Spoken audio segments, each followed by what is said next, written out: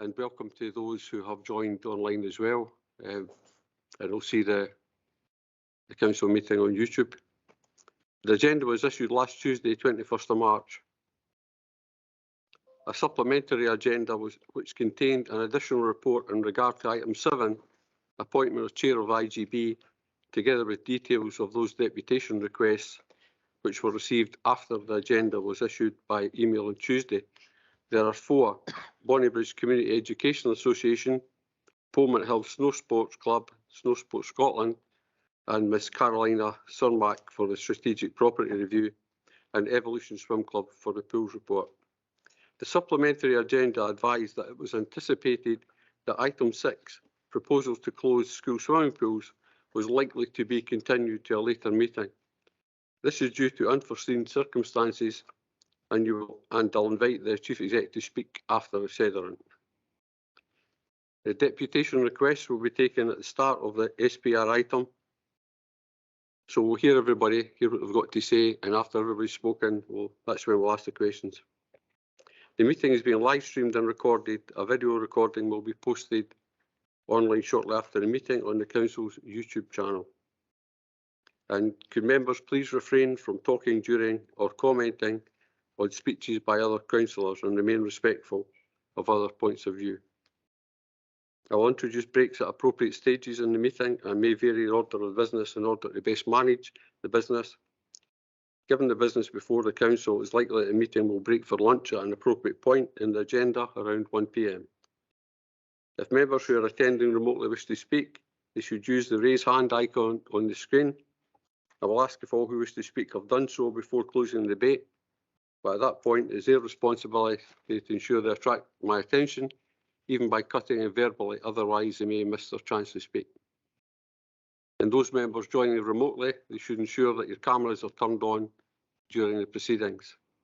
And can all participants ensure their mobile phones are switched off or on silent during the meeting? First item on the agenda is the Sederant. Mr. Moody. Thank you, Provost. Provost Bissett. Present. Deputy Provost Balfour. Present. We have apologies submitted by Councillor Aitchison. Councillor Anslow. Present. Councillor Binney. Present. Councillor Bowes. Councillor Brown. Present. Councillor Buchanan. Councillor Bundy. Present. Councillor Colley. Present. Councillor Deacon. Present. Councillor Devine. Present. Councillor Flynn. Present. Councillor Forrest. Councillor Garner. Present. Councillor Hannah. Present. Councillor Kelly. Present. Councillor Kerr. Yep. Councillor McCabe. Present. Councillor Meikledon. Present. Councillor Murtagh. And shot. Councillor Nimmo. Present. Councillor Patterson. Present. Councillor Patrick.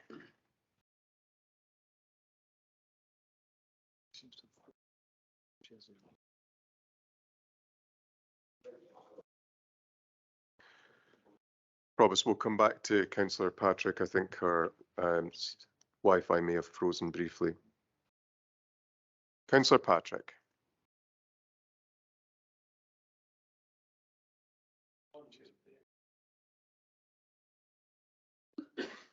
Councillor Redmond. Present. Councillor Ritchie. Present. We have apologies from Councillor Jim Robertson. Councillor Sinclair. Present. Councillor Spears. Present. And Councillor Steenbank. Present. Thanks, Mr. Moody. We're now going to have an update on the swimming pools, and we'll go to Mr. Laurie for that. Thank you, Provost, and good morning to all. So, due to unforeseen circumstances, it's proposed that item 6 on today's agenda, so that's in relation to school swimming pools, not be considered today, but be continued to a later meeting. Elected members have separately been advised of the position, and I don't intend to add anything to that at this stage, Provost. Thank you. Thank you, Mr. Laurie. Based on that, can we agree to continue this item? Agreed. Agreed. Sorry, you said to interject. The education department's a rather large department, and this is a very important issue that people are really, really wanting an answer to. I understand that the circumstance regarding why you have taken that decision, but I don't understand why you've taken the decision when you have such a big department, and the property manager, I believe, is fine and could be here today. So I think we need a greater elaboration on why this has been cancelled. We need to take into consideration the level of concern in the communities that are going to be affected by this, the swimming clubs that are going to be affected by this, the people that use the facility are going to be affected by this, and of course, the hundreds and thousands of children that are going to be affected by this. Okay, thanks for that. There was a meeting with the group leaders and it was discussed along with the Chief Executive, Mr Moody. Then that was emailed out to everyone, and so everybody here today, the majority have agreed to continue it. So thanks for your interjection. We'll move on. It will be brought forward at a later date. I believe you had a meeting with other people. We weren't invited, so we really don't know the rationale behind delaying this agenda item. Well, okay, so we've agreed to continue it, so thanks for that. Moving on. Agenda item 2, declarations of interest. Members should declare any financial and non-financial interest they have in any item of business at the meeting, identifying the relevant agenda item and the nature of the interest. Do we have any declarations of interest? Councillor Garner. Thank you, Provost. I have a connection with this the item through my role as chairman of Dunnipace FC. There's a potential that the club may be interested in applying in the future for a cap on one or more of the properties in the SPR, for example, a sports pavilion. However, having applied the objective test, I do think I have an interest to declare. There is no decision to be made at this stage.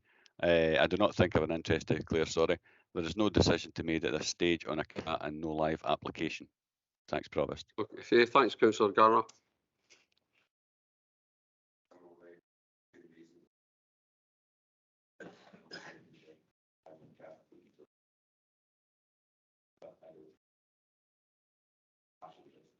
Okay, thanks, Councillor Bowes. Councillor Patrick.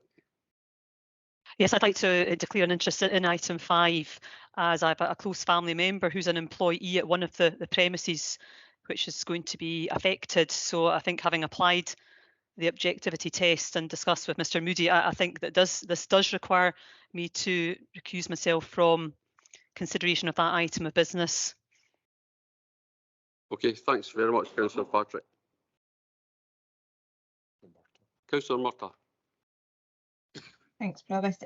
Similarly to Councillor Garner, I am a trustee at Warriors in the Community Dennismuir Football Club charity, who have, and for some time, had a long-standing CAT interest in one of the properties. However, due to objective tests, no decisions being made today, don't feel that precludes me, I need to recuse myself, but it's important, it's noted for the record. Thank you. Thanks very much, Councillor Murtagh. I don't think there's anyone else. Provost. I also have an interest in Backnock Community Hall charity, and I'm a trustee of that, but we haven't had an asset transfer yet, so I think I can still take part in the proceedings. Thanks very much, Councillor Kelly. Councillor McCabe. Promise. I wonder if I could ask Chief Governance Officer if he could perhaps drop us a wee line, every councillor, just so that we do have an understanding, because probably everyone here does have an element of interest in some of the properties within the SPR review. So I'd just like a wee bit of clarification. I don't doubt anybody is trying to hide anything or whatever, you know, but I think it just for clarification purposes, if Mr Moody would maybe consider that. Thank you. Mr Moody. Yes, I'm happy to consider that for future meetings, Provost, if there are likely to be reports like this one, which maybe have a number of potential interests on them. And I think we've seen today a helpful demonstration of people making transparency statements, which is simply to say that they may have a connection with the item, but those connections don't amount to an interest which requires them to withdraw, having applied the objective test. And in contrast, you've seen Councillor Patrick declare an interest which does require to withdraw, and I think we can see the contrast between the two situations. But I'm happy to draw on the wider point that Councillor McCabe makes. Thank you, Mr Moody. The next item of business, agenda item 3, minutes and information bulletin. 3A, minute of meeting of Falkirk Council held on 14th of December 2022, pages 4 to 21. Can we agree that minute? Thank you. Excuse me, Provost, is this to do with the information bulletin, or is it? No, this is just the minutes, first of all, Councillor McCabe. Apologies. 3B, minute of meeting of Falkirk Council held on 23rd of February 2023, pages 22 to 29. Can we agree the minute? Agreed. 3C, minute of the meeting of Falkirk Council held on the 1st of March 2023, pages 30 to 36. Can we agree the minute? Oh, Councillor Buchanan. Provost, through your indulgence, Provost, just a question in relation to page 35, which FC 68. During this meeting, I brought up the issue about the omittance of one of the major projects that Falkirk Council has been working on for nearly 20 years, and that was the reopening of Bonnybridge Railway Station. I was really disgusted to find that there wasn't even a mention in the inward investment programme in relation to this, and it seems to have sort of went off the radar. What I would like, Provost, obviously there's a lot of new members here who have never been involved in this proposal. It's had all party support during that period of time, and I'm just wondering whether it would be possible to bring forward a report to the next council meeting that would outline the history of this proposal and an update to see exactly where we are at the moment. Thank you, Provost. We'll go to Malcolm, Mr Benny, for a response. Through you, Provost, happy to bring a report. I would just seek Council's permission to bring it when we've got all the information rather than specifically for the next meeting, if you would indulge me to that. Okay, thank you. So can we agree the minute? Agreed. Okay. 3D, volume of minutes, volume 3, 22-23. Any comments on the volume of minutes? No. Agree, thank you. 3E, information bulletin, volume 3, 2022-23. Is there any comments on that? Provost. Councillor Nimmo. I've actually got a number of questions which are submitted in advance of this morning's meeting to Mr Moody, and I believe he's put it out to the appropriate officer for comments. I've had written comments to the majority of the questions that are raised. I think it's important that they're raised in public and that the public get the answers to them.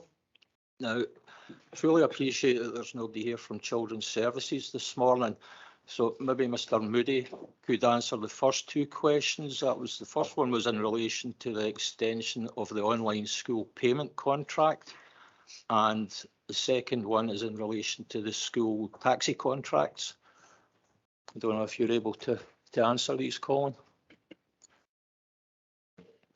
Provost, if you could give me a moment or two, I'll check to see if I have the answers from Children's Services among my emails. I wonder if Councillor Nimmo could maybe proceed with his later questions while I do that. The next question's in relation to the appointment of a pension fund transition manager. This is going to cost the council £475,000. And I believe it's Amanda Templeman that's responsible for this item. Why is this figure so high, and what are we actually getting for our money? Okay, we'll go over to Ms Templeman for an answer. Thank you, Provost. So this appointment of the Pension Fund Transition Manager is not actually going to cost Falkirk Council anything. This is actually through the pension fund. So it's the pension fund that would pay this this contract cost. Whilst it does seem like a high figure, it is a high figure, £475,000. The key point to note is that they are supporting the transition of potentially around about £1 billion worth of assets. Now that's what we have agreed through the pension fund, and in terms of our investment strategy, we have looked to transition assets from one fund manager to another. So the costs are approximately 0.05% of the funds that we are seeking to transition. It is a very complicated piece of work. It will take a significant period of time, and it's all we would rely on the transition manager to mitigate the risks that come with transitioning large sums of money between different markets. So it's a really specialist area, and we anticipate that in transitioning those assets, we will ultimately end up, or the pension fund will ultimately end up paying less in management fees going forward. So there will be a benefit to the fund in doing this work. Yeah, thanks very much, Ms Templeman. Is that a satisfactory answer? Thanks for that answer, Amanda. I'll move on to my next question. That's in relation to the item log AS00522, and this is to do with the short-term assessment care service. There's a cost attributed to this of 2.8 million. I'm just wondering if we could maybe elaborate a bit more on this. Is this the total cost for Falkirk Council's share? Are NHS Forth Valley and the IGB paying into this as well?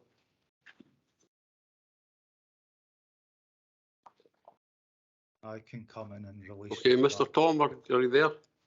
Yeah, thank you, Provost.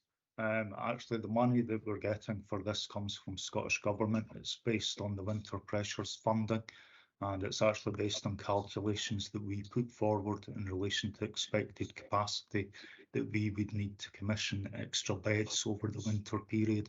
So it's not a direct, although we're getting funding from government, it's not a direct cost from the partnership.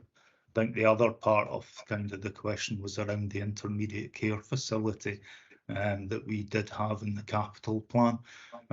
The original thinking around that was we would be looking to develop our own capacity on the Falkirk Community Hospital site, but that's been delayed. So I guess from a partnership point of view, it's good that the council have agreed that when we do have a business case to present in the future, we can bring that back. But in relation to the funding, it's specific funding from Scottish Government to relieve the pressures in hospital, and it's specific for interim care beds. Hopefully that answers the question, Councillor. Thanks. Thanks, Mr. Tom. Yep, thanks very much for that answer. Takes me on to my next question in relation to PS 1804. It's to do with the road maintenance framework. There's an operational support cost of £3.9 million. Are we having to outsource this due to previous budget cuts and the lack of staff to do it ourselves? Mr. Berry? Through you, Provost. I'll get you it, and happy to share that with all elected members if that's helpful. Okay, thank you. Okay, thanks, Provost. My last question's in relation to SXL 0122. That's a £700,000 contract. Seemingly 8 out of the 11 suppliers pay the 11 wage, but I'm just curious as to what we're doing about the 3 that don't. Ms. Aldi? Yeah, thank you, Provost. Happy to pick that up. You are correct, Councillor Number. There are 8 of those suppliers. This is a contract that is awarded via Scotland Excel. So Scotland Excel follow all of the Scottish Government guidance in terms of assessing fair work practices by the employers that actually bid for the contracts and the providers that bid for the contracts. Is very much dependent on the contract about how that is applied, but in this case it would be applied given the workforce. Scotland Excel, for the ones who are not living wage employers, would actively monitor and encourage those employers to become living wage employers. So there is work done by Scotland Excel on behalf of any of the councils, for example, who use that particular contract. Okay, thanks for that, Karen. That's the end of my questions, Provost. I just wonder if we could maybe go back to Colin. Yes. I believe answer Mr. the Moody has answered now. Yes, and I also have noted, Provost, that Ms Lacey's on the call, and I think she maybe has the answers too. So I wonder if I could maybe defer to Sarah as the representative from Children's Services. Okay, we'll go to Miss Lacey. Thank you, Provost. I'm not sure if Councillor Nimmo would like to outline the questions for me to provide the responses to. Yep, I can certainly do that, Provost. The first question was in relation to the extension to the online school payments contract. The paperwork states that this is for catering purposes, but I'm led to believe that it can be used for other things as well as that. Can you just confirm that? Thank you, Provost. Yes, I can confirm to Councillor Nimmo that the contract extension covers all school payments that would be made online, and that would include a number of other activities such as school trips. Okay, thanks for that. The other question was in relation to the school taxi contracts. There's a lot of use of acronyms in this paper. IWBS secondary and WBS. I wonder if you could just highlight exactly what these are, and why do we have taxis going between Larbert and Cumbernauld, and why we're using taxi companies from Stirling as well. Thank you, Provost. I'll respond to each of those points raised by Councillor Nimmo. Apologies for the use of acronyms. We will avoid doing that in future. IWBS and WBS, Councillor Nimmo, relate to the Improvement and Wellbeing Service. The taxis that go between Larbert and Cumbernauld are transporting pupils to Condorit Primary School for Gaelic education. And the use of Stirling taxi companies, it's a Stirling base, but the taxi that is particularly in question here does carry a Falkirk licence. Thank you. No, thanks for these answers. Thanks, Provost. We'll now go to Councillor Spears. Just a point of interest on one of Councillor Nimmo's questions regarding the potentials, the pensions, sorry. There is a document about the potential merger, and there's a lot of new elected members because this document came out before the last election. It would maybe be to everybody's advantage to try and get a copy of it and read it, because these pensions obviously affect everybody that works for the council, and especially people on a minimum wage who have a derisory pension, and we should be ashamed of that. Thank you. Thanks, Councillor Spears. Any other comments on the information bulletin? Councillor McCabe. Sorry, Provost. Apologies for asking beforehand. I realise now information bulletin was just now. Like Councillor Nimmo, I had circulated some questions I had on the information bulletin. I've received a couple of answers. If I could go through the various items that I had raised. Page 3, it's to do with RIPSA operations. It was addressed to Mr. Moody, and the questions that I had asked is whether we are failing in a requirement for annual reporting to members.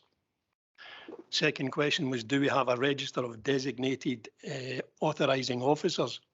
I was just really curious to find out if we are in actual fact meeting our requirement under the RIPSA. Yes, thank you, Provost, and I can assure Councillor McCabe that all legal requirements under the Act are met. There are regular inspections conducted by the regulator in relation to the operation of RIPSA, and there has been a clean bill of health on each of the inspections which has been conducted in relation to the Council's operation of the Act. The one area I think where Councillor McCabe correctly says we have fallen down to an extent is it's best practice to do an annual report into members. It's not a legal requirement, and that fell off the end of the desk, I think, during the COVID period. I think that's partly a reflection as well, Provost, of the fact that we're not a council which carries out a lot of RIPSA activity. And as the report and the information bulletin notes, there were no authorisations during the period referred to. So I think the more pressing need for annual reporting has been less of a case in this council as there have been no authorisations to report. Thank you, Colin. That satisfies me completely. Another page 11. This was to do with the Greensmith flood protection. I received a response from Mr. Kettrick, thank you, Paul, where it's basically a typography error. The end date should state the 20th of the 1st, 23, whereas it actually states 22, just to correct that.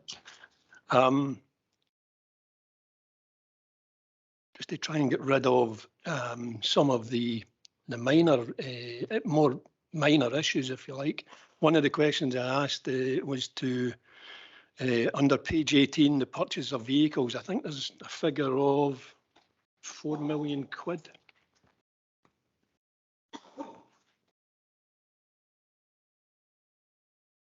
Yeah, there's £4 million being set aside for the purchase of vehicles. I was interested in how many vehicles we were purchasing and why we were apparently purchasing from manufacturers. I've had a partial response to that in the fact that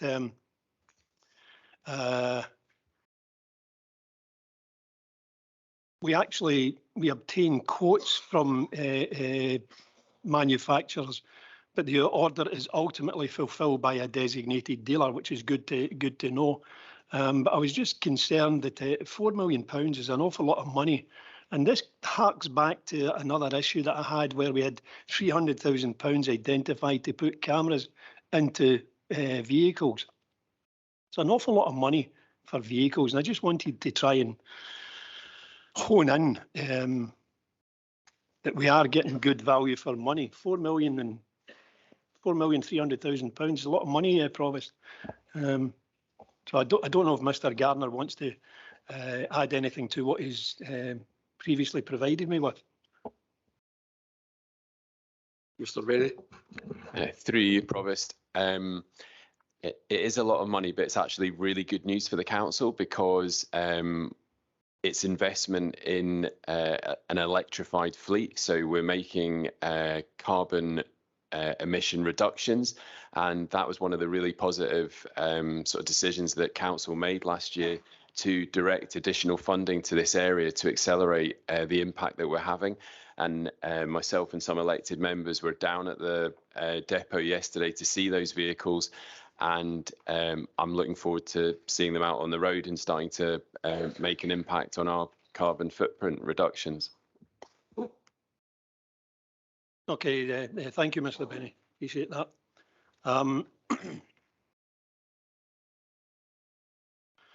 There's one for Mr. Kettrick, which I hadn't formally previously advised them of. Page 21, modular kitchen at Dunnypace Primary School. Again, thinking on the money side of it, £389,000 for a modular kitchen. It seems quite excessive, Paul. Do you have any input into it? I noticed that it took 3 months for that contract to be worked through. Apologies for not advising you of this before. Could we just have a wee expansion of what was actually involved in that for £390,000? Not aware of the full details of that one, but certainly modular units that are bespoke in terms of fitted out for kitchens for delivery of school meals or free school meals are quite expensive, and it would have been subject to a competitive tendering process. So I'm happy to provide you further information on that one. That'd be terrific, Paul. Don't go to a lot of time on it, but just give me some rough idea of what was actually involved in it.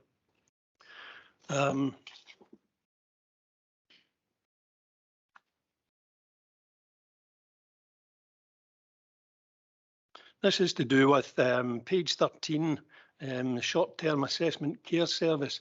Mr. Tom has previously provided some information. I don't know if it actually clarifies things. The question that I had asked is that within the information bulletin, it indicates £2,800,000 for approximately 15 months of a service, where previously at the 1st of March council meeting, £3.7 million of funding for an intermediate care facility was identified. Now that's been reallocated elsewhere. My question was, why is the £3.7 million plus the £2.8 million, which seems to be a kind of annual figure, not being consolidated into £6.5 million to satisfy a chronic need for an intermediate care facility? Could have either I did receive a response that Mrs. Woodcock is going to respond to this, Provost. So if I could have a wee bit more expansion.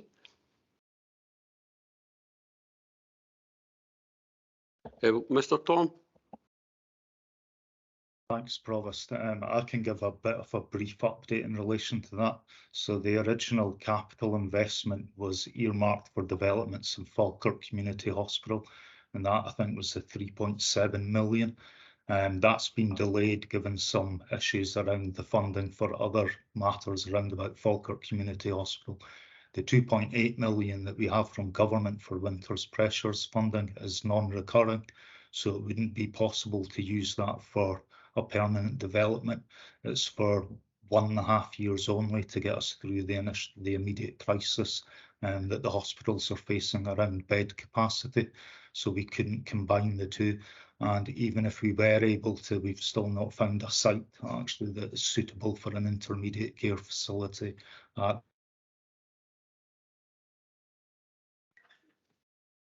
Thank you. Looking at other options. No, thank you, Mr. Tom. It explains it a bit, but all it does to me is just highlight how much we do need the intermediate care facility.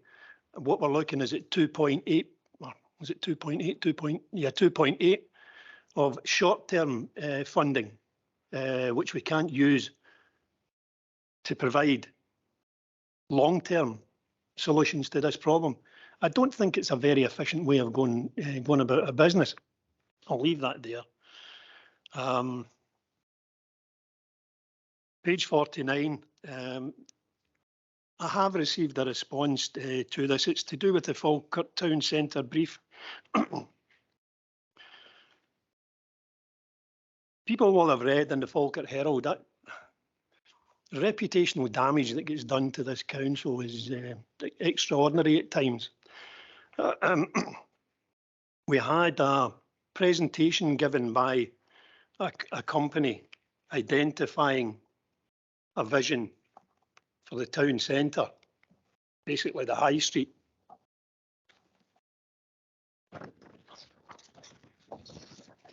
And I don't know if you probably did read about it, but the Howgate Centre was identified as one of the sites that was included. It was embarrassing because the chief executive was then being chased by the owners of the Howgate to say, how can this possibly happen where you're having stuff put out in public that we are unaware of? Now, what I find most disturbing is that we as councillors are unaware of this as well. So my question really was, what was the scope of the work undertaken by 360, the company? Who provided that scope of work? Who agreed the public presentation of damaging visuals? And what checks have been put in place to prevent a reoccurrence? I wonder if Mr. Benny could expand on that, please. Mr. Benny. Through you, Provost. The brief for the Falkirk Vision was prepared by the Economic Development team using best practice from the Scottish Government's pilot project in Paisley. It's a relatively standard piece of work that tries to forecast what the town centre could look like in 20 years' time. The work is interesting and valuable. It was highlighted to elected members that we were going to go out and create a master plan when we brought the update in December about the town centre regeneration activity taking place across the Falkirk area.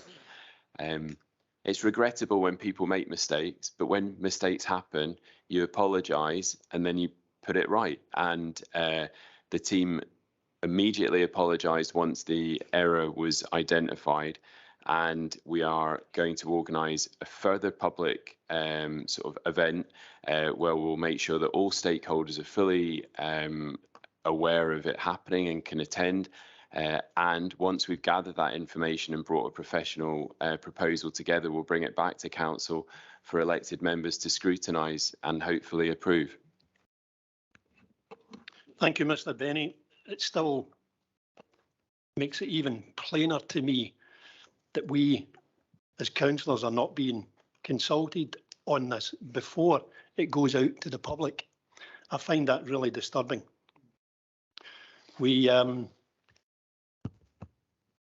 was mentioned that using the brief was based on best practice document created by Scottish Town Partnerships, and before distribution the brief was approved by both place heads of service and put out through Public Contract Scotland procurement portal. No mention of councillors at all in that. I find that quite astonishing. The reason I find it astonishing is because when I ask for where we are in the town centre development, what sites are we looking at, I am told in no uncertain terms, because of commercial confidentiality, you cannot get to know this. Yeah, I can't get to know it. Yet how get to know it? Because they are the owners of a site that potentially we could be knocking down or deciding to redevelop. That's scandalous. We should get to know this. It should come in front of us. We should then approve the master plan, whatever. The fact that it doesn't, as I say, the reputational damage to the council is just beggars belief. So my question really was, what checks have been put in place to prevent a reoccurrence of this? Now, I understand, Mr. Benny, that you're saying you are working through this. You still hadn't mentioned councillors prior to anything being released to the public. Can you assure us here today that we will get approval before it goes out to the general public? Thank you. Mr. Benny. Through you, Provost. The documents that went out for public consultation went to a prior meeting with the Council Economic Development Management team. The image in question was highlighted by the team as being incorrect and asked to be removed from the presentation. Unfortunately, when the display happened, the original image was still on display. There is no plan to convert the Howgate into housing. It was an error by the consultant. So as I said, when people make a mistake, you just apologise for that mistake and put it right. And we've apologised to the Howgate for the error. The other thing I'd say is that elected members are very keen when we come forward with proposals to know that those proposals have been consulted on by the public, so that when you are asked to make a decision, you get the full information. So this is an extent of us going out and seeking some information about what stakeholders believe is the future of Falkirk Town Centre, so that when we come back with a master planning document, you have the benefit of that input.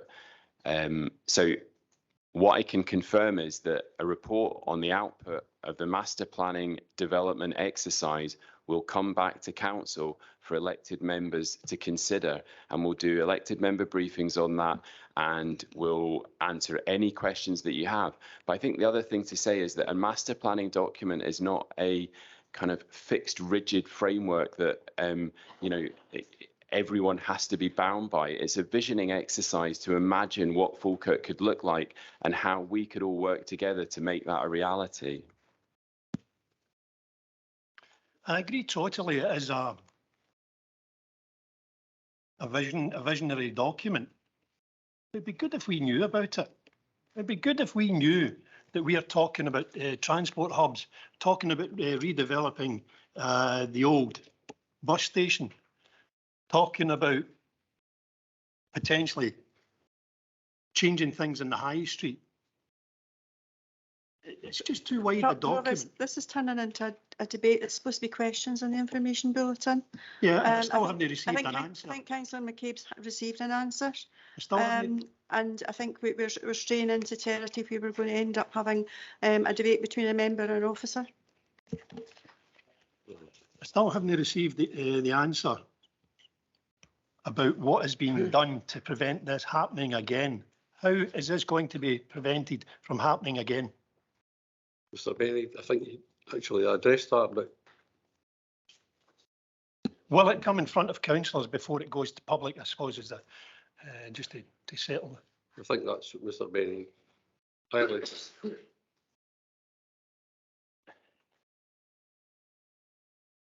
As I sit here now, I was pretty confident that elected members were familiar with the idea that the council was committed to an urban regeneration of Falkirk Town Centre.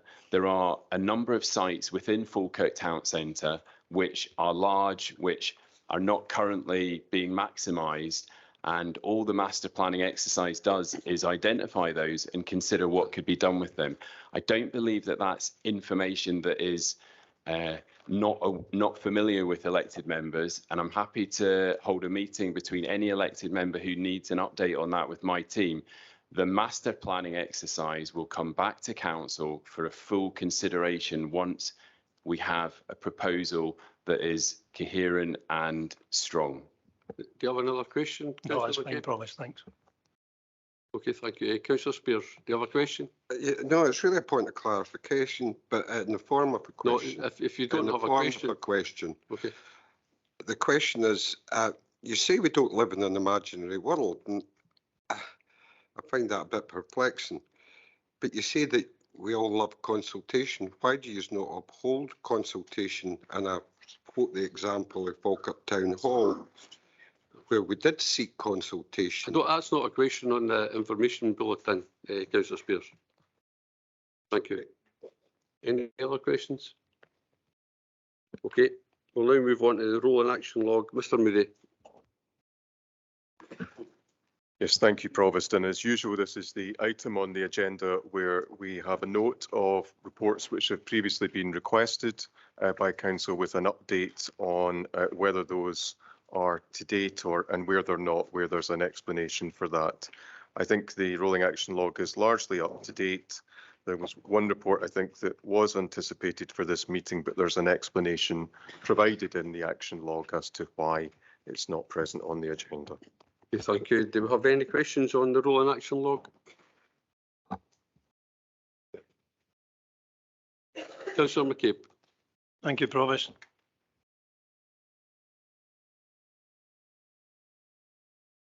We've basically just been talking about the town centre master plan. This is to do with page 38. Part of that is the council HQ update. The expected update report was due today. I see that the delay is resulting from the need to further advance negotiations with the preferred site landowner and undertake the appropriate diligence of proposed acquisition. So I'm going to ask the question, who is the preferred site landowner? Mr. Berry. Through you, Provost. I'm not in a position to give that answer, and that's why the report is not ready to come before council. I want to bring a report to council once there is a decision that council can make on the acquisition of a site. Can we have any insight into who or why the site owner is continuing discussions? Is it because we're not offering enough money?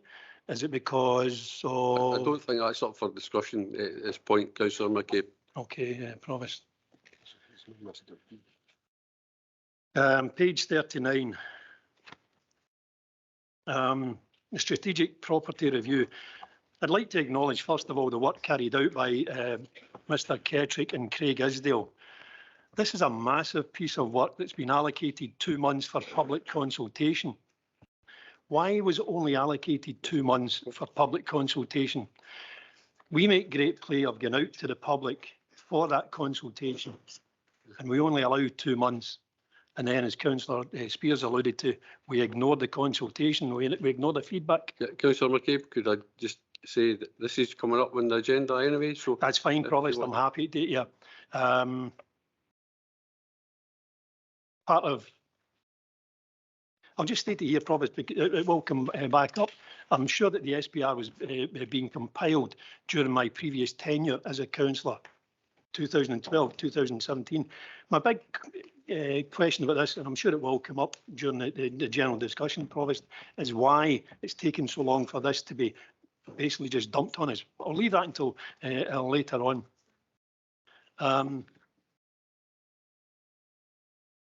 Sorry, I didn't catch that.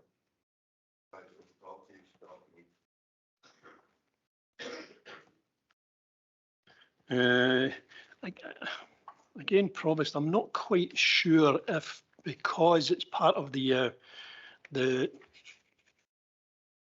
rolling action log.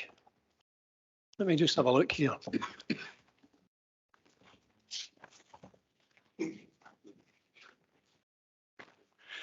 Yeah, I appreciate we're going to have develop a discussion on strategic property review, Provost. But the only reason I had these questions is because it is part of the rolling action log, where the expected report is on the 23rd of February. That's last month. So it's part of that. However, I'm prepared to leave that until we come to the strategic property review. And just one question, Mr. Kettrick provided me with a bit of an answer to a previous briefing that we had. It won't form part of the strategic property review, but it's a wee query that I do have. This is to do with the Denny Town House not being recognised as a core property, despite being the equivalent of Falkirk West only municipal chamber. Councillor McCabe, could you keep that till the agenda item on the SPR, please? It's only because it doesn't feature within the SPR that I raise it there, Provost. It's fine, leave it. I'll speak to Mr. Kettrick after the meeting. That'll be okay. Thank you. Okay, thank you, Provost. Any other questions on the rolling action log? No. Agenda item 5, strategic property review update. There are 3 deputations we've received for this item. Arlene Graham and Therese Cochrane will be speaking for Bonnybus Community Education Association, and Ramsey Chapman will be speaking for Pommet Hill Snow Sports Club, Snow Sports Scotland. And Bailey Ross will be speaking on behalf of the high school. So we'll hear the 3 deputations. Well, first of all, has council agreed to hear the deputations?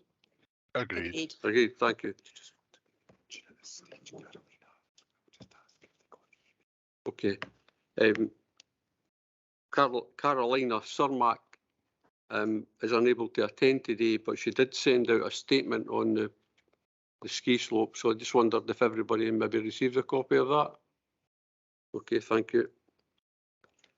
So we'll now hear the deputations, and after the deputations have all been heard, then you can ask questions of the deputies.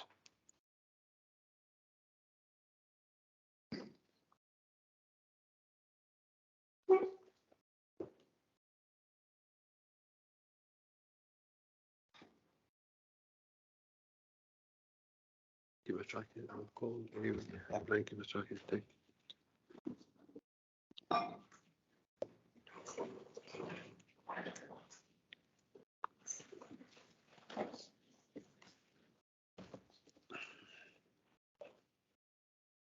So welcome, Arlene and Therese. So just whenever you're going to share it between yourselves. Yes. Okay.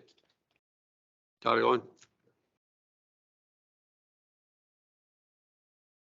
It'll be a statement, which keeps me right. It's a statement basically that we're want to read. I'll read half of the statement, and then Arlene will go through some of the points that we've actually had a meeting about and had a wee chat about. This is really on behalf of the Community Centre Committee. We are the, what do you call it, the trustees, so we've come here to sort of put this in front of you. So what we've started with is this community needs and deserves a centre. Falkirk Council were gifted this land according to historical documents, which we have looked into, in order to provide the people of Bonnybridge with a community centre. And although there were many loopholes, the public entrusted Falkirk Council to ensure that provision was made for the people of Bonnybridge through a community centre. Due to the mismanagement of Falkirk Council, the centre fell into disrepair, and regardless, our aim as a community was to utilise this centre to its fullest. This has been achieved over the past 50 years. It is a vital part of projects and community clubs today who continue to use the facility. The understanding is that the school and libraries will be used as an alternative within the area, which is not reflected in the recent update of the SPR. They are not equipped to fulfil this capacity, along with the safety aspect of school pupils. However, with the current footfall, that is not in the update of the SPR. I'd like to take a moment to highlight the SPR survey and the consultation. At a time when our council are looking to save money, how much does this cost to implement? From the reports to advertising, team specialist consultations, materials. Ask yourself, why did you get a poor response from the public? 90 replies from Bonnybridge when it was in the process for so long. The public were not made aware of this properly. Centre staff and voluntary management committees finding out by chance. Mistakes again being repeated. The public are closing themselves off as they have lost faith in their council. This has already been highlighted before in a Falkirk Community Planning Partnership, the Falkirk Plan, on the 29th of April 2021, when it was talking about recovering from COVID. And I can actually quote from that. Bonnybridge is prosperous on the face of it, but there is hidden poverty, hence the need for Roots Food Bank. Concern that places like Denny get attention where areas like Bonnybridge don't. Lots of new build estates in Bonnybridge help to hide true levels of poverty. This averaging effect papers over the cracks and hides the true issues. Recognition that there is a strong community spirit and goodness within the community. People are willing to help. Can this be a channel to provide more volunteering opportunities for young people? Community centres are an important asset gathering place for local communities to come together to support the most vulnerable. Older people, the mental health and well-being of the elderly has been hugely impacted by COVID-19 and lockdown. Loneliness and social isolation will be a huge issue coming off lockdown. The feeling is that there'll be no money spent in Bonnybridge Town Centre other than Greggs and Tesco Express, i.e. private enterprise, not council. On page 3, it says consultation fatigue. But nothing ever changes. This is frustrating. People are fed up. The council partnership need to act as they've been told the same things for years. Communities give their thoughts, but there's no feedback. The process needs to get better. Page 4, better communication. One attendee only found out by accident, which we find is the case with the SPR again. These meetings are taking place. How is this information cascaded into local communities? The way these meetings are communicated to local communities is very weak. Page 5, digital inclusion. Leaflets are crucial. Almost 6 million adults in the UK have never opened a computer and have never used the internet. Majority are over 70 years. Accessibility of communications. Some people can't read, write, and they are easily overlooked. I personally requested a map to display in our centre and paper copies of the survey. Only the map materialised. I stressed people miss a lot online and paper copies may get a bigger response, yet none were given. The quotes read, earlier prove it has been identified in the past a lack of computer skills or support for literacy means many voices are being missed. Two members spent a little time going into our community with petitions before we held our own public meeting. The petition, after 1 week, produced 358 signatures, which I have with me here. That was only after 1 week. The public meeting we held had over 100 attendees in comparison to the poorly attended consultation that was held in Bonnybridge Library. I ask you, as councillors, are you really hearing the true voice of Bonnybridge, going by inaccurate information written in a report written by people who have never stepped foot in our community centre? So on behalf of the community, the committee have given their heart and soul to the centre for people's well-being, and to close this centre would be devastating, as this would have a detrimental effect to our whole community, which could potentially lead to the increase in mental health, isolation, loneliness, disability exclusion and financial hardships, which is already at breaking point. This community has been built on trust, togetherness and strong community spirit, and diminish any hope for the foundation of our future generations. We are a very small committee and are not able to devote our time due to other community commitments or resources needed to take over it as community asset transfer, and feel we have been misled and have been pressurised into taking the community asset transfer. Now, we received information that there are 10 others who have expressed an interest. However, due to the GDPR, that information cannot be divulged unless we express an interest to the community asset transfers. Therefore, we, the committee, and the members of the community have been ostracised in any collaboration with those who are interested in taking over the centre, and yet it has been said that community groups should be working together. This is an impossible task, which we have found when information has been held and no one has come forward to the centre committee at all regarding the assistance to help with the asset transfer. Excuse me a minute to have a... Our final point is that this should be a year of celebration, as the centre has just had its 50th anniversary. Instead, the community has to fight to keep the heart of the community beating. I'd just like to thank you for your time. Well, thanks very much for your presentation. No, just stay where you are. Right, stay where you are. We'll now go to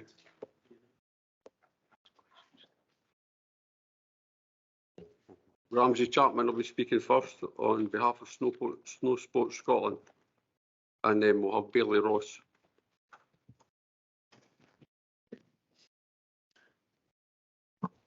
You've got 10 minutes, Mr. Chapman. Provost, thank you very much. Elected members, ladies and gentlemen attending the meeting, it's a pleasure to be here and represent Snow Sports Scotland, the national governing body for snow sports. I'm here with a passion, I'm here with a plea, and it's regarding your local snow sports centre based at Polmont. Some of you hopefully might be familiar with that. I'd like to talk about the value of the centre, and I'd like to propose at the end of my presentation that the council consider if it could be excluded from the proposals, which we believe include a number of facilities, quite a significant number of facilities, on the grounds that we put forward.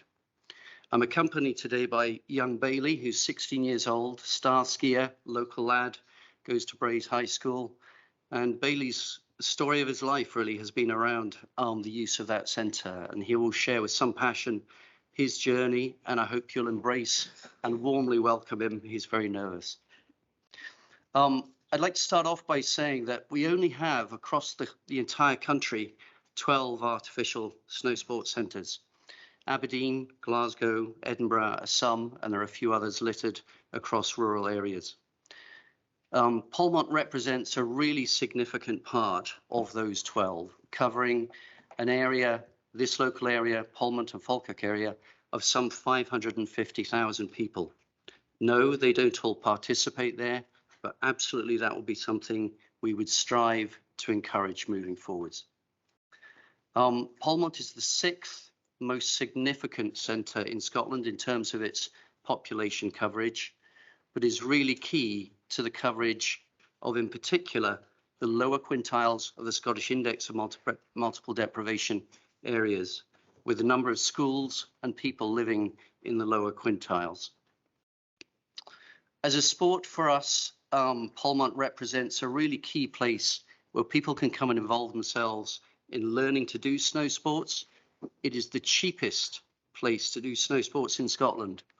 For as little as a few pounds, less than £5, people can come and engage in snow sports. And those would be people who wouldn't necessarily have the opportunity to do so and travel abroad or even afford the cost of going to the Scottish mountains. It's a chance and an opportunity for people to learn the sport, but added to that, for those who don't want to do skiing, it's an opportunity for perhaps children with learning disabilities or schools generally to come to the centre and engage in tubing, which is just a fun participant game where we all get involved in lying in round rubber tubes and sliding up and down the slope. There are some of the learning disability schools that have come and got involved in that, and the benefit it brings to the children is immeasurable. So for participation, it's key to us as snow sports, but also for the development of workforce. Bailey is a prime example of what could be achieved if we've got young people with enthusiasm and motivation to become qualified, to become a workforce member in the snow sports community. And he's the youngest qualified instructor for snow sports and now undertaking work at the centre. So it represents a place where youngsters can become trained, people can become part of the workforce. But added to that, as a governing body with an interest in performance, we see it key to the opportunity for kids to get the chance to learn the sport and go on, develop their skills, and it ultimately become selected potentially for Scotland and indeed higher schemes and teams. And Bailey here, he's got with him his Scottish jacket. He has been selected for the Scottish squad, and that largely is thanks to his opportunity of learning snow sports at Polmont. So I'm going to hand you over now to Bailey, let him tell you a little bit about his story. As I say, he's very nervous. Please be warm and encourage him and give him a smile. Bailey. Thank you. Billy, and just relax, don't be nervous, just carry on. Perfect. Thank you very much. So I'm Bailey Ross. I'm a local lad about Falkirk. I go to Braves High, and I live roughly about 5 to 10 minutes away from the slope itself. So I learned how to ski at Polmont when I was 5 years old. And I used to be a really big kind of lad that used to really enjoy football. And that was the only thing I could ever see myself doing. So one day, I went to Polmont for a taster session. Thought it was amazing, best thing I've ever done. A week later, I decided to quit football and follow my dream to be, hopefully, an Olympic skier. Not reached it yet, but still getting there. Give me a couple more years. So I went through all the ranks at Polmont. I started off as a young beginner, slowly working my way through. And then from there, I got myself into racing. So for other people, if the slope closes, it means that young people won't have the opportunity to do what I do, to start off at a young age, work their way up, and hopefully compete in the Scottish team. Without Polmont being here today, I wouldn't be standing in front of us. I probably wouldn't be doing much sport. I wasn't too good at football when I was younger. I don't know what I'd be doing. Skiing has always been a sport that's been there for me whenever I needed it, and it can be there for the young people too. It also teaches you a little bit about resilience. You can't just expect to go on a slope and learn how to ski without falling over. You will fall. And that means that these young people and elders will need to stand up, and they'll keep going, and they'll be determined to keep on trying. So that's also the lesson that's taught me. Now, when we think about skiing, we think about the money that we need to go abroad and buy all the equipment and how expensive it can be. But Polmont's here for us, and it's at our home. It's relatively affordable for people. And to be honest, you get the same fun feeling when you're at Polmont from the same as being abroad. So for the young people that are slowly getting through there and slowly coming through the ranks and enjoying skiing. It's not about just going abroad. They can move what they've learned between slope to slope. Say they're going up for a school trip and they go to wherever it could be. It could be anywhere in Scotland, anywhere in the Alps. They can use exactly what they've learned from Pullman and move it over to any slope they're skiing on. Now, I started at quite a young age, but for most people, they normally start about 8 or 9. That's an age where the outdoor education is key. We need outdoor education. That's why we have skills and groups and places that we can go to do activities such as skiing. I know that there's a lot of cycle groups going about Scotland. Different groups that just open up the whole outdoor education, which brings friends, it brings determination, brings motivation. Overall, it just makes a young person happy. So I'm not sure you are aware, but there is a small group of people that have came from Pullman Ski Slope that do train and race internationally from local schools. Without the slope being here as a home ground to train on, these people would never be away to international competitions to train and represent Scotland. Myself and a few others from the area were we were representing Scotland at the ISF World Junior Games in Turkey, which unfortunately got cancelled last month. So I wasn't out. I'm meant to be currently out in teen at the moment, but focusing on school. As I'm not doing that, I've been training at Pullman pretty much every day of the week. I don't think there's ever been a week where I've had 2 days away from the slope. So the slope is really key for young people to get active as much as possible and enjoy their time there. Thank you very much. So Thank you. if I can thank Bailey and just sum up, if I may. Bailey's told you his story. It is crucial for his journey. It's crucial for many, and it's crucial for more than just snow sports. As a going concern, we know a rebuild of a slope like Pullman will be in the region of £2 million. Once it's gone, I suspect it probably is gone.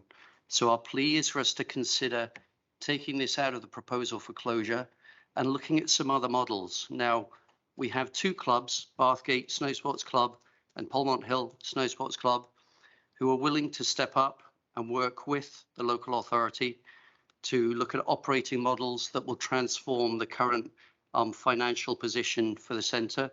We've seen the summary figures that have been presented, and with the help of the national governing body, the 2 local clubs, we believe the model can be turned around and it can be turned into a sustainable centre. Every other local authority, and indeed charitably owned or privately run artificial centre in Scotland, is currently turning out a surplus. We believe we can replicate that model with the right involvement, with the right people.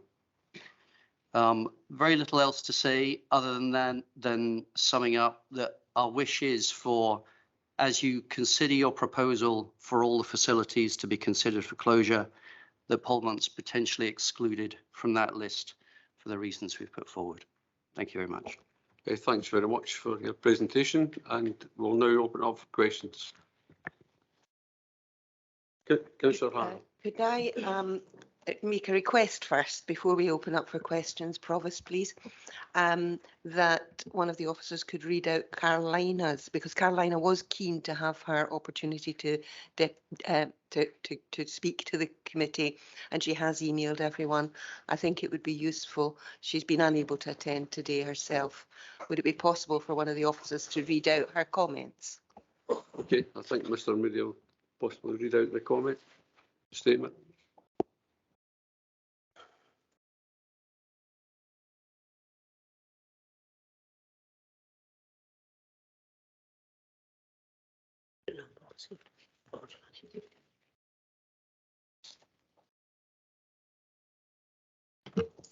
Thank you, Provost. This is simply reading the email which has been distributed to all members of the council, but it will allow members of the public to know what has been said by Carolina.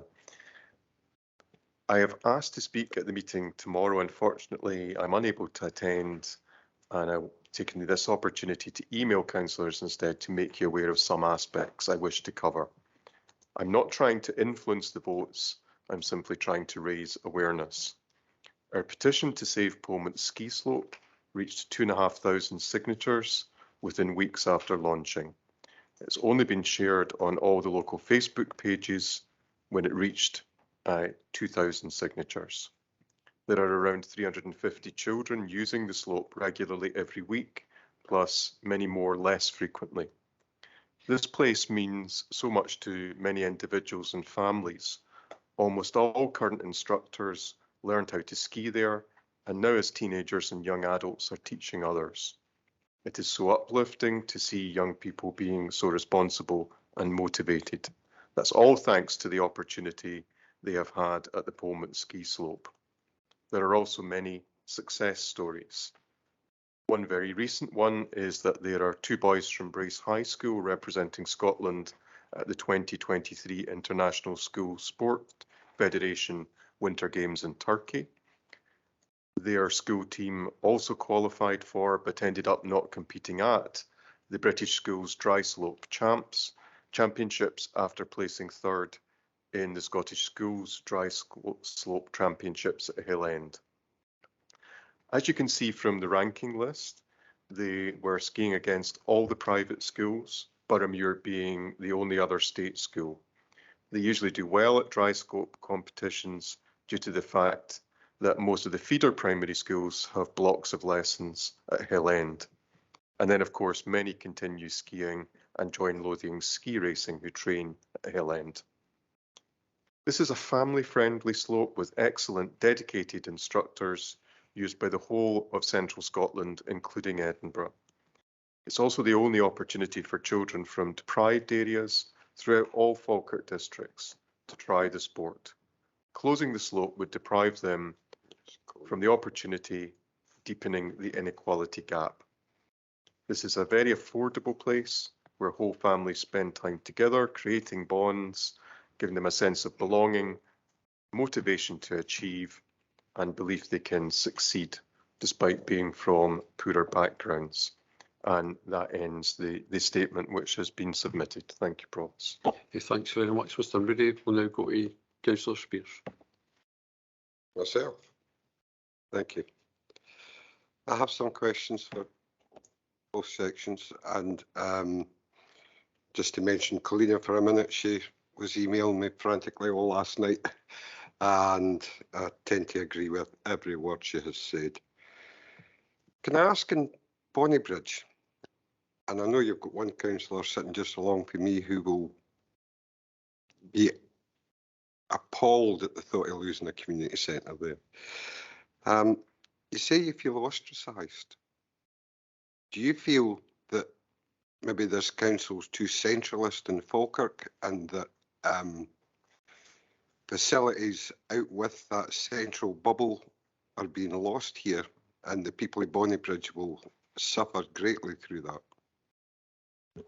Yes, the thing we feel ostracised with is I think that we're being discounted with information.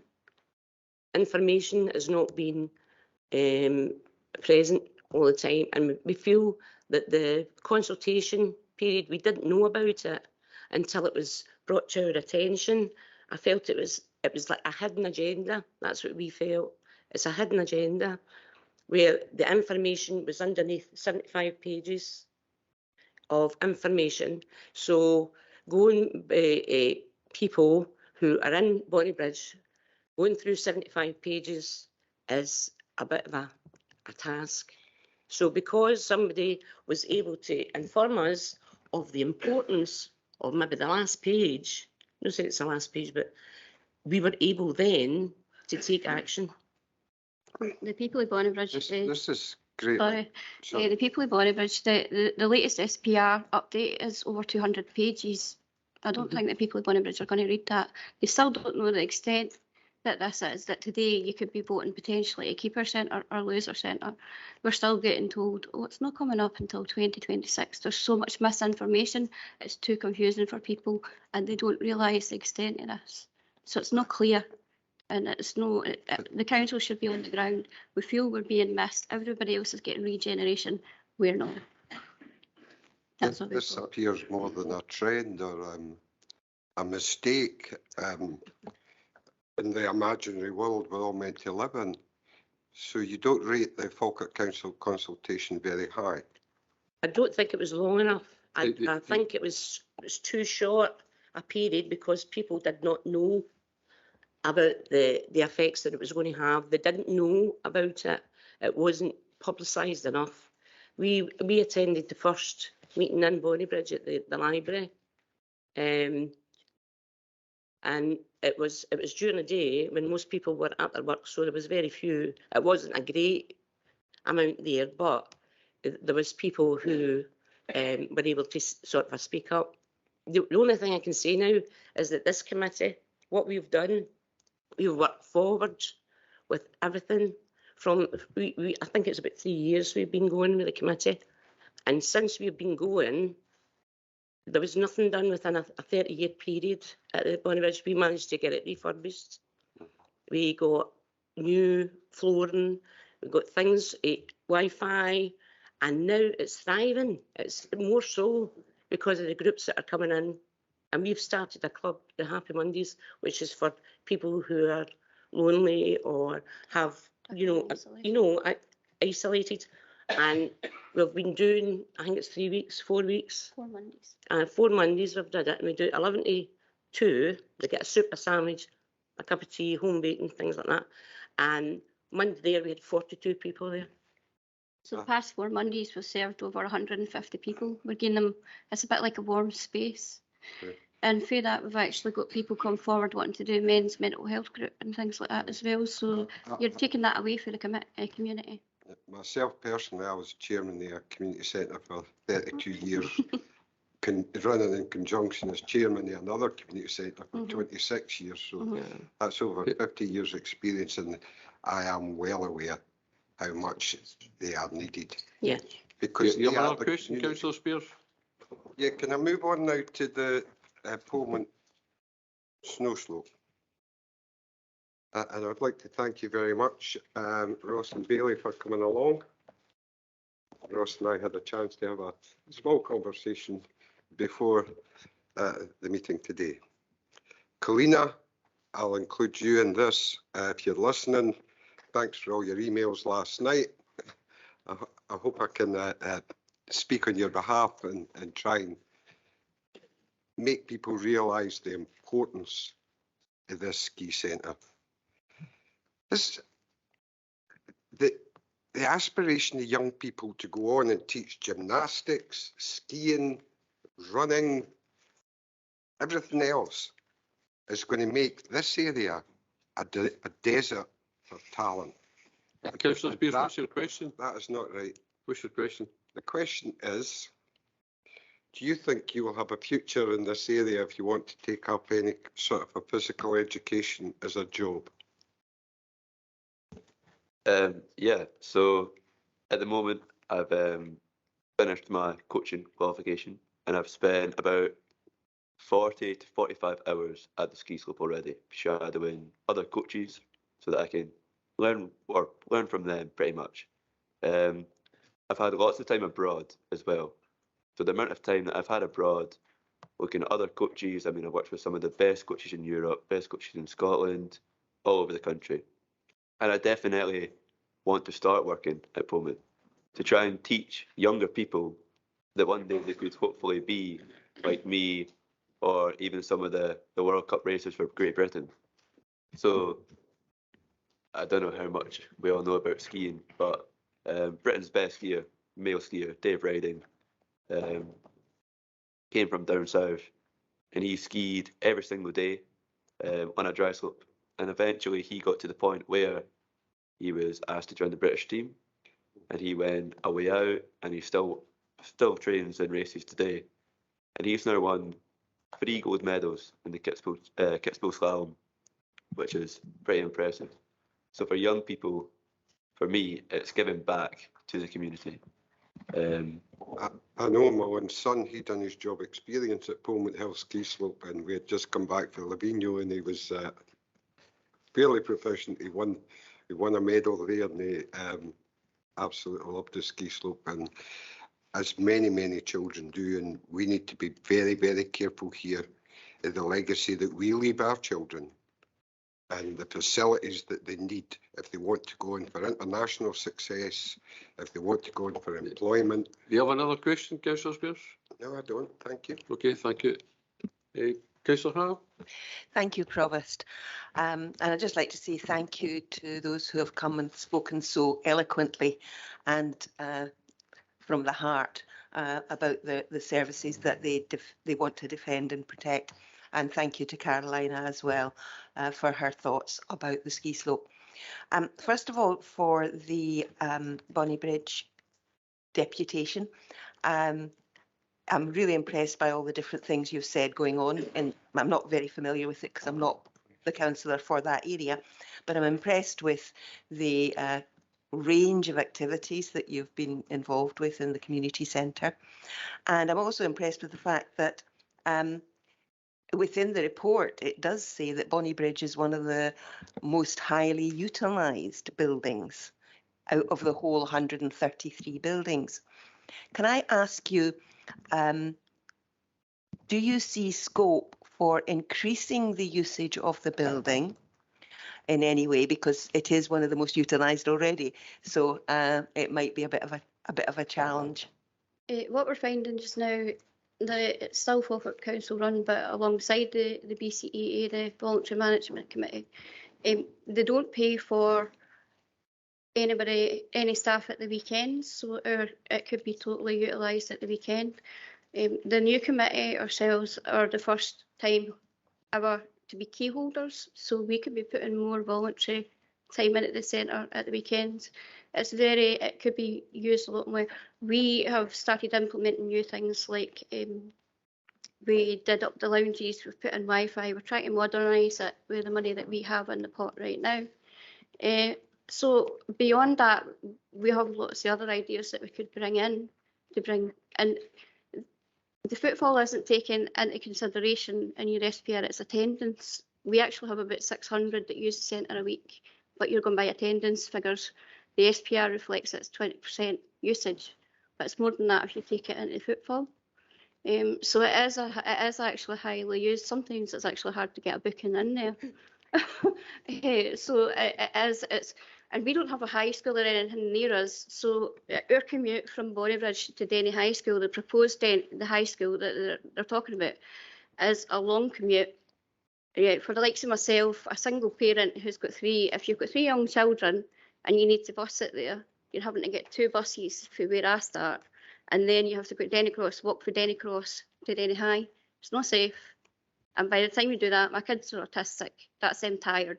That's them wanting to go home. The elderly who access the centre want to do it during the day. So how can I ask you to consider the fact, how can you get them to go into the school during the day for their wee clubs? Where are the storage going to go for their bowling? They do indoor bowls, so that's fitness, mental health, well-being. You want to strip all that away for a whole generation. Disability groups use the centre because their centre is the best one for them. They come for, I think it's Camlin, because that suits them better, and they've been going to our centre for years. And with the new calf open, sorry for interrupting, for the new calf opening, they actually come in before their bowls and sit and have a cup of tea and a chat, and it seems to be lighten the mood for things, and it's wonderful just to hear them. And we also started plans for changing places. We were working with changing places, if everybody's familiar with that. They drew up plans and we were about to have one, but because this has came up, they've had to put it on hold. That would have been the first change in places in Bonnybridge, and it would have brought more people in. So we've actually got lots of ideas to bring it forward, but us as a committee cannot take on CAT, because we also do the Roots Food Bank, and that's a high commitment as well. So obviously, question, Councillor Hart? Yeah, thank you. You've answered what was my second question as well, so thank you very much. And I think I'm going to have to come out and visit and see some of the activities. I also have a question though for the ski slope deputation. The figures in the SPR report suggest a fairly low level of usage and a high level of subsidy. But you've been saying quite clearly that every other dry ski slope in Scotland actually makes a profit. I wonder if you'd like to say a little more about how you think that could be turned around, both to increase the usage of the ski slope and to increase the income to the ski slope to make it more viable. And I mean, just give a few examples of the things that other ski slopes are doing, please. Yes, of course. I think the first starting point would be that Polmont doesn't open currently on a Sunday, and there have been some efforts to do so, but across the other ski centres, Sundays represent in the region of 20% of their overall income stream for the year. The majority of revenue for your average artificial slope, as with many facilities and recreational facilities, is sought after 3:30 in the afternoon on weekdays through to closing time, and then on Saturdays and Sundays. The majority of the revenue that could be brought in on Sundays, interestingly, probably would not be skiing. It would more likely be tubing. It's a day of parties and families getting together, but that can make a significant difference. The other key piece is marketing. The reach of the centre at the moment is very limited. There's not a Facebook presence or an Instagram presence, and we're aware that the other facilities across the country are very active using social media to promote inclusion and engagement by people. And then the third piece that's worth bringing to the table is that the National Governing Body is embarking upon an EDI programme, Equality, Diversity and Inclusion programme, whereby across the country we're seeking to bring all SIMD, Scottish Index of Multiple Deprivation schools in quintiles 1 and 2 to skiing, ideally for free. Now that project is ambitious, but that's set to run over the next 4 years. Now, if we can engage the schools to come to the centre before 3:30, the revenue streams start to increase significantly, because that will be the quietest time currently for the centre. So Sundays, more marketing activity, and then an EDI programme. Thank you. And with your permission, I'll just add a supplementary, please. Okay. I mean, one of the things that I had noticed, and I'm glad you mentioned the use of social media. I had a constituent who was talking about it and who really wanted to take his children to the ski slope, but looked on the website and said, but it's £90 a lesson. And I said, no, it's not £90 a lesson. That's for a whole series of 10 lessons. And I wonder if you can maybe say something more about the actual advertising of the ski slope, because it does appear to me that there might be scope there as well in the more general advertising. Yeah, absolutely. I don't want to find fault with those that actually look after the advertising for it, but I think much more can be done. An appropriate website that does marketing accurately and has effective pricing that people can understand. Added to that, some proactive outbound communication is the key to this as well. So it reaches people rather than people having to reach it. So it's a combination of website and social media. Thank you. Okay, thank you. If we go on to Councillor Gardner now, thanks. Thank you, Deputy Provost. I'd like to thank all the people that came here and done their presentations. They spoke very well, and I'd also like to congratulate Bailey. There's nothing more satisfying than representing your country, which I've done in my chosen sport as well. I have a couple of questions for Ramsey, and the first one I'm not sure if he'll know, but does he know how much it is to relay the artificial surface and how long that's currently been down? The matting will suffice for probably a year or two more, but an ongoing replacement programme would be required to be put in place. The staff at the centre, I believe, do regularly make requests for staged matting replacement, but a full replacement of the entire mat would be a significant investment. The prices have gone up. It'll be hard to estimate, but to give an idea, we would, I'll give you some rough ballpark figures. We'd envisage 300,000 to 400,000 just to replace the matting if that was necessary, but the matting wouldn't as I say, be required to be replaced in its full extent, it would be a staged process. Thank you. And the other question I have, and obviously you'll be aware of the figures. It's a 161,000 subsidy per year, which equates to a £12.25 subsidy per admission, which is large. I think you'd agree with that. So my question is basically to you is snow sports, because you've obviously said how important this facility is.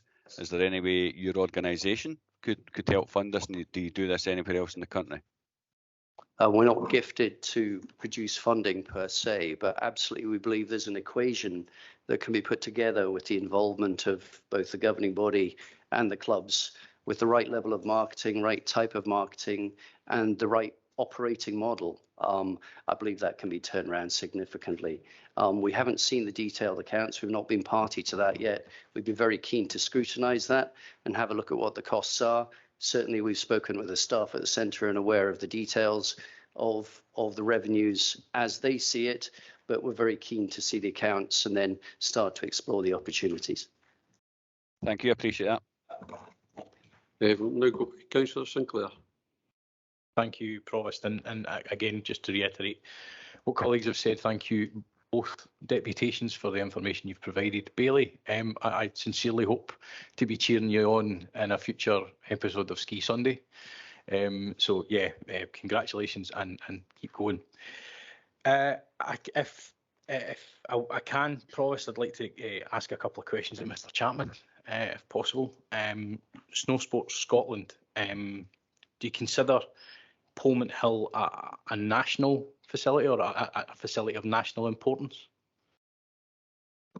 So with only 12 across the country, it's key to our national development plan, absolutely. Okay. But as well as that, regionally, locally, it's really key to the local community. So I think it serves two really important roles. Okay, thank you for that. In terms of it being both a national and regional facility, what role does Pullman Hill play in Snow Sports Scotland's 2030 national facilities strategy?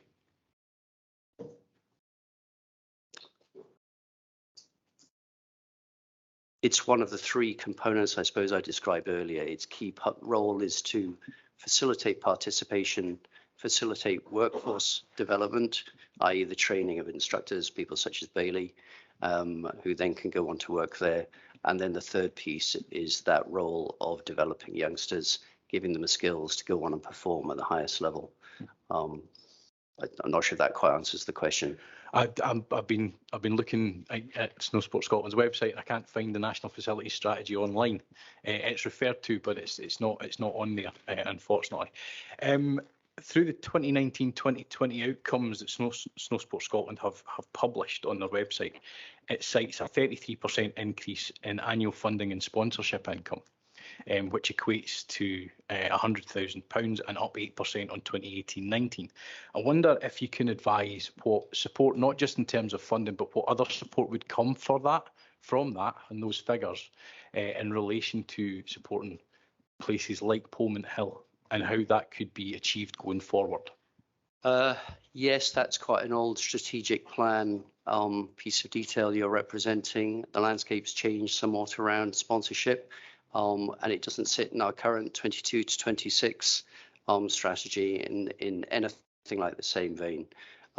That said, sponsorship is always an opportunity for centres, and there are centres that already at the moment take advantage of sponsorship deals to cover aspects of their costs, but that's a hard place to secure revenues. I'm not going to make any pretense about how difficult that space is. No, thank you. And Provost, with your indulgence, a final question. Are you aware of the report itself that's in front of us today speaks quite heavily of alternative partnership model deliveries? What role could you see Snow Sports Scotland play in that throughout the forthcoming process if agreed today? I think we're very keen to be part of it, but at the moment, and I think until such time as we know we have the platform, we can see the accounts, we can look at the numbers in detail, it's very hard to answer that question. But I think we have ambition and we're willing, and we must protect our 12 centres. We only have the 12. So I think the point here is that We're a willing party. The detail within that, we're really not able to talk about at this stage. Okay, thank you very much. Thanks, Provost. Thank you. We'll now go to Councillor Redmond, Councillor Steenbank, and we'll finish off with Councillor McCabe. I think that's been quite a fair hearing. Councillor Redmond. Thanks, Provost. I've got questions for both, but just start with the community centre. How do you feel the council has approached you with regards to the community asset transfer? Do you feel as if you've been supported into it, or do you feel as though Pressurised. Pressurised? So how would you say you've been pressurised? Just that every question that we've asked, the answer has been yes, but go for asset transfer. You know what I mean? That's we go for go to CVS. You know what I mean? So we as a committee for the community centre work on behalf of them, but we also have our own community group, which plays a big part in Bonnybridge. So we've got things. We also utilise the we utilise the community centre as well, and there's lots are involved, and I think taking over the asset transfer is a big commitment. I mean, we have 2 properties at the moment that we rent. Well, we're basically at the peppercorn rent, and we got them when there was nothing in it. So we've had to really work hard, go and get funding. We don't take all the funding from Bonnybridge. It's about putting things back to the community, so we go externally. But we've just, well, the other unit we've got, what's happened is we've had to install heating. We're food bank, for the time we've been in it, it's been absolutely frozen. We're getting about way, you know, really cold. So it's about how we get the funding to do what we've got to do. So to take on board the community centre, which is a massive building, would be absolutely, you couldn't do it. Just as, because it ends up, it's the 3 musketeers that are going forward with everything, because you're passionate about stuff. But when it comes to the cutting, the job is the same, just going and doing things. The support at the moment is no there, and I think it's about working on that. But the community asset transfer for us, for that, is we couldn't do that. And the problem being is that we 3 are the ones that are spearheading everything. And I mean, we've tried our best as much as we possibly can, but then what a lot of the community, they'll say, oh, Roots is taking it over. Because the fact is that what we do within the community is vital. I mean, it's nice for them to have that confidence in us as a food bank, and we've worked hard to put that connection into the community. It's not viable for us to run both, and obviously poverty and that comes first. We do access the centre and put on free summer clubs and that for children at the weekend, during the summer, for the summer holidays, for those who can't afford to go on holiday. So you're going to be taking that away for a whole generation, and we're inspiring kids to want to volunteer with us and things like that as well. So we're doing Duke Edinburgh with Denny High School. They're coming in volunteering during the summer scheme and things like that. So we're not actually going to have, it would literally rip the heart of the community centre. Asset transfer, again, for our small committee, it's not viable. Although we would like to save our community centre, we've done all that we can.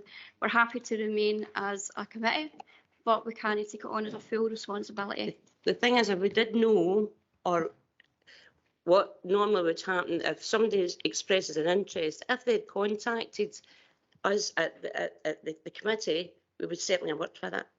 As I said, we've built up a wee bit of a rapport with everything that's happening, and we're interested in going forward. Our main aim is to save the centre. It's not basically about personal, it's about saving the centre. If that's going to happen with collaboration with another 10 groups, that'd be absolutely brilliant, but they've never approached us. Nobody has approached the committee to say that this is what's happening. Let's get together, let's get the show on the road. So to say to us there's 10 people or groups that are interested in taking community asset transfer, us as a management committee who are fighting to save our centre have not been informed who they are due to GDPR. So we're getting told that the only way you can find out is if you put an interest in. We don't want to put an interest in as ourselves because it's too high a commitment. So that means we're ostracised for whoever else is put in for that. So I think we do feel we're being pressurised and backed into a corner, so to speak, to take on community asset transfer when we know we won't be. The community centre won't manage. We've not got the skills for that, no, for what we do. You got another question, Councillor Redmond? I've got a question for the ski slope. I just wanted to say thanks to Aline and Teresa for coming today and all the hard work they do for Bonnie Bridge above and beyond running, because they obviously run the food bank things as well. And we're asking quite a lot of them and do a lot of great work for the community. So just thought I'd say thanks. Thank you. Just on the ski slope, I think I heard you saying there's 12 ski slopes across Scotland, and the other ones all run at a profit. Is that right? There's 12 artificial slopes. Yeah. And are they council run, or would you? They're a mix: council, charitable organisations, and 2 privately run by clubs. Oh, there you go. And would you say that do they charge dearer fees? Is it just? Yes. So that's how much dearer would they be comparatively? Some of the prices are comparable. Some of them are more. But we've always welcomed the pricing model that's been there for Polmont, clearly for engagement reasons. But if it doesn't stack up, it needs to be looked at, and that's the detailed examination we'd like to do if given the opportunity to actually take a look at the model and see what the pricing needs to become. But it may be a case of actually just adjusting the model rather than taking a like for like and dropping the price. Yeah, maintenance. No, that's fine. Thanks, and thanks a lot for coming. You've done really well. Cheers. Yeah, thanks very much, Councillor Redmond. We'll go to Councillor McCabe and then we'll finish off with Councillor Buchanan. Thank you, Provost. Some of the questions I have here already received some answers from Arlene and Teresa and Ian and Bailey. Thank you, both deputations, for turning up. Arlene, Teresa, if I could just say to you first, one of the questions I had, a couple of questions. You mentioned the difficulty in identifying the 10 parties interested in CAT.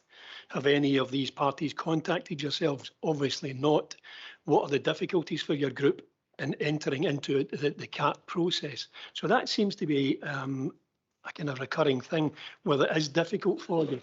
So this is really, it's not really particularly a question to yourselves. This is more a kind of observation from what's come out of the wee discussion today.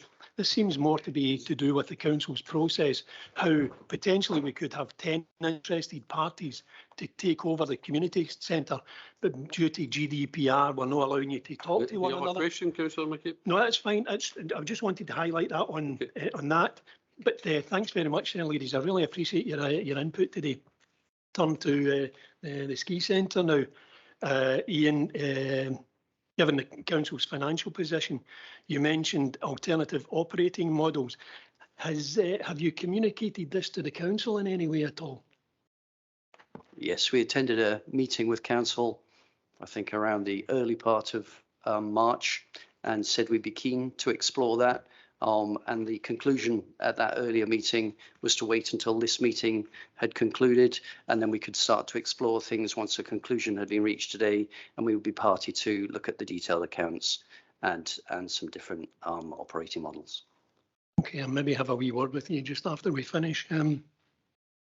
Bailey, if I could turn to you now, where would you have to go if Polmont closes?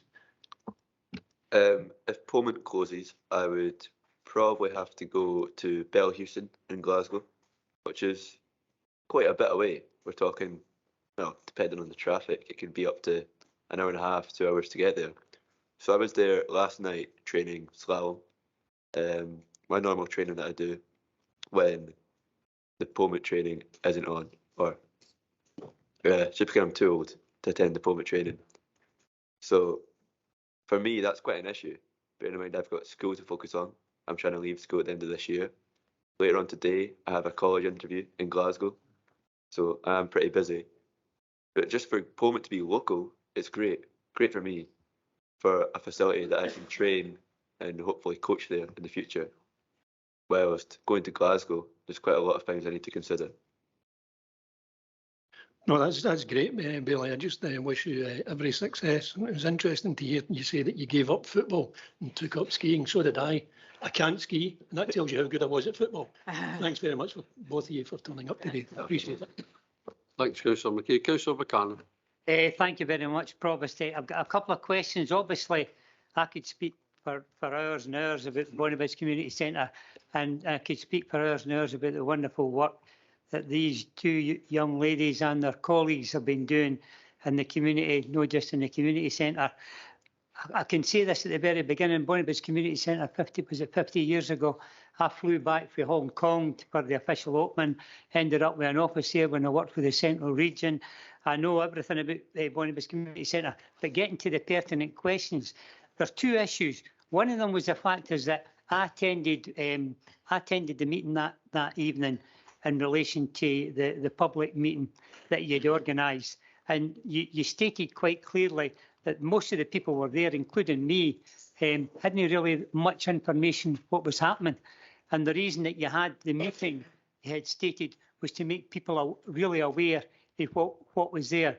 Can you just tell us again how many people you think were at that centre that night?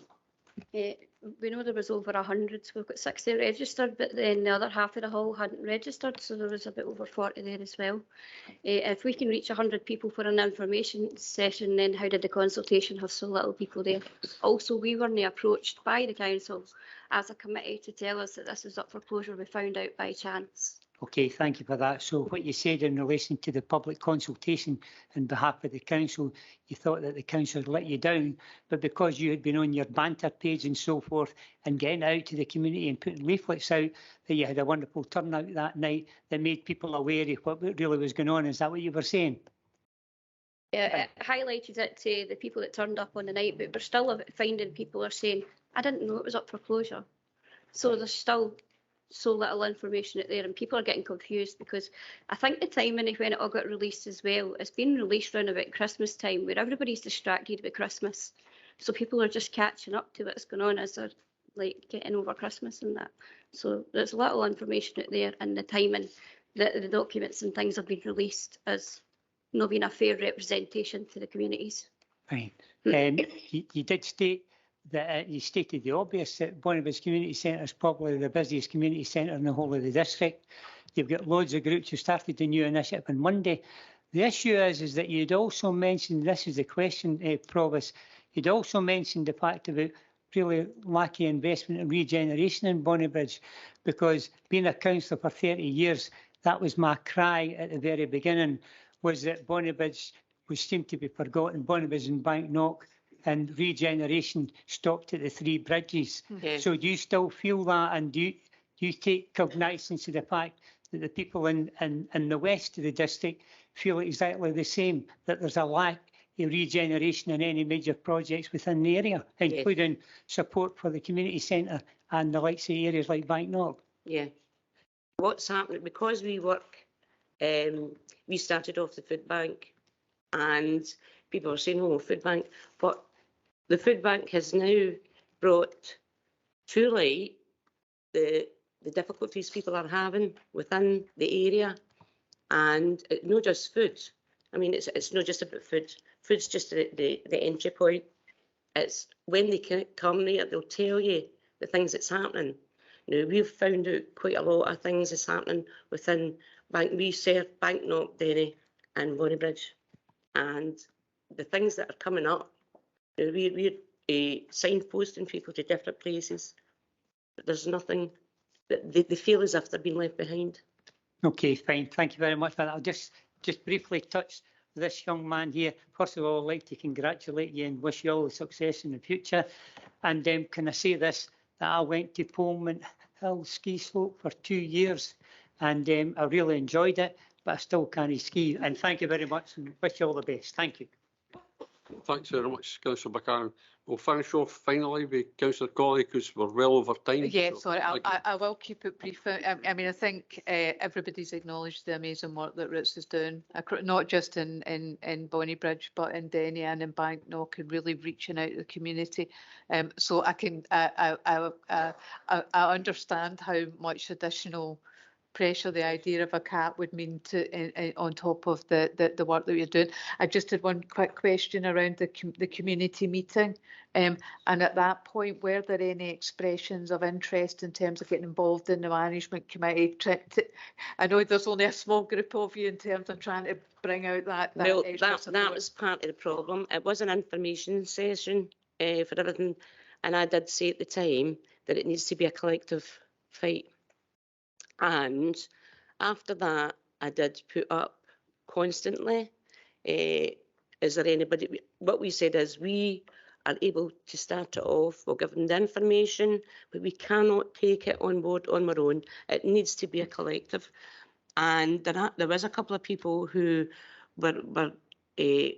had views because of how it was affecting them, but to take the actual initial push, we weren't getting anybody sort of taking it on board, and I was constantly on, saying, has anybody else, have you written to your council, have you, it's just constantly doing it, but nobody has taken it on board because I think it's such a difficulty with them.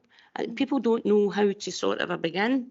I don't think people have the time a bit like us because Exactly. between their work and things like that. For the meeting, we did actually get about, I think it was 4 people who had signed up, but obviously we don't know the future of the centre. But that was only in the eventuality that it did. But then we're being told that there's been 10 notice of interest went in, Which but we're glad. nobody's approached us as a committee. That's wonderful. But so if anybody takes on, we wish them the best of luck. And it's about working together with the 10 people, because we have put a lot of effort into the community centre and bringing it forward. So we want that work to continue. So it would be normal just to sort of consult with them, you know what I mean? And we feel that that's been taken away from us. Okay, thanks very much. That concludes the debate, and I'd just like to thank Bailey and Ramsey and Arlene and Teresa for their input and for the way they answered the questions. And just thanks for coming here, and I hope you feel you've had a reasonable or a decent hearing.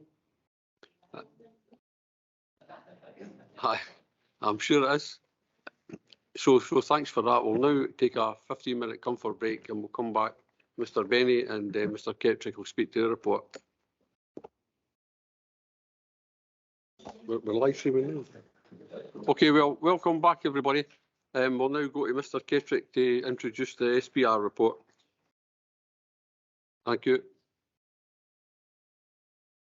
Thank you, Provost. I would, prior to going through the report, say thanks to Craig Isdale, Charlotte Patterson and Michael Hellshine for their efforts in supporting me in pulling together and what I'm sure you will agree is an extensive report with considerable information. In addition, I'd like to thank the services for their collaboration. It really was a one council approach, and in particular Kenneth Gillespie and David Mackay for helping support the consultation efforts.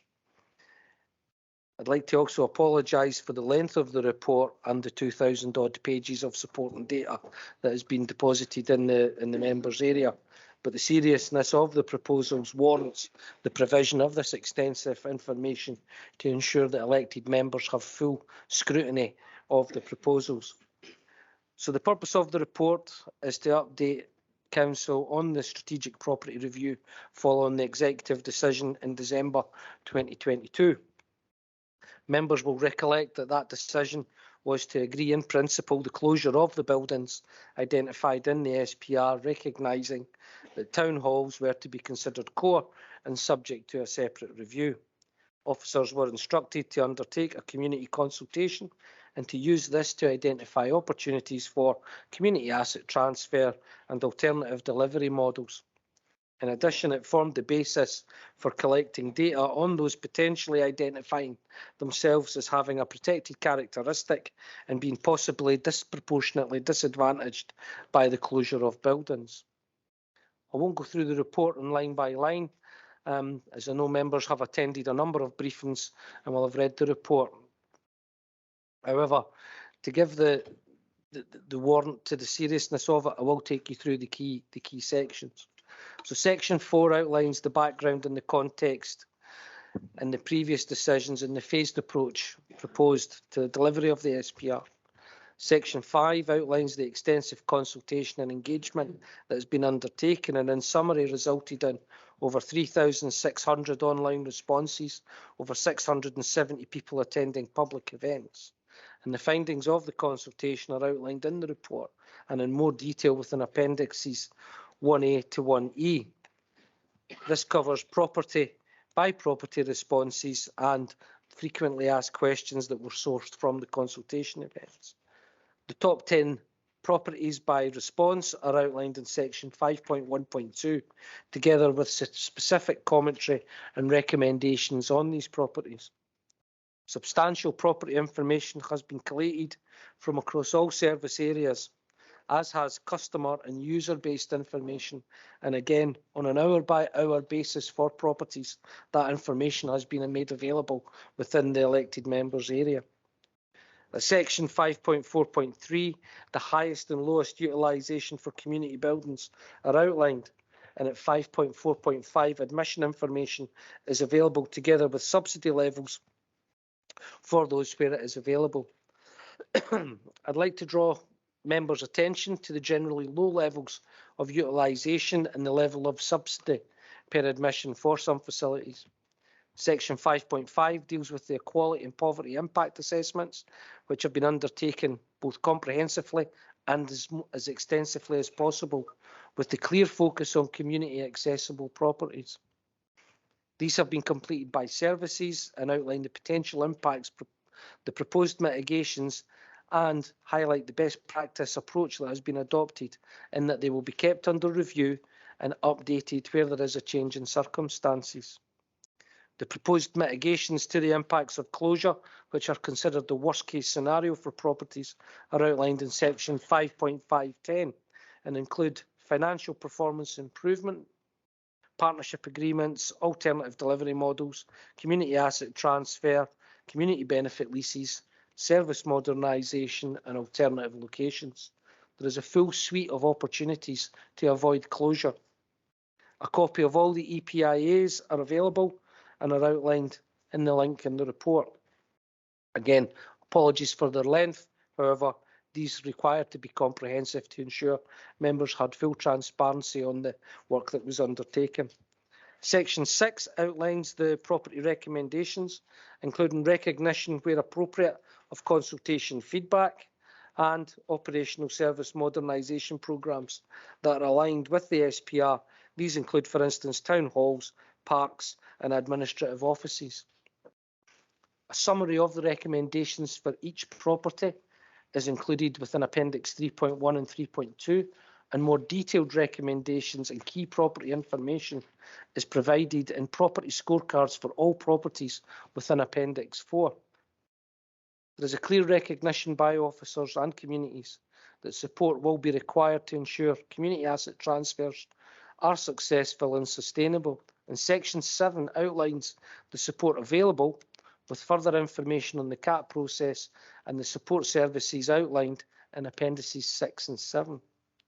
Where CAT and alternative delivery models and other mitigations are not available, then initial review of alternative locations has been undertaken, recognising that further work on these will be required, particularly for properties in Phase 2, where the proposals would be for 24-25. Because properties are proposed to start closing in 24-25, we need to move swiftly on these options should community asset transfer fail to progress on these. Those with no or very limited alternative locations include Pullman Ski Centre, Grangemouth Stadium and Stenhousemuir Sports Centre, known as Cairn Gymnastics. It is anticipated and it is hoped that these will be subject to community asset transfer or alternative delivery models. However, if they are not, the proposal remains that they will close. At Section 10, we have outlined the staff implications and the approach proposed to be adopted to support colleagues as the SPR is implemented. This includes engagement with trade unions, support to secure alternative roles, and where necessary, voluntary severance. Section 11 outlines the financial implications of the strategic property review, together with other considerations.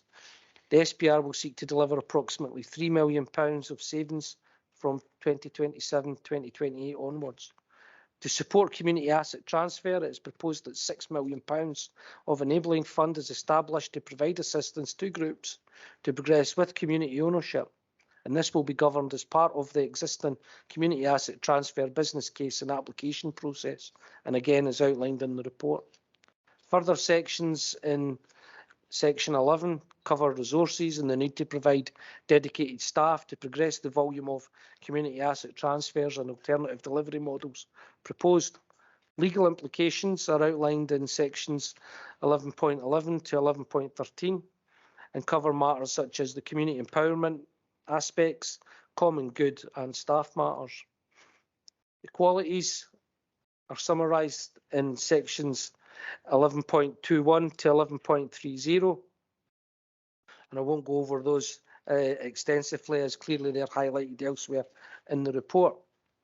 In conclusion, Provost, the review has identified we have too many properties, many of which are covered by the SPR, are in poor condition, underutilised, not energy efficient and not suitable for modern service delivery.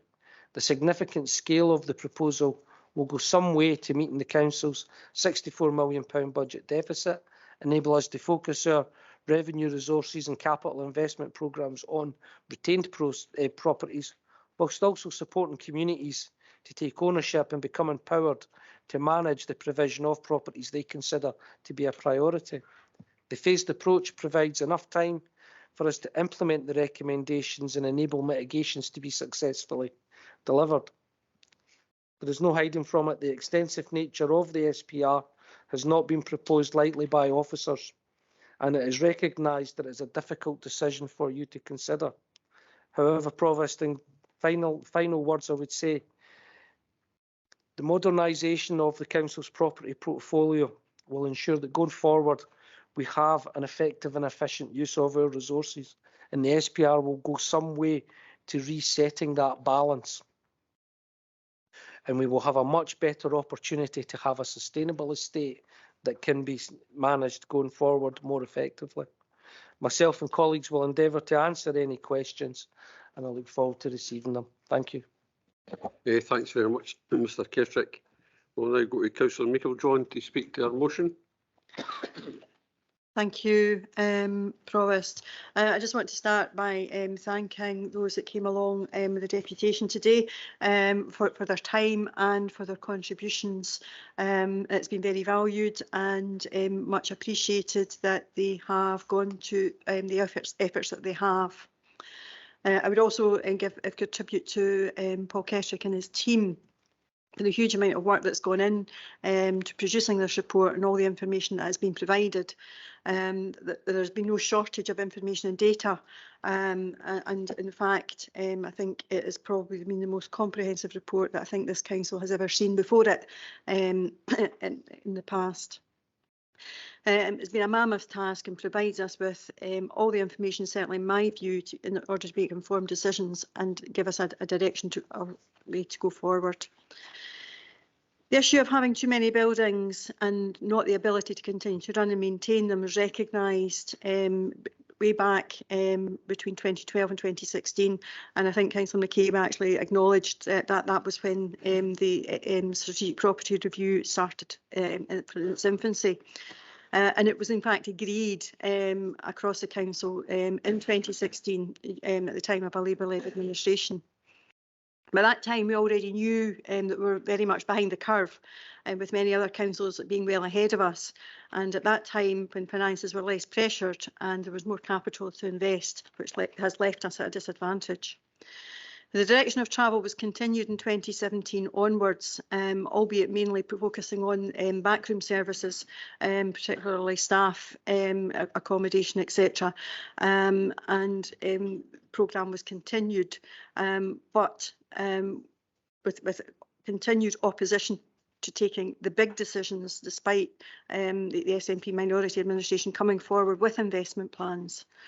This has been compounded, and the council's this has compounded the council's financial position and added to the investment required to bring all the facilities we have in this programme to standard, not even enhancing those, that would then allow that increased usage number and potentially increasing the fees, but only up to standard. The Best Value audit has identified that the Strategic Property Review as one of the big decisions that would help towards establishing a financially stable council, and that elected members had failed to take these decisions, and repeatedly kicked it into the long grass while continuing to have high running costs and high service costs. What is undeniable is Falkirk Council has far too many buildings that are unfit for purpose or surplus to requirements. It has too many buildings that require a significant level of investment. We know that that now sits at over 200 million just to bring them up to standard, not to improve or enhance the user experience. This is as a result of decades of decisions made by previous councils of all colours. We now must look to here and now and to look forward rather than continually looking back and address the situation that we are currently in. Falkirk Council has got too many buildings that can't be used to their full potential due to the severe funding challenges and the modern requirements for service delivery. With a funding gap for everyday services currently standing at around 64 million, many of the services within these buildings are under review. And there's a real need to look at our budgets and how they are better spent, and whether they're better spent on buildings, expensive heating, lighting, etc., are focused on services that to the people that really rely on it. Following consultation with our communities, the groups within our communities, and the interest of the community asset transfer has been very positive in relation to the 133 buildings that are in this programme. We've seen over 70 expressions of interest, and that continues to grow. There's a real opportunity for both the council and our communities in finding a way to make sure a building is kept in use for the community, particularly as the communities setting up themselves independently can attract external funding that is not available to the council, which can enhance the building, help with energy efficiency and enable communities to run programmes that will meet their particular needs. And there should be no question on this that we would work with these interested parties. Many other councils of all political colours have or are already following exactly the same direction of travel. A key theme in the Falkirk plan is to work in partnership in communities, creating stronger and more resilient communities, making them more independent. Consultation process has shown that they are willing and prepared to step up, become community-led forces for good and for the change in their local area, and we should be embracing that as a council. You should ensure that we take forward that empowering attitude to help to build on those relationships, and that will make us a much richer area and have a better relationship on all areas of council spending and our policies with our communities. Unfortunately, the process has become emotive and highly charged, aided and abetted with misinformation and an atmosphere of mistrust, which will do no one any good. We know from past engagement with our communities they want us to be open and honest with them, warts and all. It's important to recognise that they are ready to step up and take charge. As a council, we cannot let our decisions dilute or in any way hinder them from being empowered. None of the decisions we have in front of us are easy. Change is hard, but there are no easy options right now. But if we want to invest for the future, we have to let go. But this does not mean services and activities will be lost, and many can and will be delivered from other buildings, and we will have to decide what's most important. Is it the building or the activity? Huge amount of work has been put into producing this excellent document. It's a strategy that enables a direction of travel. It's important that it's seen that way, as if we begin to cherry pick from it, it will become diluted and will not deliver on the outcome that it's designed to do.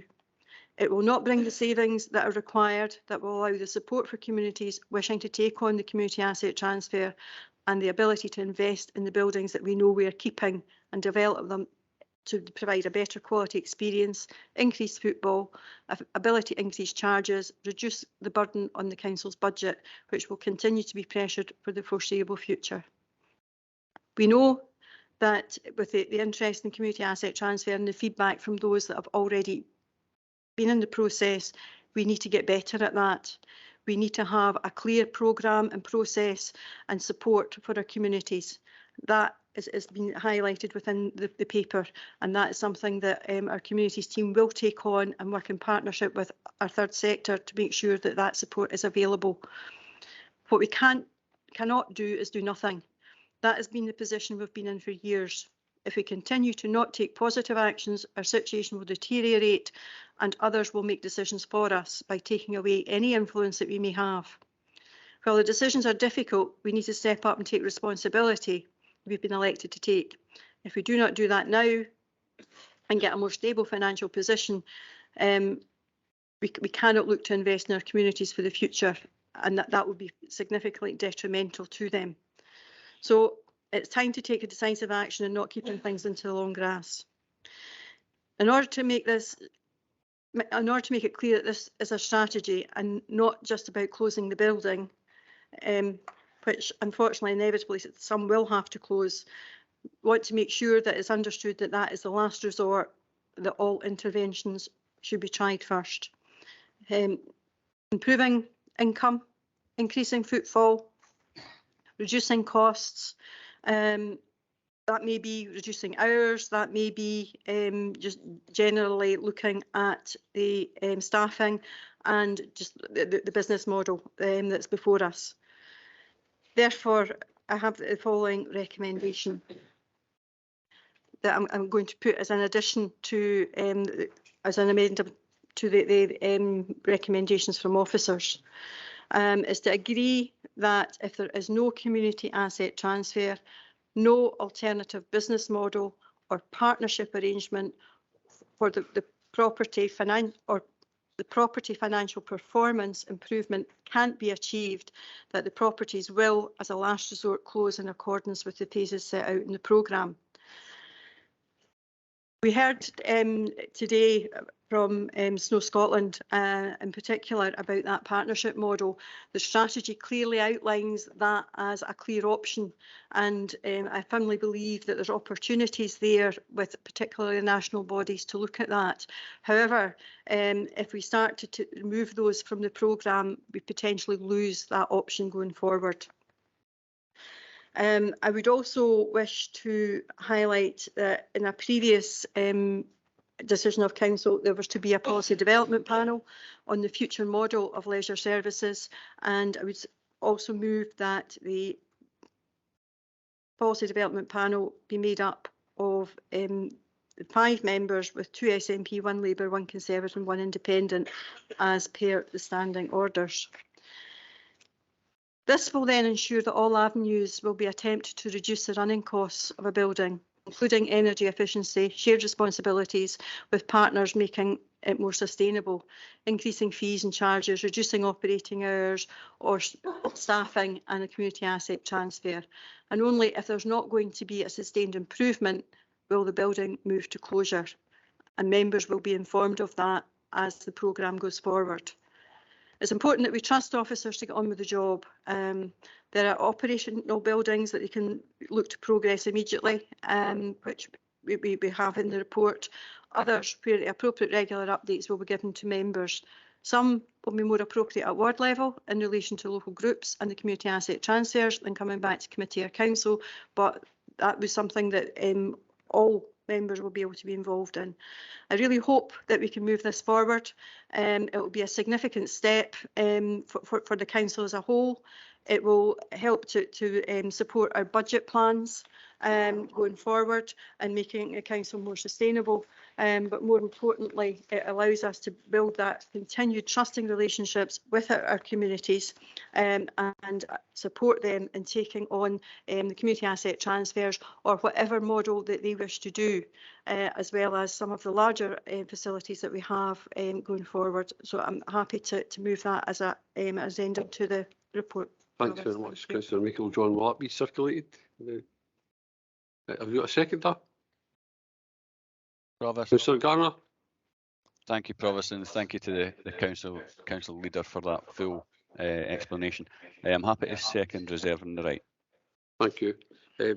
Councillor Hannah, do you have an amendment? I do have an amendment, yes. Okay, I also have questions for the officers.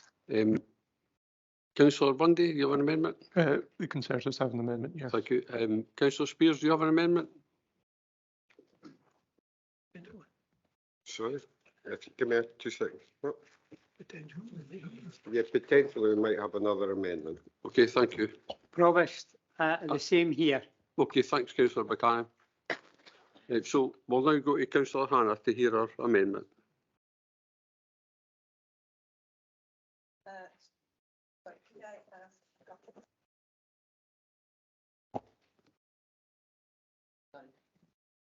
Put my microphone on. I would like to ask just a couple of questions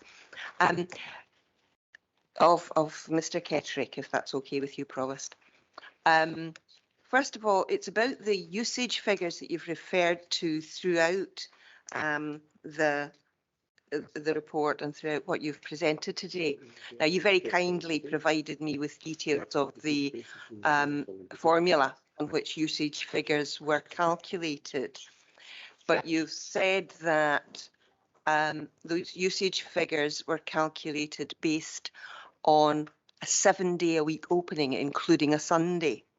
Now, both the deputations today have referred to the fact that staffing's not been provided on Sundays for those facilities to enable them to open. How many other of the properties are the usage figures based on a 7-day opening when they're 7-day opening? Mr. Kettrick. So through yourself, Provost, I would have to go and investigate that. However, on that specific one in relation to I think it was Bonybridge that was mentioned, I have an email from the centre or the manager for the coordinators that says that on occasion where there is demand, they will open the centre.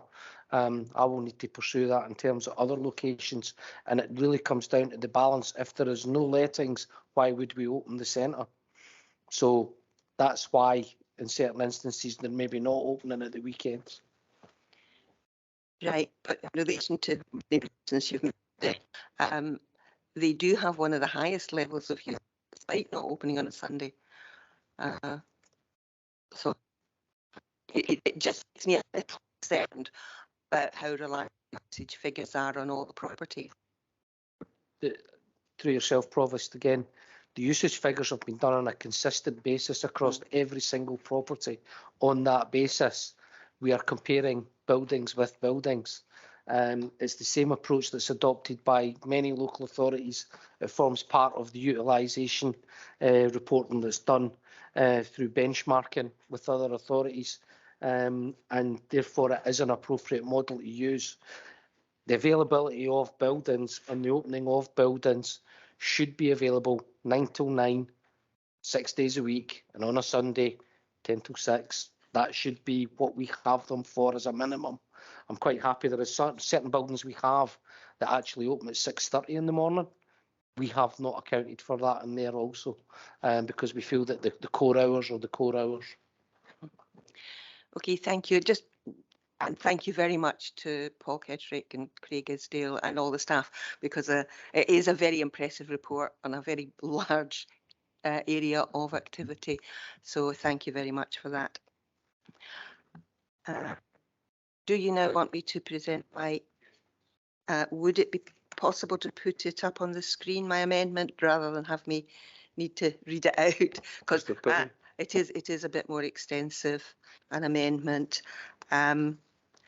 And it may require renumbering in the event that the amendment that has been proposed by Councillor Meikle-John is accepted. So just accept it with that proviso. Right. Basically, what we want to do is we are not saying don't close any of the properties. We are not saying there are no properties that the council can reasonably close.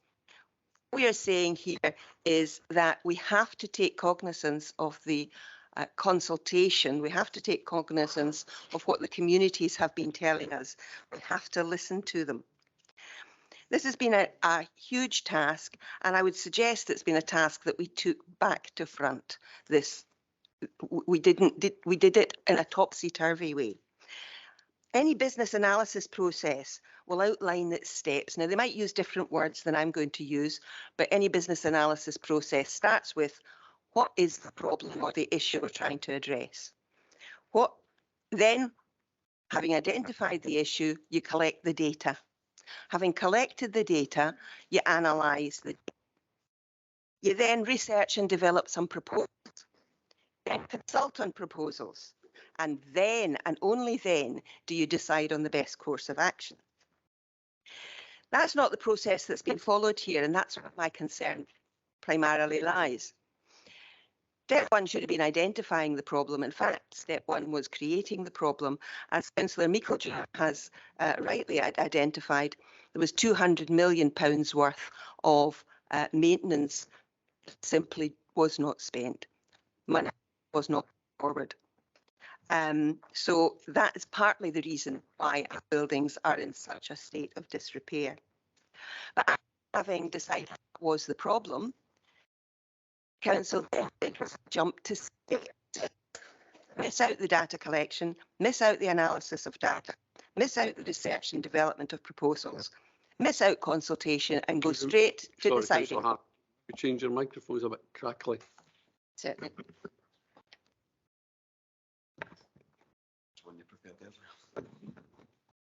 Thank you, Jack. That's helpful. So there was a jump to step 6 to make a decision, and the report that we received in December 2022 was the decision that we would close 133 properties with the proviso that there would then be consultation and that there would then be the invitation for people to put forward community asset transfer proposals. Following on from that, the process has been taking into account some of those other steps. Back to step 2 to 5, we begin to consult, we begin to collect the data, and there has been a great deal of data collected. As yet, some of the data, though, is not fully collected, and some of the data, and it's mentioned in the report that some of the usage data and the footfall data is incomplete. It's mentioned in the report that. We've then also gone back to steps 2, 3 and 4. So where are we now? We can't put the genie back in the bottle. We can't go back and take this through steps 1, 2, 3, 4, 5, 6 in an ordered fashion, because we have brought in some of these other steps and we've been continuing with them. There has been a consultation, albeit, as people have alluded to today, it has had its flaws, but there has been engagement from communities, and we must now look at the comments that those communities have given us. We must now address that. Councillor Meikle-John alluded to the fact that, I will put what she alluded to slightly differently. Buildings don't make communities. People make communities. However, for people to come together in a community, they need a place to do it. And given the weather in Scotland, generally speaking, that needs to be a place that's under a roof. So they need a building. There's been a number of references made to the heart of our communities. Now, community centres and sports centres are not the only buildings that are at the heart of our communities. There are churches, there are cafes, there are shops, there are schools. There are a number of other buildings that are at the heart of our communities. But importantly, sports facilities and community centres are very much at the heart of our communities. There is a plus side to the process that has been followed here on the Strategic Property Review. It has encouraged communities to come together to try and defend their facilities. We're pleased that there are so many groups taking an interest in the community asset transfer process and the alternative management partnerships. It's just a pity that those were not addressed at an earlier stage to inform people and give people the support. And clearly, there is a major issue here. As I've said, there's £200 million worth of underfunding over a number of years. There's a £6 million pot being pledged to bring the buildings up to standard. That clearly does not bring all the buildings up to standard, and it's only available to some communities at the expense of closures in other communities. So this process is now pitting one community against another, which is surely not what our intentions should be. It can't be allowed to continue. So how do we go forward?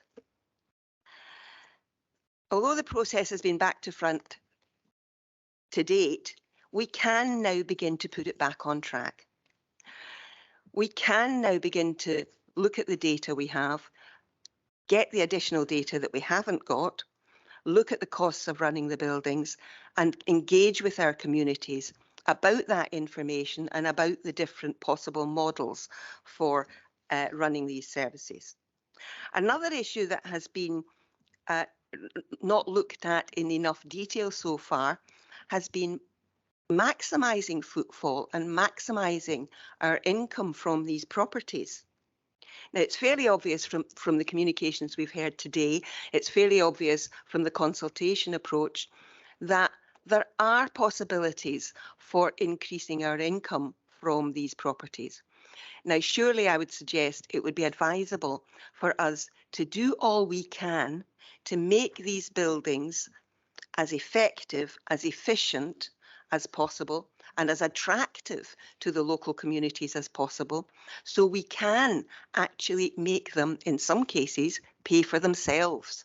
And possibly, as we heard earlier on, in some cases, we could make some of these facilities actually turn a profit. So we really have to look at all those things before we consider the question of whether buildings should be closed. There's been reference today to the Falkirk plan. I won't read out all the aims of the Falkirk plan to you, but I will point out that every single aim of the Falkirk plan can be related to the importance of the local community buildings, the local community centres, the local community sports centres. In the Braes area, there are 2 sports facilities. They both happen to be in my ward, so poor Upper Braes has none. But we have the ski centre, we have the Pomont Sports Centre. The Pomont Sports Centre has one of the highest usage figures, as shown in the report that's before us today. Yet it's on target for a closure. The Falkirk plan is important, the aims are important, but they must be made into a reality.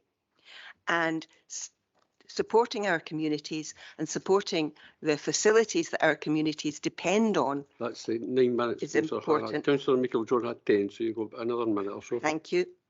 Now, a vote for this amendment is not a vote for keeping every unwanted building open. A vote for this amendment is not saying everything should stay open inevitably. Sorry, forever. A vote for this amendment is a vote in support of our communities. It's a vote that says we care about our communities. It says we want our communities to thrive. We want them to come together in healthy, physical, social and cultural activities. We want our communities to throw off the fearful isolation that COVID created over the last few years. And we want our communities to be able to embrace a happier, healthier and more supportive day-to-day life. Keep the heart of our communities beating was one of the things that one of our deputations said earlier on. Please, let's keep the heart of our communities beating. Please vote for this amendment. Thanks very much. Councillor Hannah, do you have a seconder? Yeah, probably. Councillor Redburn. I've got a wee short statement and then some questions. Is that all right? So this amendment recognises the vital importance of all our community assets. Big or small, they all play an important role within our communities, which is why the amendment states proudly and firmly that Falkirk Council does not approve the closure of any community building, sports centre, park building, pavilion or museum. Given giving our communities the reassurance that their facilities are going nowhere. And further than just keeping these facilities open, the Labour Group amendment goes one step further, insisting that the Council takes the steps to actively improve and promote our community assets, to take a lead alongside our community groups, to continue to deliver and even improve the many clubs, events and services that we all value so much.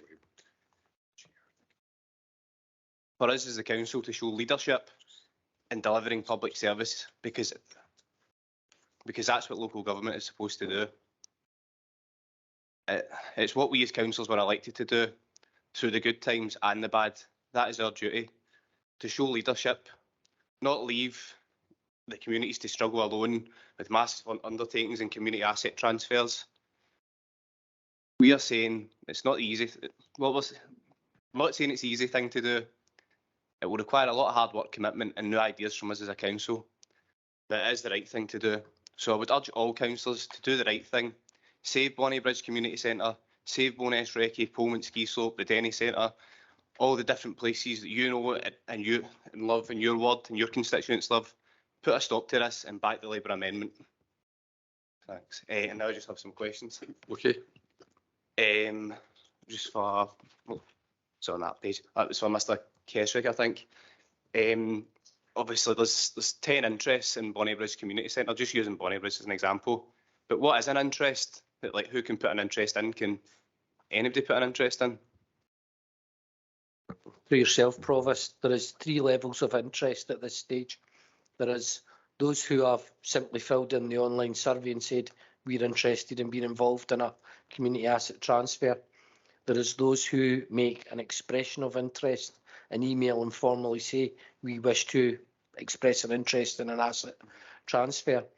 And then there is those who actually take the full step of making an application, which is the formal legal process. At this stage, for the vast majority of properties, we're at that very early stage, and that's what we would expect in the early stages of an asset transfer process, is for people to simply come forward. And as I've outlined in the report on the next stages, the next part for us is to engage with those expressions of interest and all the community interests and take forward in a collaborative way, because there's multiple groups, multiple individuals who want to be involved. So take those forward. So that's the next stage. I thought there's 10 interests, but then you can't share the interests with each other because of GDPR. Have the interest asked not to have their information shared with other interests? But why are the committee being told that we're not allowed to tell you who the other interests are? The general data protection regulations require us to actually explicitly get permission to share people's individual details and personal details. Hence why the next stage is to bring those individuals together to are they willing to then speak to other groups and to form those collaboratives that we hope will materialise, for a number of buildings where there is multiple interests. That sounds good, but it just seems strange why we're not getting that done right away. Why are we saying, well, there's 10 just now, but we're not going to tell you who? Why? I don't understand why we don't just say, here's who's interested, let's start moving with this. But it's not really a question, it's more a point. The next question I wanted to ask, you sent me an email about we've been talking about membership figures for the Falkirk Go, and you sent me a spreadsheet at 9 o'clock this morning, and it had a lot of great information in it. It was really good, and as has been said previously, this is probably one of the most detailed reports that's came to the council, but there still is bits of detail that we could do with. So you've sent me this spreadsheet, and it's got employee expenses, property expenses, transport expenses. It's got the income of the properties. But then when you go to these wee sheets, it doesn't have the properties income and things. Why would you not include that in this sheet? There was a conscious decision made on the scorecards to ensure that we kept them at a relevant level for the decision making, hence why there's over 2,000 pages being submitted in the elected members area. There's 770 pages of EPIAs. For us to append that to the report would A, make them unmanageable, but B, in terms of the public accessing them online, would just make them nigh impossible for people to download. So hence why that approach was taken. So we've tried to summarise the information as best as possible in the report, but have clearly provided the substantial evidence to the point that we've given you every single letting that we're aware of for a 4-week period in January for every single building. You know, so that's the level of detail we've went to try and provide it. We're giving the full financial breakdown figures for every single property, both in terms of income, staff costs, property costs, to try and be as explicit as possible so that an informed decision can be made. And then just a further question. I sent you an email from Mr. Paul Finney, who advised that the membership, I think we've got 5,000 overall, but the individual, like Bowness, for example, is 738 members, and Mr. Finney reckons that 85% of them are paying £35 a month. So if 85% of them pay £35 a month, that's £270,000 over the year in memberships, but the income for Bowness is only down at 164,000, and that's just 85% of the memberships. There's still pool hires, there's hall hires, there's the money that comes into the cafe. It just seems kind of low, and I don't quite understand that. But that was just a point I wanted to make. I don't know if you want to make a comment on that. Yeah, through yourself, Provost, the financial information has came from the Council's financial ledger system. That is the official figures that the Council reports on as part of its audited accounts. That they're cumulatively taken together to report that. How the membership numbers and have been extrapolated on a direct debit basis, or how that's been calculated, I'm not aware of those calculations. The figures we've provided are the official figures from the Council's ledger system. So, well, that seems strange. But thank you. I think that's all my questions for now.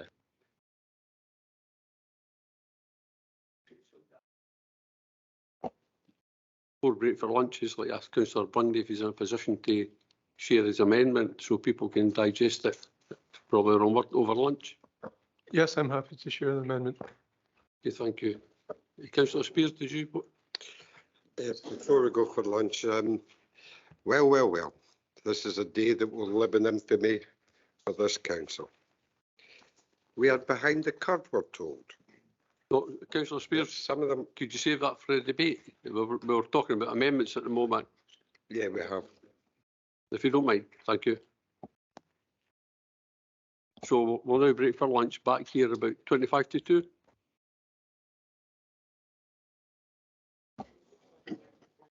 Okay, well, welcome back everybody. The Conservative amendment was circulated and everybody had a chance to look at it over lunch, so I'll now go to Councillor Meikle-John if she's got any comment on that.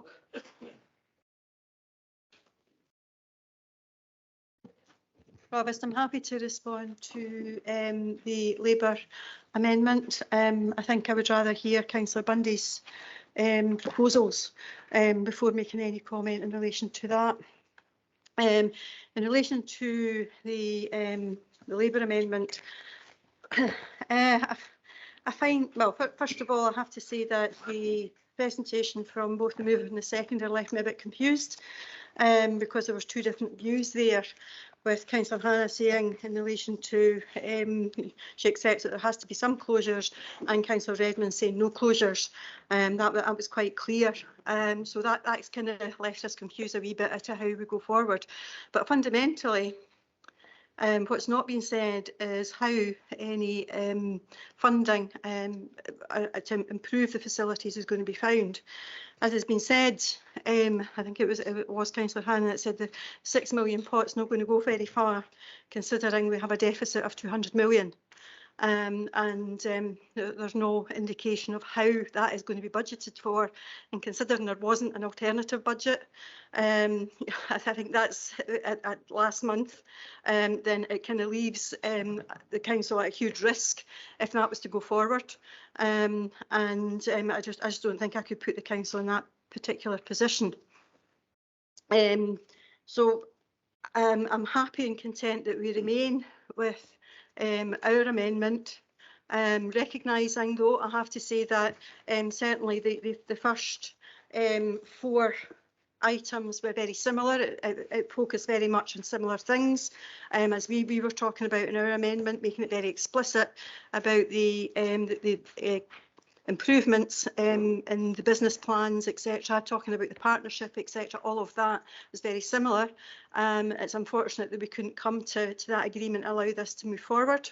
But I do hope that we are able to actually have a strategy that is not diluted and integrity is maintained, and we can actually take things forward and not do it in an ad hoc potted way. Other than that, the other items within the amendment, it felt like it was yet another delay, another report, more data, when we are absolutely floating data forward. A motion and which has been moved and seconded by Councillor Meikle-John, and that's been circulated. So that's the motion that adapts the recommendations by deleting the current paragraph B and adding the new paragraph at the end of the recommendations, and also the paragraph on the formation of the PDP. Against which we have an amendment moved by Councillor Hannah, which is also circulated, seconded by Councillor Redmond. We do have notification that there will be an amendment from the Conservative group, and that has been circulated. But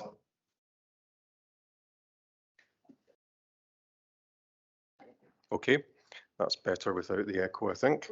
But we can only debate one amendment at a time. So the debate now proceeds in relation to the administration motion against the Labour amendment, in the knowledge that we already have notice of a further amendment from the Conservative group.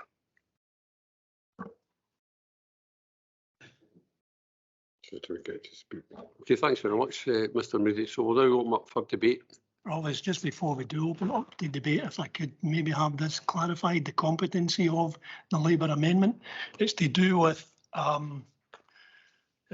paragraph D, where I'll read it out for the benefit of your viewers. Approves in principle the allocation of a fund for capital investment to be funded from property savings from within the SPR and increased income from properties. My question is, that would appear to be funding coming from a revenue stream, which we would then appear to be applying for a capital investment possibility. Is that competent as far as the motion is concerned? Mr. Moody? Yes, Provost, as far as I'm concerned, that is competent. It's maybe appropriate to refer back to the proposal in Mr. Kettrick's report, which relates to capital expenditure, but it's funded from revenue savings. So the source of the capital comes from the savings accrued from the strategic property review. Now, I think all that's different in what is said in the Labour amendment is that some of those savings might be in the form of increased income rather than saved expenditure, but fundamentally the model is the same and remains, in my view, competent.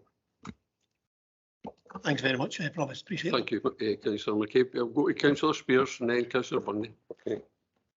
Thank you. Today is indeed a sad day, and I thought at first I was going to do the day that will live in infamy, but I'll take my inspiration for the Brooke Killiamer's song Letter to America, where the amount of losses here and the effect on communities is untenable. We are here as a council to represent communities, and if we take away the backbone from these communities, why are we here? Can I ask, first of all, and I put the blame firmly in the hands of the Scottish Government and COSLA, who have not represented us at all well here. Have we been back to them? I know we wrote to them. I never seen a copy of the letter. But have we been back to them and asked if we can get an increase? Because I did notice at the budget that the Barnet consequential had been raised by 500 million. So is that money not coming to local governments?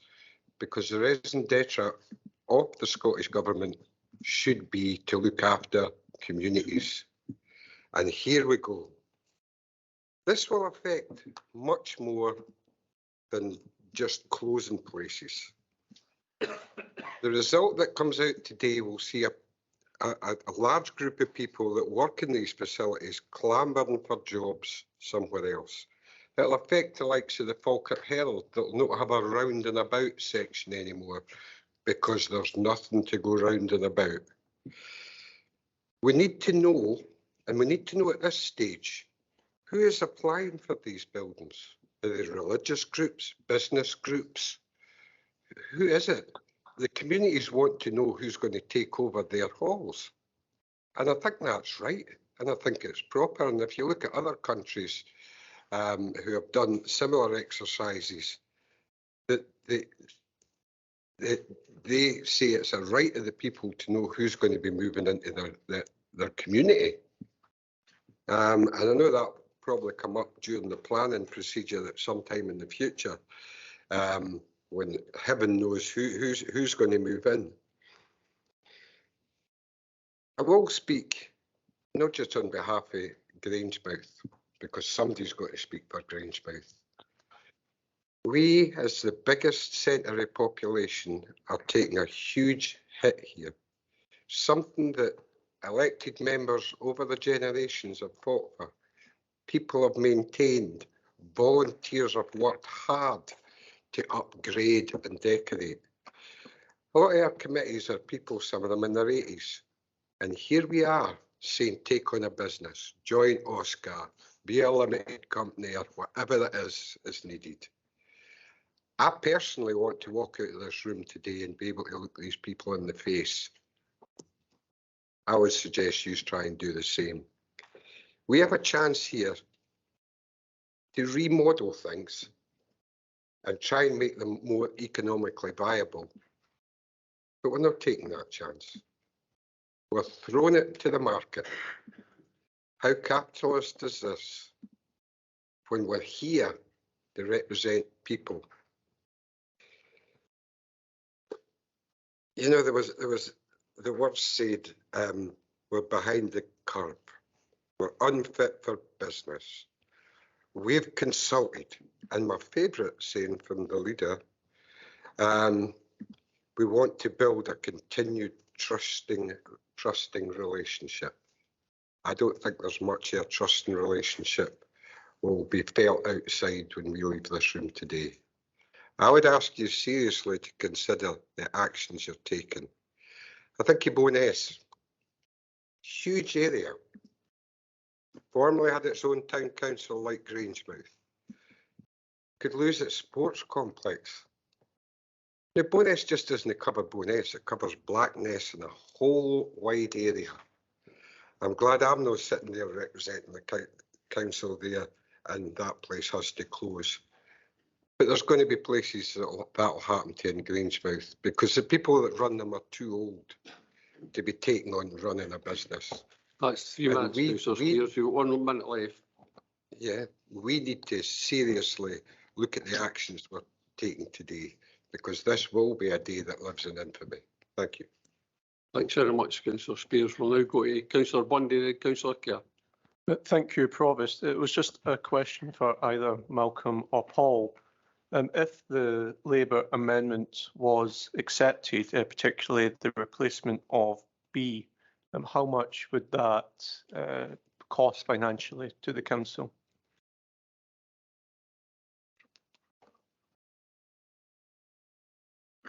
Yeah, I'm just reading it. So to replace recommendation D, approves in principle the allocation of a fund. The difficulty is that if we don't close buildings, we don't create revenue savings to be able to borrow. Based on the current budget model, it is money over and above £2.5 million that is being used to fund the enabling funds for the community asset transfer. So clearly there's a mismatch there. But in terms of the financial appropriateness of it, I would have to confer to colleagues from finance and our section 95 officer to give a view on that. But that's my opinion on it at this stage. Is there any rough estimation? I know there's a lot of detail there, but I think we want to see assets get investment, and this amendment could lead to an outcome where we keep a lot of buildings in poor condition open and leave ourselves with poorer assets but with no money to upgrade them. Yeah, through yourself, Provost. I mean, the difficulty is, you know, we're already doing a lot of work on energy consumption and things like that, but we're focusing on in the high user buildings, which are generally secondary schools, then primary schools, and working our way down. You know, if we look at point undertake such maintenance and improvement measures, or will improve the attractiveness of the facility. You know, we're at essential maintenance at the moment across the whole estate, and the priority for investment has to be in schools, because they're the ones we have to statutorily apply. We have a 200 million plus backlog, as has been widely reported, across all our estate, not just these. And if I was taking a guess, and I wouldn't want to be thrown back at me, probably 80–90% of that sits in our school estate. So, you know, whilst it's a lot less for this, it's still a lot more than we have. Thanks, Paul. Thanks very much, Councillor Bundy. I'll now go to Councillor Kerr. Thanks, Provost. And I would just like to, like others, thank the deputations for coming along and putting their points of view across. It's not easy to come to a committee like this and speak on behalf of their groups and their communities. We understand that as a council, we have too many buildings. Not just too many buildings, but too many buildings that have been left to deteriorate over the years. When the council was in a position to invest over the vast number of years, they didn't. And this is why we're in the position we are now. We have both these pavilions, surplus office space, which can proceed straight away. There will be, however, groups that will be able to take on or manage some of these pavilions. We have put our amendment forward that allows the possibility of community groups to either come together or alone and take some of these buildings through community asset transfer, financial improvement. What we must not do as a council is not to support them to achieve their goals and aspirations. And may I say at the outset, however, encourage them with regards to the many groups we have, and I'm very heartened by the many groups that have come forward and showed an interest. We have in the last few years had some relatively successful transfers from the council to community groups, and one most notably recently was the Westfield Pavilion Centre being one that comes to mind, and I'm sure that there are councillors here today and past that were involved in that process. Going forward, I'm sure that some of these new groups who are thinking about doing the same would love to get feedback from them, how it was done, what would they do better, who's the best person to contact, what were the pitfalls.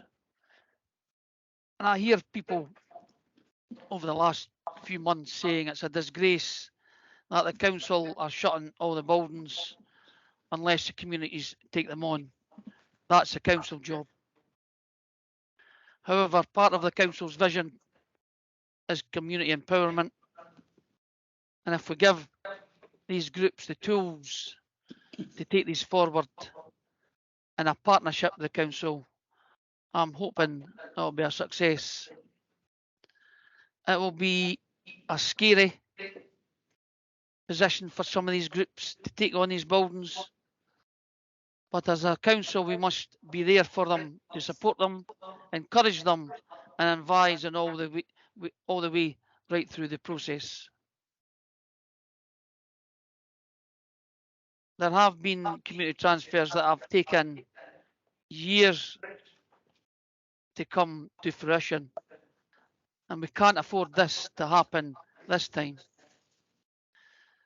We can't underestimate the challenge of these transfers, as some of these groups will not have had any previous experience putting a business plan together, producing a budget, or running a building. And we must also understand that and realise the difference between the size and complexity of each building. That's 4 minutes, Councillor Kerr, if you could try and finish up. Okay, thanks, Provost. Because taking over a pavilion is completely different from taking over a community education facility or a sports hall. Just before I wind up, Provost, I'd like to take this opportunity to thank, as previous speakers have said, Malcolm Benny, the head of police services, Kenny Gillespie and his communications team, but more especially Paul Kettrick and his small team who have worked tirelessly in the detailed work and analysis and information provided. And just before I quote, Provost, Albert Einstein once said, the height of insanity is doing the same thing all the time, but expecting different results. So involving the communities is something different, and let's hope we can get to the right decision. Thank you, Provost. Thanks very much, Councillor Kerr. We'll now go to Councillor Steinbach. Yeah, thanks, Provost. I have a few questions first, if you indulge me, before I make a short contribution. Just for Mr. Kettrick, 3.4 of the report on the climate change element is accepted that if some of the buildings transfer to community ownership, that emissions will remain in the Falkirk area but no longer be attributable to the council. Won't this mean these properties that we hope to have asset transferred if the motion or amendment from the Conservative Group is accepted, therefore may remain inefficient and raising in emissions, but will have less of an understanding of the capacity to monitor and understand the scale and problem of inefficiency? I go to a property once a week that has just recently been community asset transferred for my surgeries, and I can definitely tell you where their current gripes lie. It's not necessarily with their community. Through yourself, Provost, the report is correct in that there wouldn't be a net effect if they were asset transferring. What we're hoping is that through the £6 million enabling fund, one of the biggest concerns we've had from communities is around energy costs. And hopefully through that enabling funds, we can help them undertake improvements to the buildings to make them more efficient, so that when they do transfer, there is a net benefit to the area of reduced carbon emissions. But ultimately, once the properties have left our ownership, the responsibility is with the owners. Now, we can provide advocacy and support, direction to funding, things like that. But ultimately, the decision would be for them.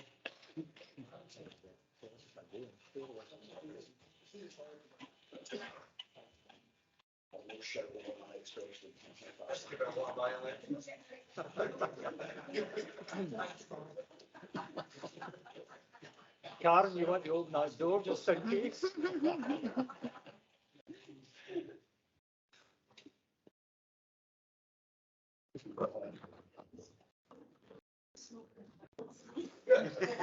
I was asking a question, so it couldn't be me. Right, I'll just go on to my next question. Thanks for that answer. For the surveys at Appendix 1E, which is in relation to whether the council should own less or more properties, I do note that the question, and this, I've had this answered in the briefing, so I won't go over, that the extent or type of properties was not consulted with in that survey. So in that case, how was the public perception on the type and the extent of this property review gathered, especially the public perception, and how was that weighted in the final recommendations put before us? Through yourself, Provost, it was the budget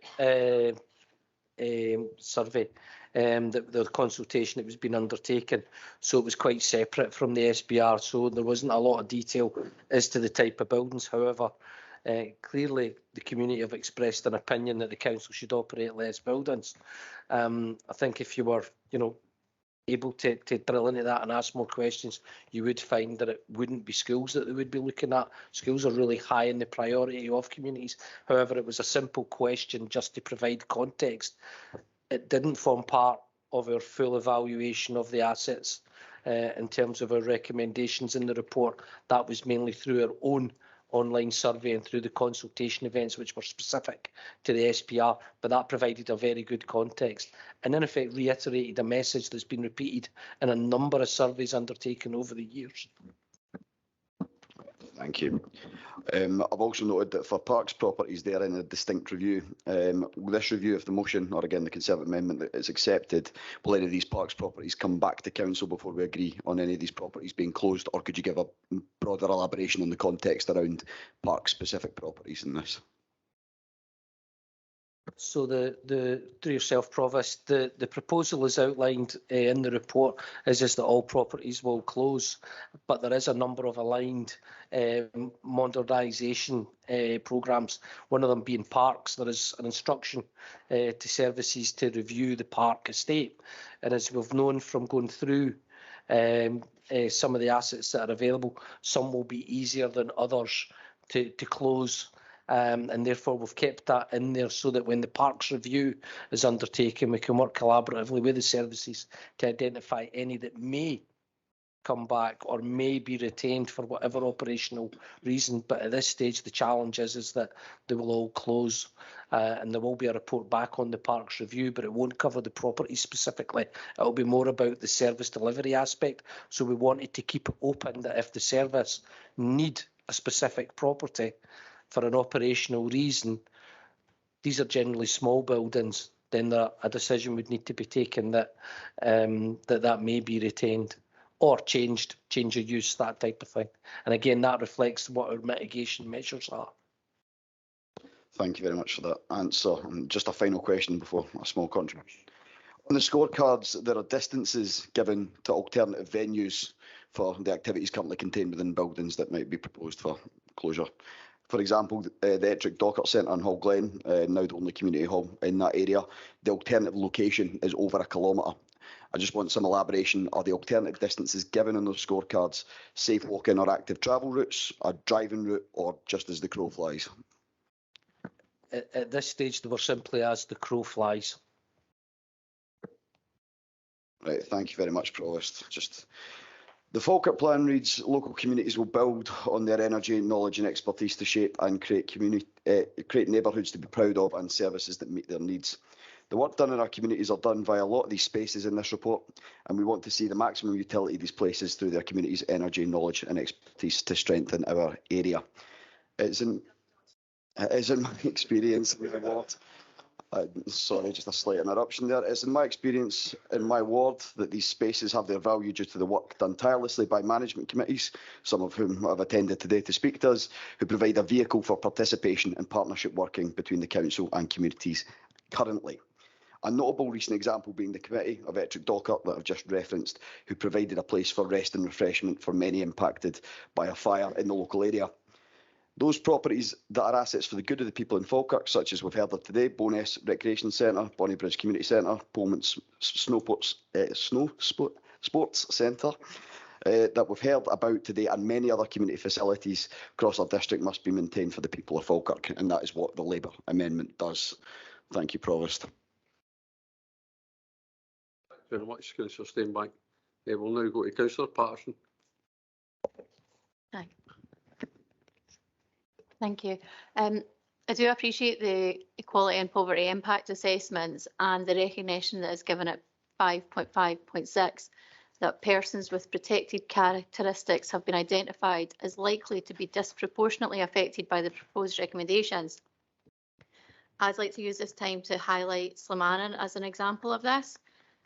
It's been identified as being in the 20% of the most deprived areas in Scotland, with a significantly high number of residents who rely on disability living allowance.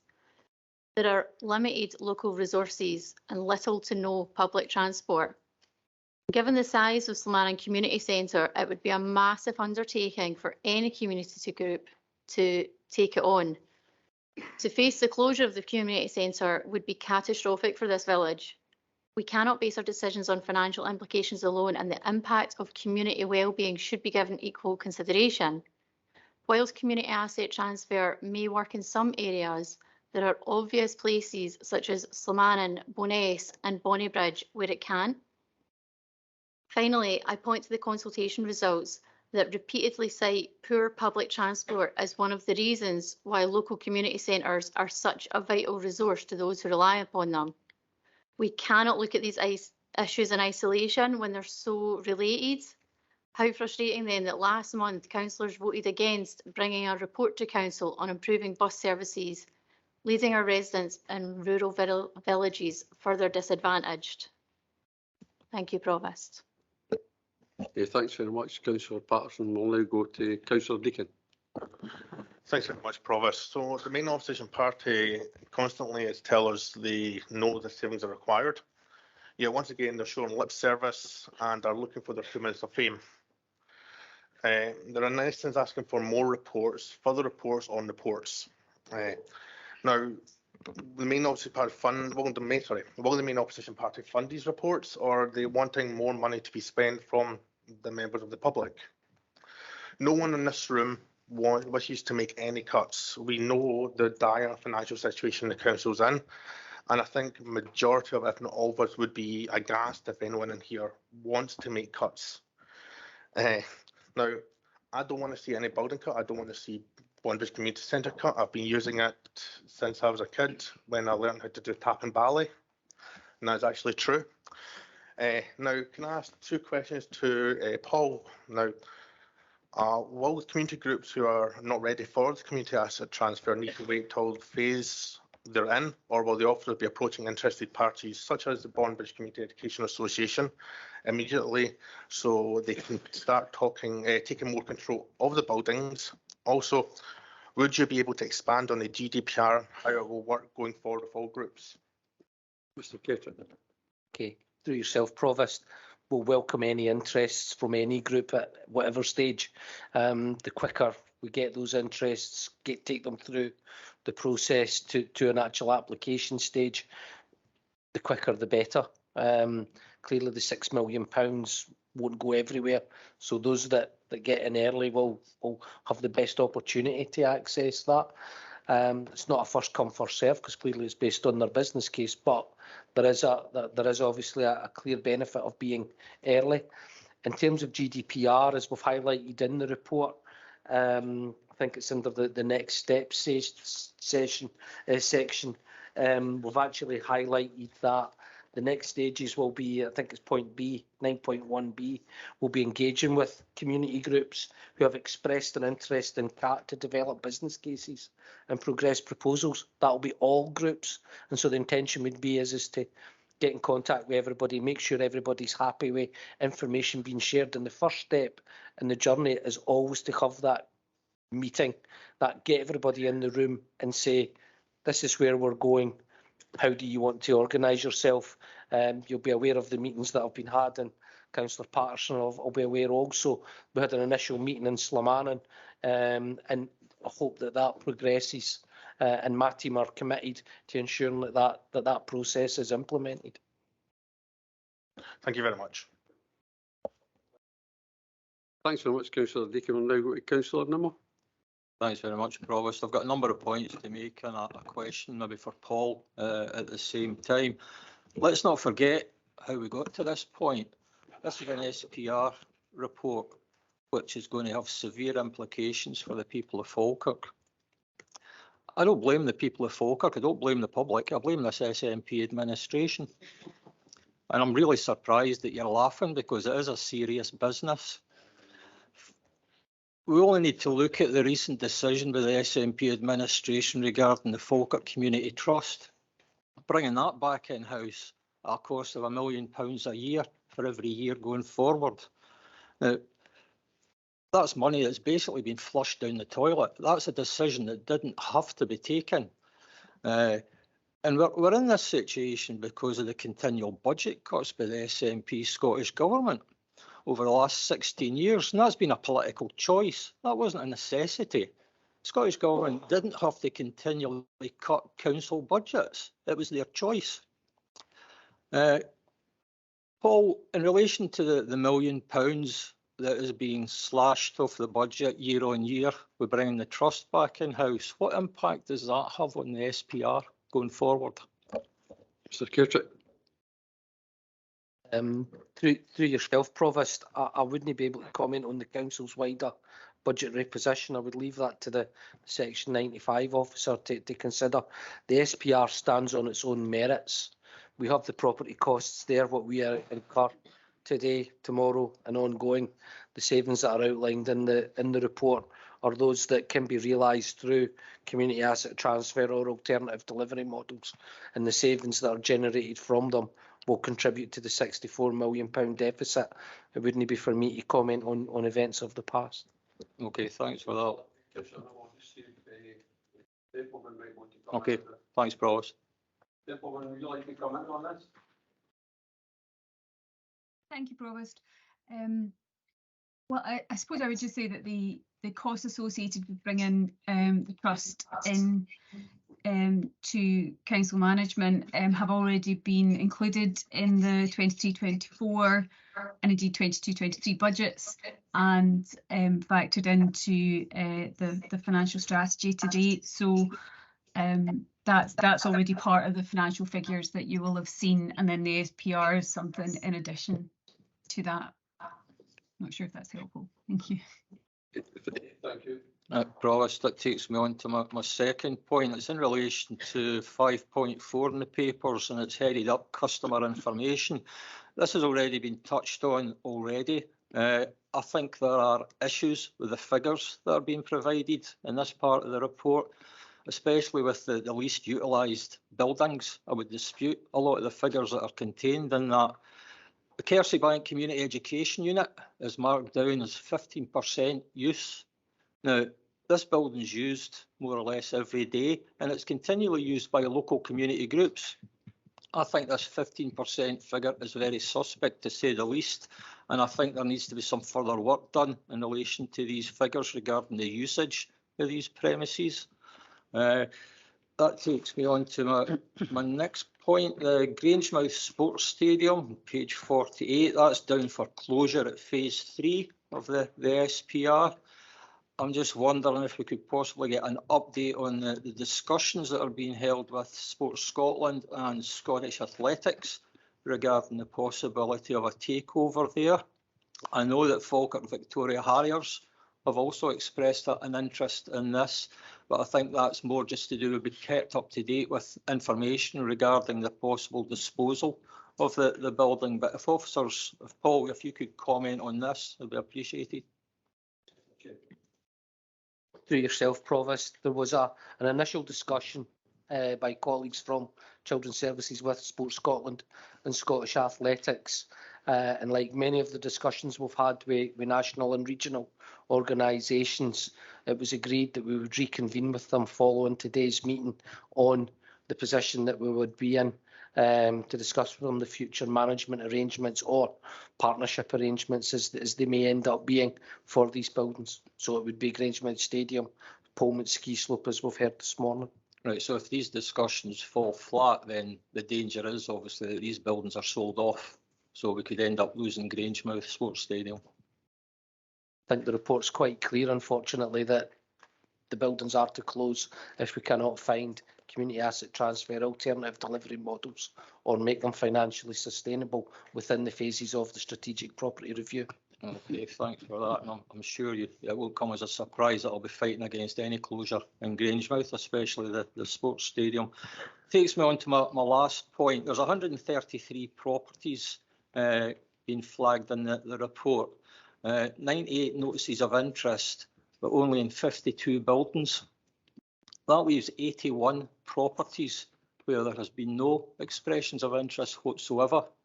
Now, I don't have a breakdown as to what these 81 buildings are or where they are, but without there being any public interest, again, these buildings are in danger of being sold off, irrespective of what they are or what they're being used for.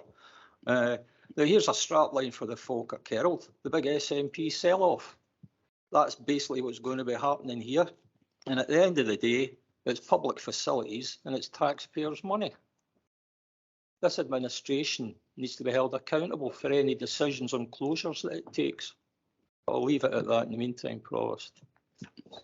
Thanks very much, Councillor Nimmo. We'll now go to Councillor Bowes.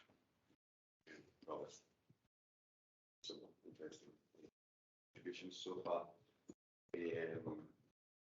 Let's say that one of the things the leader of the council said earlier on was about misinformation, and from what we've heard recently.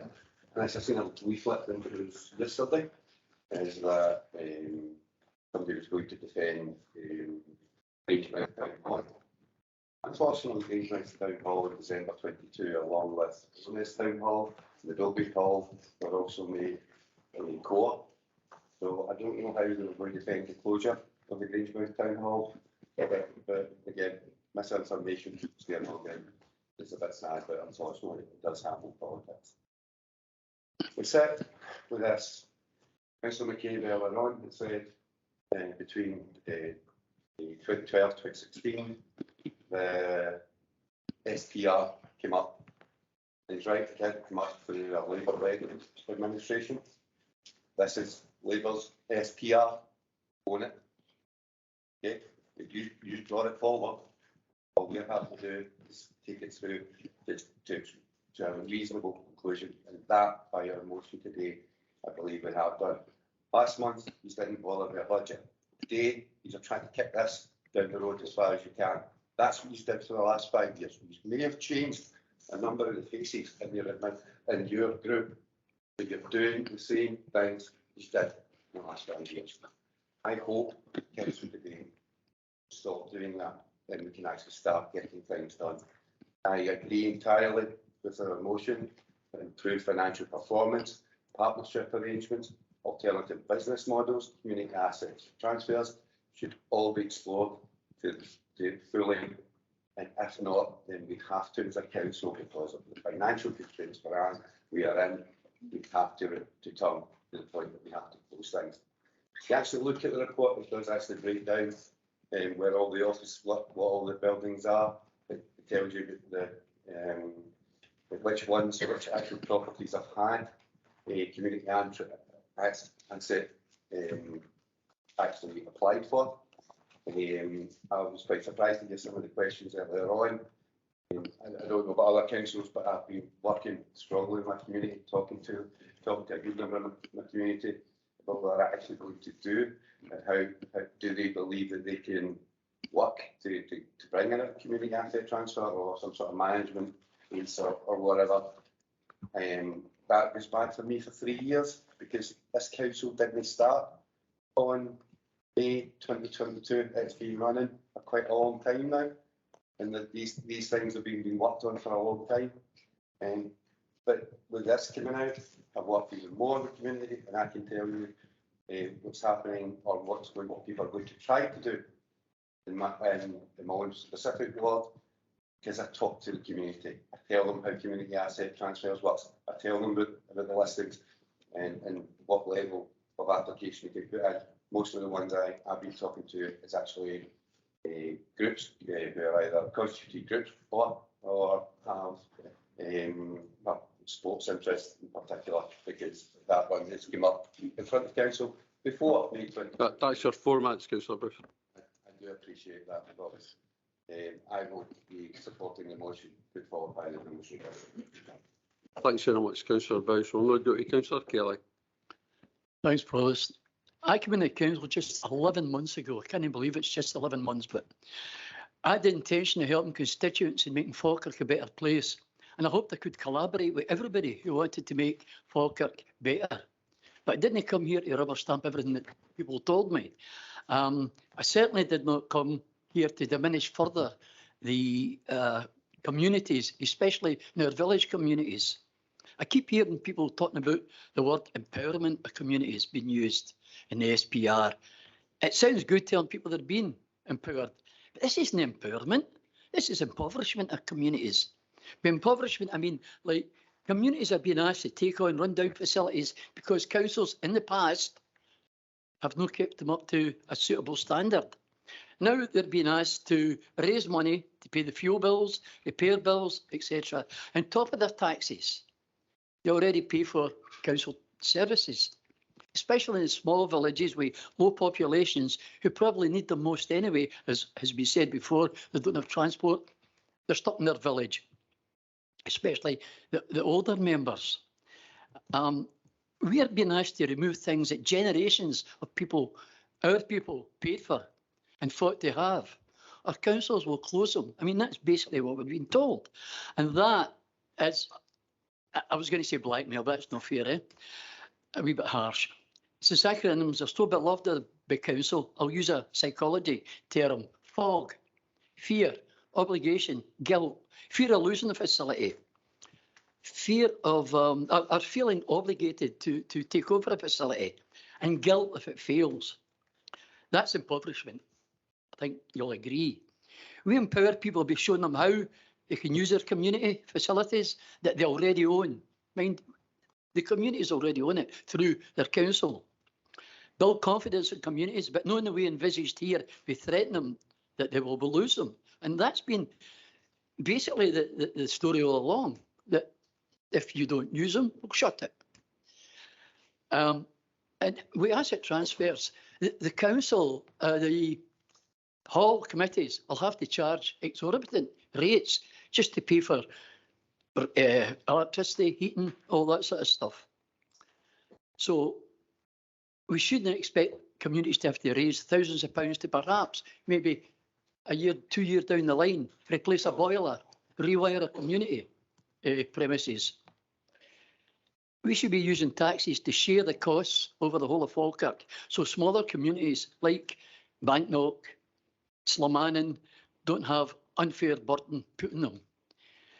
We should have more youth workers to advise and setting up activities for the younger members of our community. Sports coaches to encourage use of sports halls to promote fitness and mental well-being. Obviously, we wouldn't have someone in every facility every day. I mean, we couldn't afford that, obviously. But so much more is possible with a little imagination. And that's something that's missing in the council. Imagination, innovation. The answer to everything is cuts and more cuts. Let's be honest. Falkirk Council's in the position it is financially, mainly through the Scottish Government, who are responsible for the position the council's in, throwing away money on failed projects that should have been used, millions of pounds that should have been used to support. That's your 4 minutes, Councillor Kelly. I'll go fast. That should have, sorry, I lost my thread there. Used to support the facilities, the elderly, children, public toilets, free garden, refuse uplifts, potholes in the roads. Instead, the people of Falkirk and Scotland have had to endure cuts to their public services, while council has to raise council taxes, and that's not even just to stand still. Finally, should there be a vote in favour of this? Will independent due diligence be done? Will independent due diligence be done, or will it be council? Because if it's not carried out in a meaningful way, should any of these ventures fail, I'll almost certainly... You're about 5 minutes now, if you could just wrap mate, up. I'll wrap up at that. All I'm going to say is, councillors, please think of what I've said. When you're voting on this, have courage, stand for your constituents and your communities. Thanks, Councillor. Thanks very much, Councillor Kelly. We'll now go to Councillor Sinclair. Thank you, Provost. Say some of the language the last kind of few speakers have been quite telling. There seems to be almost a collective forgetfulness of the reason that we're in this position, and that's the fact simply that decisions haven't been taken by this council, and it's this council over the past 10 or 15 years that are responsible for the decisions that are taken in Falkirk Council area. I've got 2 questions I wonder if I could ask of Malcolm, Mr. Benny and Mr. Kettrick. Firstly, Mr. Kettrick, can you state that we've heard about data and usage figures for certain buildings? Is it just based simply on a formula position, which is kind of one size fits all and kind of indiscriminate between everywhere, or is there actual real-time usage figures being used to calculate this? Mr. Kettrick. Through yourself, Provost, you'll if you've maybe had the opportunity to go into the members area, we took a 4-week period in January, and every single diary for every single community facility went through by their coordinator to confirm what hours and what rooms were being used. That is the baseline data that has been used to determine the utilisation of it. Now, you could say, should we have done it in February? Could we have done it in March? Could we have done it in April? Could we have done it in May? We could pick any month of the year, but that was the time we'd done it because we clearly knew we had a report to come. That information was applied to all the rooms within a building, hence why some utilisation figures will appear low, despite the fact that there is people in there the majority of the day, but they're maybe only using one room out of 4. So that is the basis of the utilisation figures, and it's been consistently applied across every community facility to ensure that there is that consistency, and we're comparing our portfolio against each other. So it would be basically a case of low usage would signify underutilisation and not utilisation to the maximum potential of the building. Thank you for that, Mr. Kettrick. My understanding of energy efficiency measures out there is that there's a significant amount of funding available to community groups and registered charities that are taking on certain community asset transfers or certain other things that's not available to council, and funding streams that just simply we are not able to get into. I wonder, Mr. Benny, my understanding is the local heat and energy efficiency strategy will expand in that support and that information that's available somewhat through a tool that's available not just to community groups, community councils and such, but also businesses and individual owners of property in the area. Is that my understanding correct in that sense? Sorry, through you, Provost. That would be, and that information would be available as part of a package of support from the council, not just in terms of funding, but practical advice. Through you, Provost, that's my understanding of the situation, and obviously we'll be bringing the LHE's report to council later in the year. I'd also point to the fact that the £6 million fund that forms part of this report would be directed ideally at things like new boilers or other energy efficiency measures that would help reduce utility bills for any groups that were taking on the facilities. Thank you, Provost.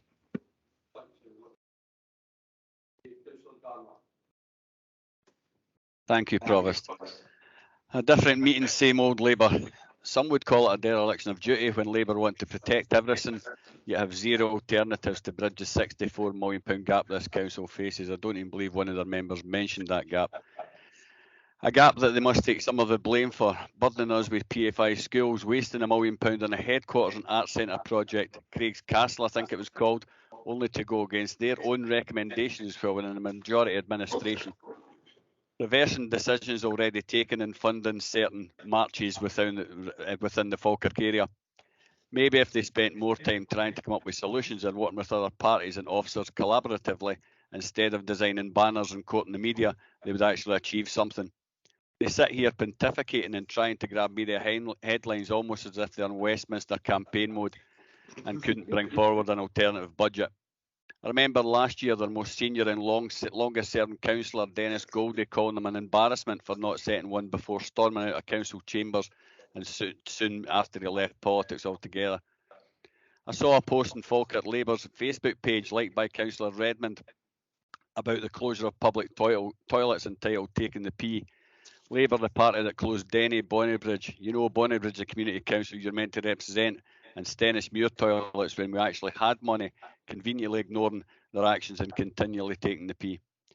As a Labour group totally abandoned their environmentally friendly attitude and completely ignored the climate change implications this report removes older and less efficient buildings. Councillor Hannah alluded to the fact that £200 million was required to bring our estate up to standard. Can I ask her, Alan Nimmo, or indeed yourself, Provost, as I think you were group leader at the time, why only 2 or 3 years ago did you vote down an SNP administration recommendation to invest £50 million into our leisure portfolio? Sheer hypocrisy. Alan Nimmo mentioned bringing the community trust back into the House. Does the fact that no leisure facility is anywhere near clearing its feet not back this decision up slightly? Provost, different meeting, same old Labour. Some change in members, but still the same old Labour. Thank you, Provost.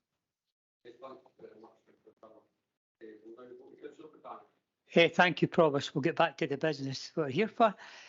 First of all, I'd like to congratulate the two members of the Barnabas Community Education Centre again for their wonderful representation on behalf of the community. With major increase in mental health issues caused by COVID, the proposals to decimate our communities of facilities will have a serious effect on the health and well-being of our constituents and would have catastrophic effects all over the district. Over the past 10 years, our communities have been continually put under pressure with the threats to their facilities. In my own area of Bonnybridge, our local library over the years has continually been under threat. That brought major concerns for staff and users. Regarding Bonnybridge Community Centre, that has also been under threat over the years and has caused consternation throughout.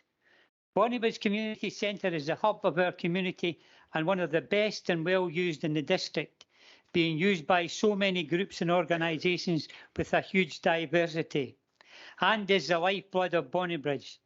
I cannot imagine our community without the centre, as I am sure other areas in the district would be the same. Any member who would support these proposals to destroy communities should hang their heads in shame. The allocation of £6 million to enable asset transfers is a joke and not viable. Let's support our communities and our constituents and our facilities and say no, no, no to these main closures. And I'm going to support the Labour amendment. As for the community interest that our colleague Mr Ketchick has spoken about, at that meeting it was clear, because of the hard work that was done by the community education representatives, they gave everybody that evening an opportunity to come forward. They stated quite clearly the reasons why they could not take this on, because of the factors that they were very serious about the ramifications of trying to take an asset transfer on. They also were very proactive when they invited along a group that's actually took an asset transfer on. Former Labour councillor Betty Cook, her husband, was there and did a presentation on the factual matter of taking an asset on, and they showed quite clearly that it was a very, very difficult situation. I'm going to ask a couple of questions, Provost. First of all, I'd like to go back to Mr Kettrick and say that you stated at the very beginning that there were 10 interested people in the Bonnybridge area. You also disclosed the fact that there were certain areas where you could look 1, 2 and 3 exactly where they were at. Could you maybe tell us where these 10 people are in relation to the asset transfer and the possibility of taking it on? Through yourself, Provost, they're all at that early stage. Sorry, at the early stage, because I'll be quite honest with you, there was, I think they said quite clear there were 98 people in the big hall, and there was quite a few, so there was well over 100 there. And to be honest with you, although people were desperate, and that was the word for it, desperate to ensure that Bonnybridge Community Centre kept open, there was nobody really there that after what the community education representative stated, how difficult it would be, and in terms of finance and workload, that they could take it on. They could take it on themselves. So I think it'd be really, really, really difficult for anybody in a community to take on an asset transfer, and it's for £6 million. I think that's a bit of a joke. One more question, Provost, to Mr Ketchick again. Should this motion by the SNP administration go through, in terms of the ramifications for the likes of Bonnybridge Community Centre, what would be the future in terms of the process then from now until 26? Through yourself, Provost, not to be specific on Bonnybridge, but to be the same on all properties that are within the SPR. The next stage is to work with management committees and communities to implement improved financial performance. That's one thing we have to do. So look at increasing uses and the whole raft of things associated with that. In terms of the asset transfer, The next stage is to engage with those community groups and that have expressed an interest, bring them together, form those collaboratives that can then work up business plans and take forward to the next stages of asset transfer. And then after that is to really look at how we can do the diligence in terms of that, so having charitable status and things like that, and basically getting to the stage where we can make formal asset transfer applications. What I would say is, having spoken to the lady for Tamford Hill at the meeting, and it was a good public meeting, that was then, this is now. How we have managed asset transfer in the past hasn't been the most effective. It was relatively a new concept. There's been a lot of lessons learned, I would say. Now we are doing this on this scale. It has to be improved. It has to be a lot quicker. It has to be more basically collaborative between communities and council. So that's the intention going forward. And my team, as is other teams in the council, are committed to pursuing that. Thank you very much. Just one final question to you, because you were right that the lady, Councillor Cook, who was a councillor in Falkirk District Council for many years, stated quite clearly, and she was very honest in her approach to telling everybody how difficult the situation was and how it's taken. Now, it's very difficult for me to ask you this question, sir, as a top official of Falkirk Council, but having listened to other people and taken advice for other areas that have been doing asset realisations, and quite a lot of them, can you tell me then that over the years, do you believe that asset realisation would work? Is it not the case that in other areas, in other councils, the asset realisation has been carried on many years before, and what's happened is the biggest majority of these asset realisations never ever worked, and at the end of it, these buildings had been closed, and so that's the main worry, that over the years, although we're getting all this rhetoric and we're getting all this correspondence and building communities up to say that they can do this, that the reality is that in a few years, that they're not successful, and what happens then is that these places are then sold off. So through yourself, Provost, I don't have access to data that says which proportion have been successful or not. I would suggest that that's still early days in terms of community asset transfer to do any evaluation of that. What I would say is that the approach that we're proposing to adopt gives the best opportunity for assets to be transferred in a sustainable manner so that they have got that longevity. We've outlined not only the support at the start to get them over the line, but also the continuous support after they're transferred. And we would, expect and hope that that is the best approach to do.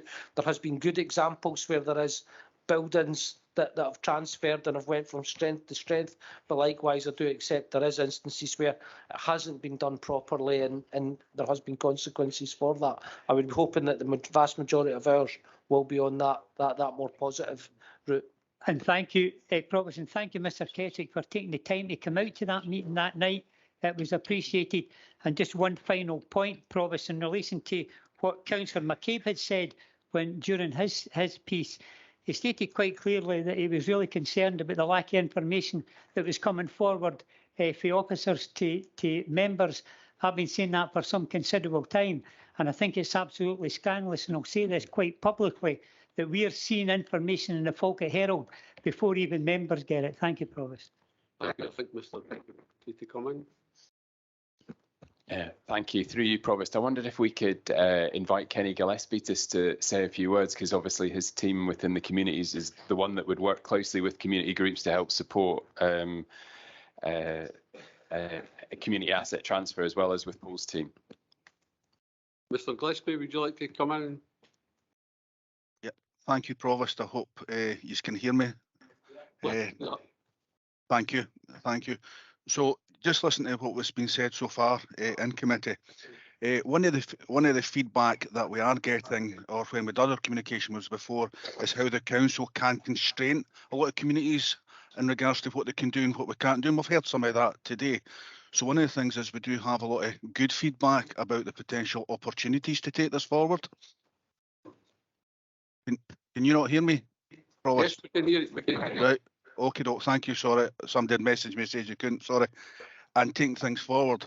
Albeit, though, the feedback that we did get is it needed more support. It needed the correct support. And that was some of the Council of the Future projects, working with community learning development teams and making sure that they support. We've heard earlier from our colleague Mr Kettrick there about making sure that we put the right teams in place, and also from local members. That again has been heard loud and clear from our communities, that they need support, but they need constructive support, and not the case of what's maybe happened before, saying there's an asset transfer, there you go, and then walk away. We have systems now in place to support. We're using more of our third sector and people who have, and community groups who have made massive successes, but also looking out with their own council and talking to other councils who have made things positive and made a huge difference. I think also moving to what's being proposed today, the idea is that you may get more than one group using a property or a building where they can share these experiences, but also build on the positivity of these experiences as well, Provost. So it's not all going to be plain sailing, please. I'm not saying that, but we've heard a lot from our communities saying that a lot of them are constrained in the past about some of the times, opening times and requirements from the Council, Provost. Thanks very much, Mr Gillespie. We'll now go to Councillor Devine. Thank you, Provost. In the last 11 months since I've been in the council, I've continuously watched this Labour group cite they don't want this, they don't want yet that, yet they have failed to produce a budget, a plan or a vision. Instead, they want more reports on the same subjects, costing more money and more time, and refusing to make decisions. Just kicking things into the long glass. So much for collaborative leadership. Not a mention about a huge budget gap or the effect this has on the council. Always on the blame game, taking no responsibility for the lack of their decisions. It's time to make a decision and get our council back on track. Thanks very much, Councillor Devine. We'll now go to Councillor Benny. Thank you, Provost. I just want to say that maybe words of wisdom, you might call it that, but the usage figures that we talked about before, and I think as councillors, it's for all councillors, it's very important we get the correct data in relation to what we're talking about to make an informed decision at the stage or the phase and things like that.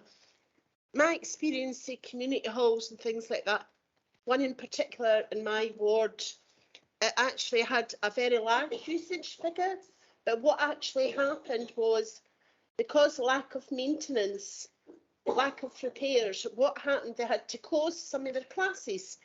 So eventually, when it came to the report, the usage figures looked quite low. So the point I'm trying to make is pushing forward is very important. Correct data is very important. But if we're giving out data about usage, what we have to say is, well, why did that decrease? In a way, in that sense, when you're looking at it, you're thinking, it's not getting used, but it could have been used. That's the whole point. So we've got to give the full story when we're giving data.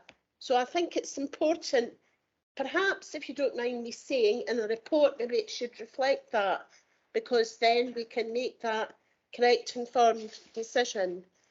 So it was just really to mention that. Okay. Thanks very much, Councillor Bennett.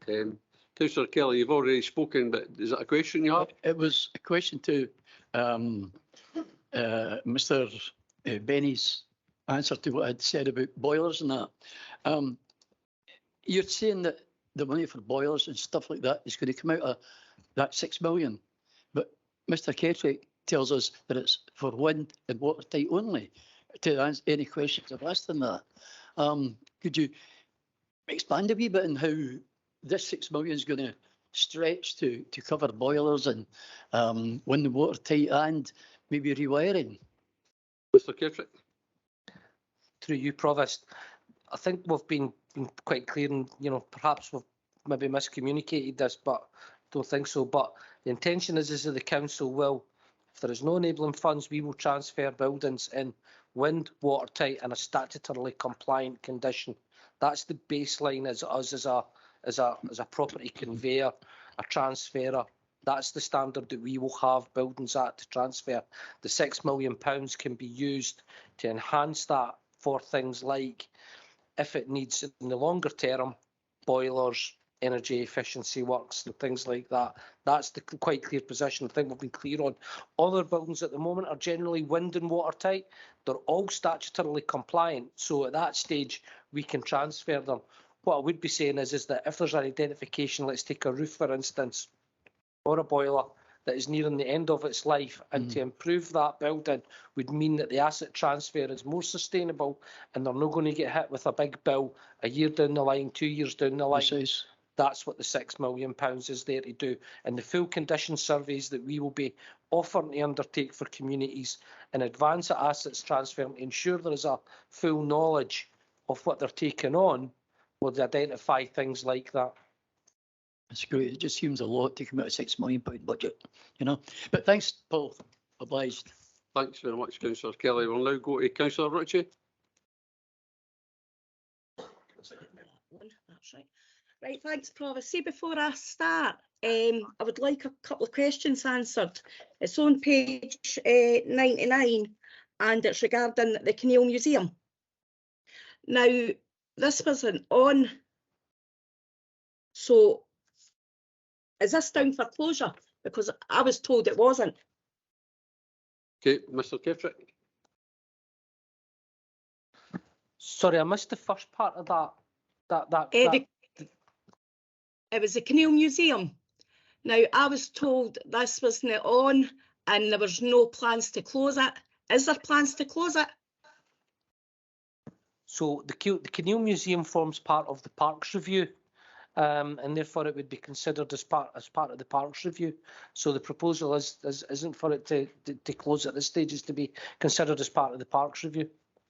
But it's actually down here as close. So is that going to be closed as well as everything else in Bowness and Blackness?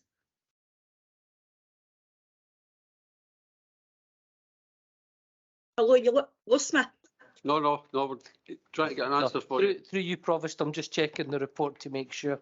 It's on page 99, Paul. 99 for me is actually Avon Bridge, so... Oh, right, it's the second for the top. Keneal Museum, Bowness, Blackness, Phase 2, close appraisal as part of Parks Review. So I take it that as down for closure. Index 2.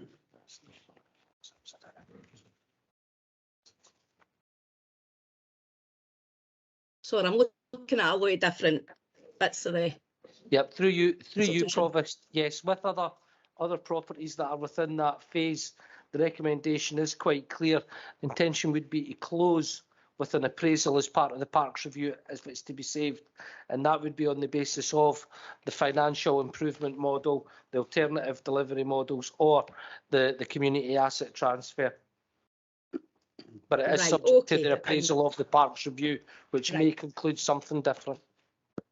Right, it's just it's no on today's, but I just wanted it, so that's how I'm quickly trying to do it, but no put into my 4 minutes. Second thing is something Councillor Bowes said was about the Bowness Town Hall, Grangemouth Town Hall, Dobie Hall.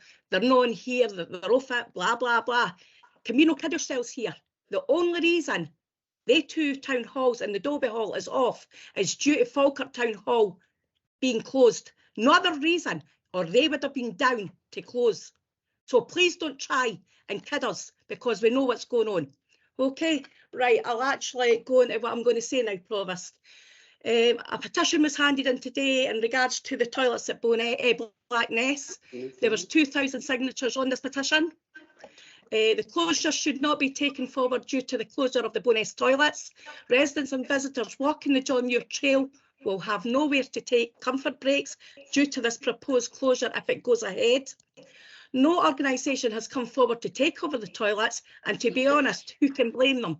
Who wants to clean toilets, etc., on a voluntary basis when it's not just going to be once or twice a week? This is going to be morning, noon and night. that these toilets are going to have to be cleaned, because the amount of people that walk the John Muir Trail and visit Blackness Castle. Okay, it's already been disclosed that the pub and restaurant in Blackness, they can also take in everyone that needs a comfort break. It's okay if they're going in and buying, but the amount of visitors that go down there, you can't ask a premises to let people come in their door where people are sitting and go through it to go to toilets. That's just not right. So that's another one with that.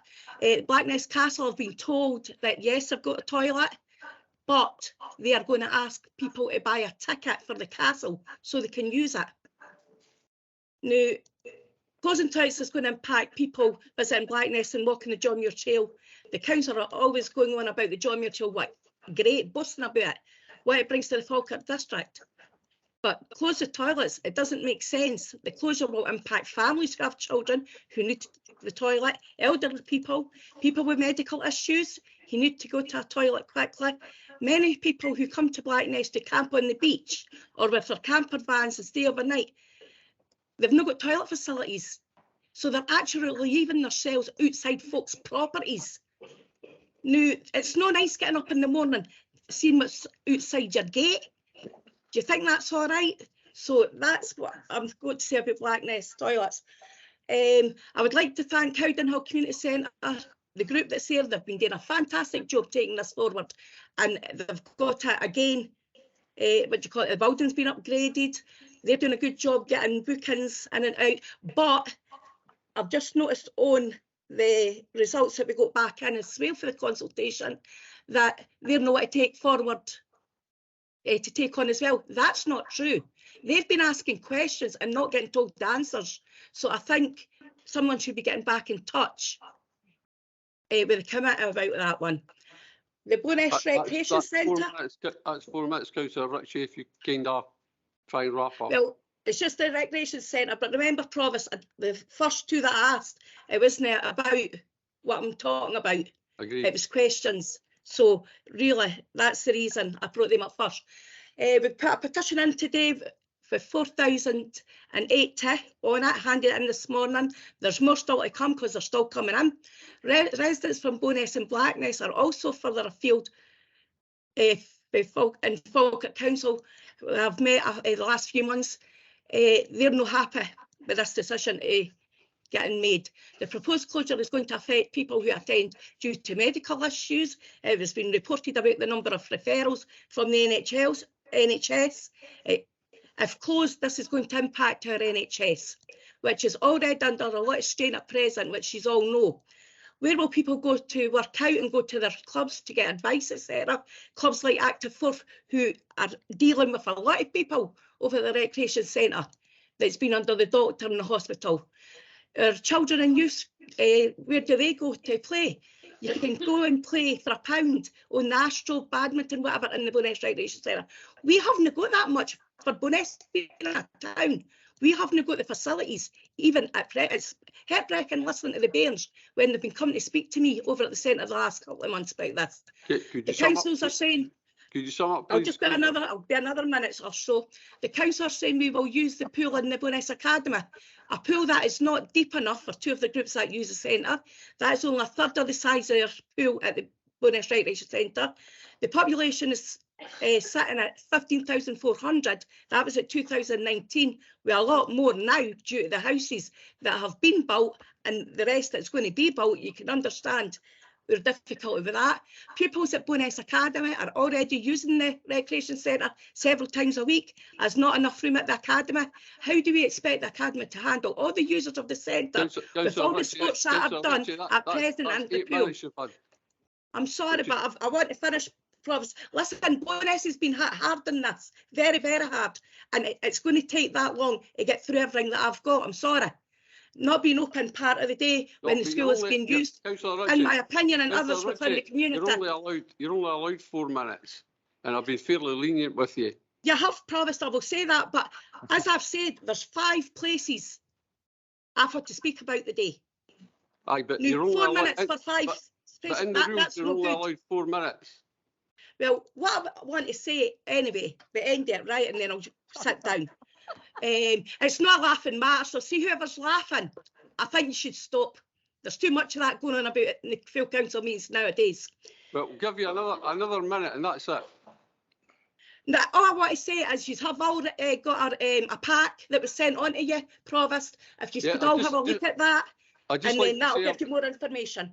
Thank you, Provost. Thank you very much. And I'd just like to say I was handed the petitions today, Blackness Toilets petition and the Bowness Recreation Centre petition, which I'll ensure the officers keep these safe. Thank you. Thanks, Provost. Thank you. What was your 19-1? Okay. Can I ask, confirm that the Bowness Town Hall, the Grangemouth Town Hall, with the Dobby Hall, have been well removed from the SPR list and made into core projects rather than non-core projects? It's been suggested to have, of course, not reason titles, just all that. Right, Mr. Kirktree. Through you, Provost, recommendation F notes that town halls are now considered core properties and not proposed to close as part of the SPR and will be evaluated and reported upon separately. 19-1, Provost. What was Provost, it? Well, okay, Councillor Bouse has just come in and says what he said. Can it be confirmed that the Bowness, Grangemouth and Dobby Hall was an SPR at the beginning and it's only been taken off due to the fact we have not got a Falkirk Town Hall now? Because it was on it. Oh, okay. Could you perhaps address that, Mr. Kirktree? Through yourself, Provost, there was a motion at Council Executive on the 6th of December that stated that the town halls were to be considered as core properties and therefore did not form part of the core SPR. And that's the intention is that they do not form part of the SPR and will be evaluated separately due to their nature. Thanks very much. Again, Provost, I want to clarify that. I'm sorry, but this has been brought up before. Bowness Town Hall was on it. It was on it. When we had our meetings, our ward meetings, and we also had the meetings, the consultations during COVID, it was on it then when we were speaking about it. Is that true? Well, I think that they're now non-core, if that's... Aye, now. Now but they weren't on it. So, I'll say again, didn't kid yourselves. They're not on this because of Falkirk Town Hall. Okay, Councillor Ritchie. Councillor Meekins.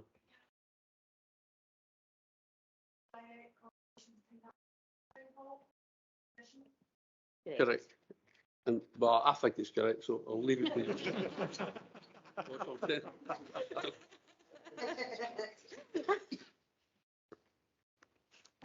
Okay, we'll go to Councillor Nimmo for a question, I believe. Yeah, thanks, Provost. It is just a question, and it's based on one of Mr. Kettrick's previous answers. I know you said, Paul, that you'd be making buildings wind and watertight with regard to any potential takeover, but can we maybe go a bit further and offer a formal survey that might give public groups more confidence in taking these sort of buildings over? These public groups might want to do their own survey. Are we encouraging this? Mr. Kirktree. Through yourself, Provost, the traditional approach to condition surveys is that user groups or prospective cat groups would undertake their own survey. We're offering that we will undertake the full condition survey, which would be done by an independent company, separate from the council. So it won't be our staff that will undertake it, and we'd be happy to share that as an initial cost to the council as part of that asset transfer process, as part of that building the confidence and capacity for them to take it on. If they wish to go and get their own survey, that would be clearly something for them to consider themselves. But I've been quite clear that the commitment is that any building that transfers will be on the basis of its wind and watertight and statutorily compliant, and then the £6 million is used to assist with the other aspects of it, such as energy efficiency or long-term planned maintenance works. Okay, thanks for that clarification, Paul. Thanks very much, Councillor Nimmo. We'll now go to Councillor Colley, then Councillor Anslow. Yes, thank you. I think I just want to restate what is in our motion, and the term last resort. If there's no community asset transfer, no alternative business model or partnership agreement, or the property financial improvement, performance improvement can't be achieved. I want to emphasise the words last resort. There are many of our facilities have huge potential, perhaps yet unrealised, alternative service models, increasing income, and we've actually heard some of that just now. And Bonnybridge talked about that huge asset that the community centre is, and there are many groups that they run, some which I'm sure can gather more funds, and we have already a number of people who are interested in the community asset transfer, but some of it can be about usage, it can be about other funds from elsewhere, and we have stuff around the community choices, but also the Health and Wellbeing Inequalities Fund and other funds like that that can help support the financial performance improvement. And we heard from the ski centre and from I want to say Snow Sports Scotland, and you're really trying to talk about getting behind and working out how the Polmont Ski Centre can work to its best effect, and you know it was a bit of a surprise that they hadn't been involved earlier in that, because that seemed like a really good opportunity.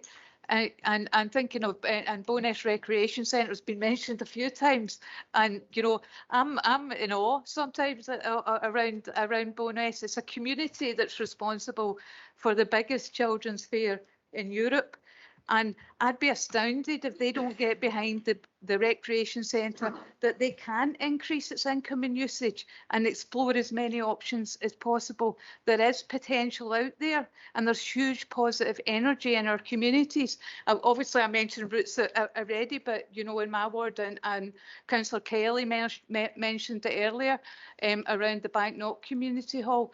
And when the public meeting was called about involving people in it, the number of people who attended that and the number of people who really wanted to get involved. But other things in our areas, like the Hope Hub in Denny that started from zero and now has a drop-in every morning, is running food services, has a warm space. This is also helping with food and a number of other activities are required. All these different things happening, and I can't not mention the Archibald Russell Centre, which again has a number of different things running in the centre that are funded from different areas. So I'm going to say the words again: last resort. There's so many other steps before that, and we can actually, with our communities, really support a lot of the facilities being really strong. And I think we've got a job as elected members as well to support that and come forward with the most positive vision we can. And we are in challenging times, but we can find a positive vision and we can support our communities through that. Thanks very much, Councillor Colley. We'll now go to Councillor Anslow. Thank you, Provost. As usual, I've listened quietly to everybody else, and it's just a couple of short statements I really want to make. One is around the council vision, which clearly states it promotes the health, the well-being of its constituents, and equalities for all. Well, I'm sorry to say yet again, here we are again, and what we're proposing today is totally contrary to that vision. Not only under the consultation was it unfair, unequitable, because a lot of the consultations were during the day when most of us work, including myself, but also I cover an area which is largely rural and most people couldn't get to them because they were held in the main towns. And most people couldn't get to them because either they were working or those that didn't have access to a car, we don't have a proper bus service to get to them. The final point I want to make, like Councillor Ritchie, I also have a community hall in my area, which I know for a fact, an actual fact, because I've attended the community council meetings, that have been in talks to look over to take that community centre over. Yet I find in the papers there is no mention of it, and they just want to close it. And when I queried the point, I've been told that, oh, well, we've had no emails. Well, that's not what I'm being told in the community council meetings. So that, along with the footfall issue, this particular community hall does have a high footfall, and it's also one of the rated A with the highest energy rating. So I'm sorry, but I don't trust any of the facts in this report, and I will be voting against it. Thank you.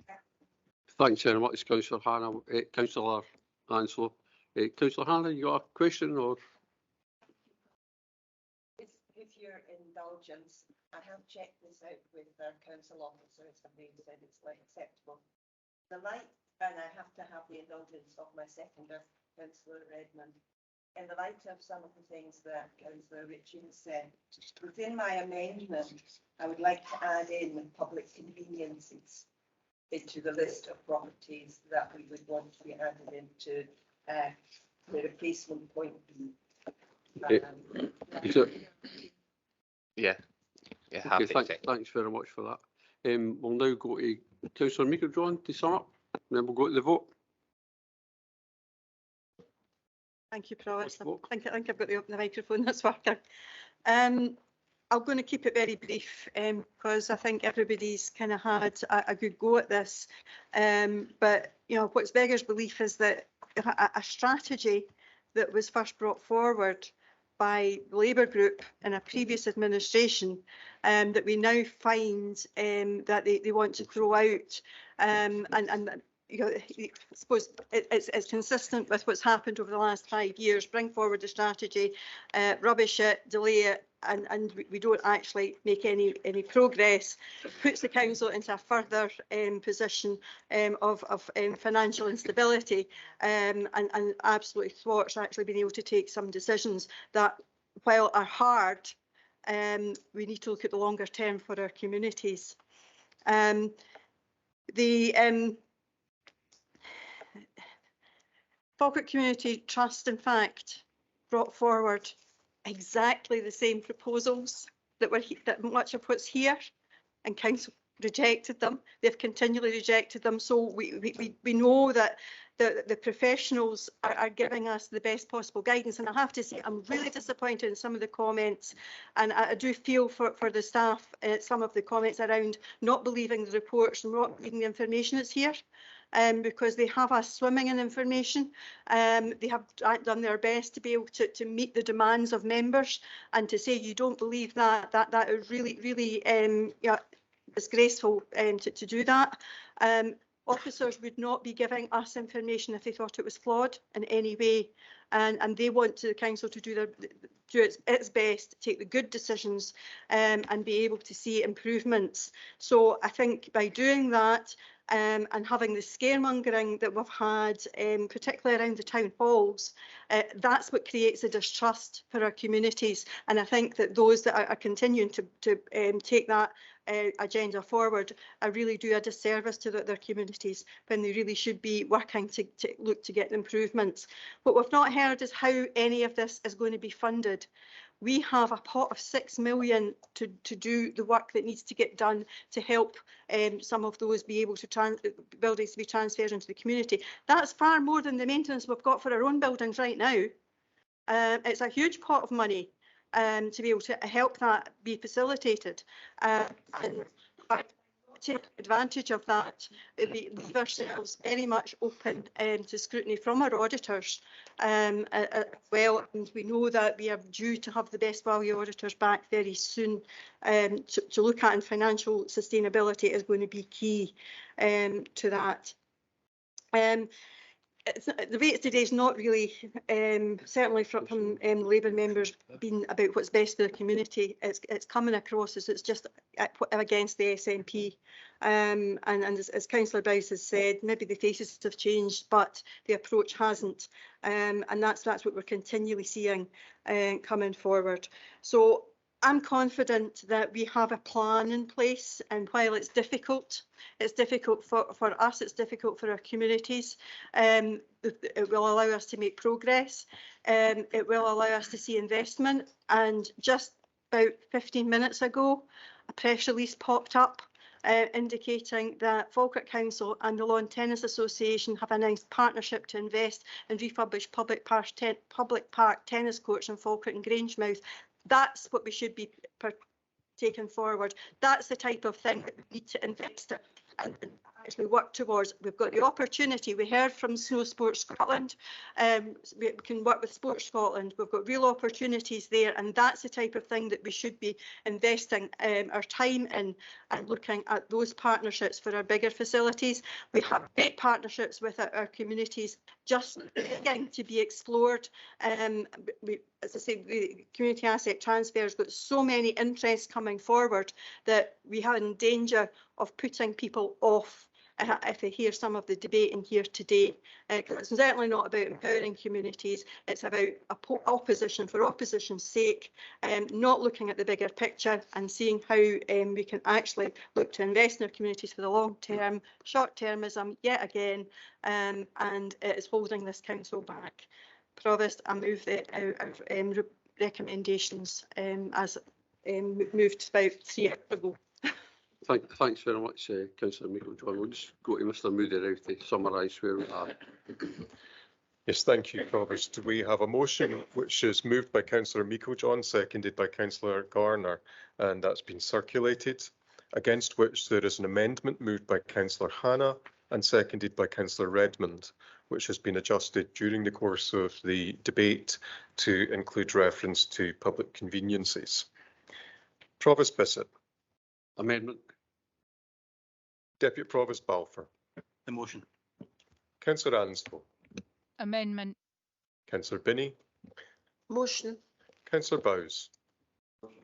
Councillor Brown. For the motion. Councillor Buchanan. Councillor Bundy. Motion. Councillor Colley. Motion. Councillor Deacon. Motion. Councillor Devine. Motion. Councillor Flynn. Motion. Councillor Forrest. Motion. Councillor Garner. The motion. Councillor Hannah. Amendment. Councillor Kelly. Amendment. Councillor Kerr. Motion. Councillor McCabe. Amendment. Councillor Meikle-John. Motion. Councillor Murtagh. Motion. Councillor Nimmo. Amendment. Councillor Patterson. Amendment. Councillor Redmond. Amendment. Councillor Ritchie. Amendment. Councillor Sinclair. Motion. Councillor Spears. Amendment. And Councillor Steinbank. Amendment.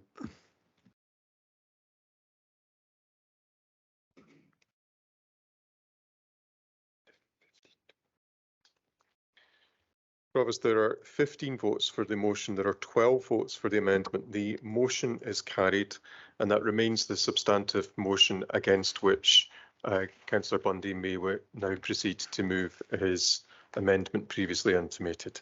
Councillor Bundy. Thank you, Provost. Like everyone in this room and online, we got elected to stand up for Falkirk, to stand up for communities. And yet again, Paul Garner says, same old Labour. I would say same old council debates that I've been in. The SNP putting forward proposals, not recognising cuts by the Scottish Government, putting us in this financial situation, but then Labour appearing to have more hope that the Scottish Government will fill the black hole than the SNP. It's quite a contradictory position for somebody from outside this debate. And certainly with Hamza Yousaf becoming First Minister, my confidence has not increased with that black hole being filled by the Scottish Government. But we have to work in the prism that we're in. We want to serve Falkirk now, and we want to serve Falkirk for generations to come. That means we have to apply financial realism. And as Mr Kettrick said in his answer to my question regarding the Labour amendment, it would have been a lot of poor quality assets with little to no money to improve them. That's the reality, and that's not the best for Falkirk now. It's certainly not the best for Falkirk in the future. So we've got to harmonise these aims of financial stability and serving our community, and that is what we've tried to do in our amendment. And there has been a lot of talk about Grangemouth Town Hall, Bowness Town Hall, the Dobie Hall. I'd just like to put on the public record that was a Conservative amendment that puts those 3 properties into the core building. Nothing to do with Falkirk Town Hall, to put clarity on that as well. But it was the Conservative amendment recognising that these 3 buildings are important to not just the communities of Larbert, Grangemouth and Bowness, but to the whole area of Falkirk Council. And that's why we put that amendment forward in December to safeguard those buildings. And that shows what can be done when you take a pragmatic approach. And that's what we're doing here. We understand how important community centres are to communities throughout Falkirk. The deputation made by Bonnybridge Community Centre today highlighted that.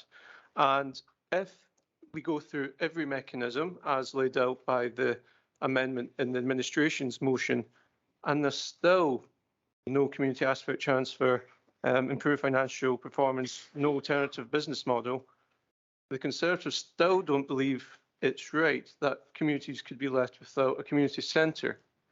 We believe if that comes to that situation, that decision has to come back to full council and treated as an independent topic. And that is what this amendment does. It's a safety net for community centres. It doesn't solve the problem, and we encourage all groups and all community centres to go through every stage in the administration amendment to their motion to try and get a community asset transfer or an alternative business model, partnership arrangement, or to have a improved financial performance. And that is the best way to secure the future. But if all those are tested, maximised, and there's still no solution, the democratic thing is for that decision to come back to this council and the councillors are accountable. And that is what we are doing. So I know the motion or our amendment doesn't go as far as what Labour and the Independents would like. But for that democratic accountability and recognising the importance of community centres, as was in your amendment, please do support our amendment to this motion. And I make the same plea to the Independents as well. So that is what the Falkirk Conservatives are putting forward, a pragmatic approach, trying to harmonise the need for financial stability, so Falkirk Council can serve our communities in the long term, but recognising that in the now, there's some buildings, some community centres that serve our community, and that they should be given every chance to stay open. Thank you. Thanks very much, Councillor Bundy. Do you have a seconder? I'll second that, Provost. Thanks very much. Come back in. Thanks very much, Councillor Kerr. Provost, I wonder if we could maybe have a short recess just to have just to go over this amendment by Councillor Bundy. Would that be okay? Okay, a recess for 10-15 minutes. Yes.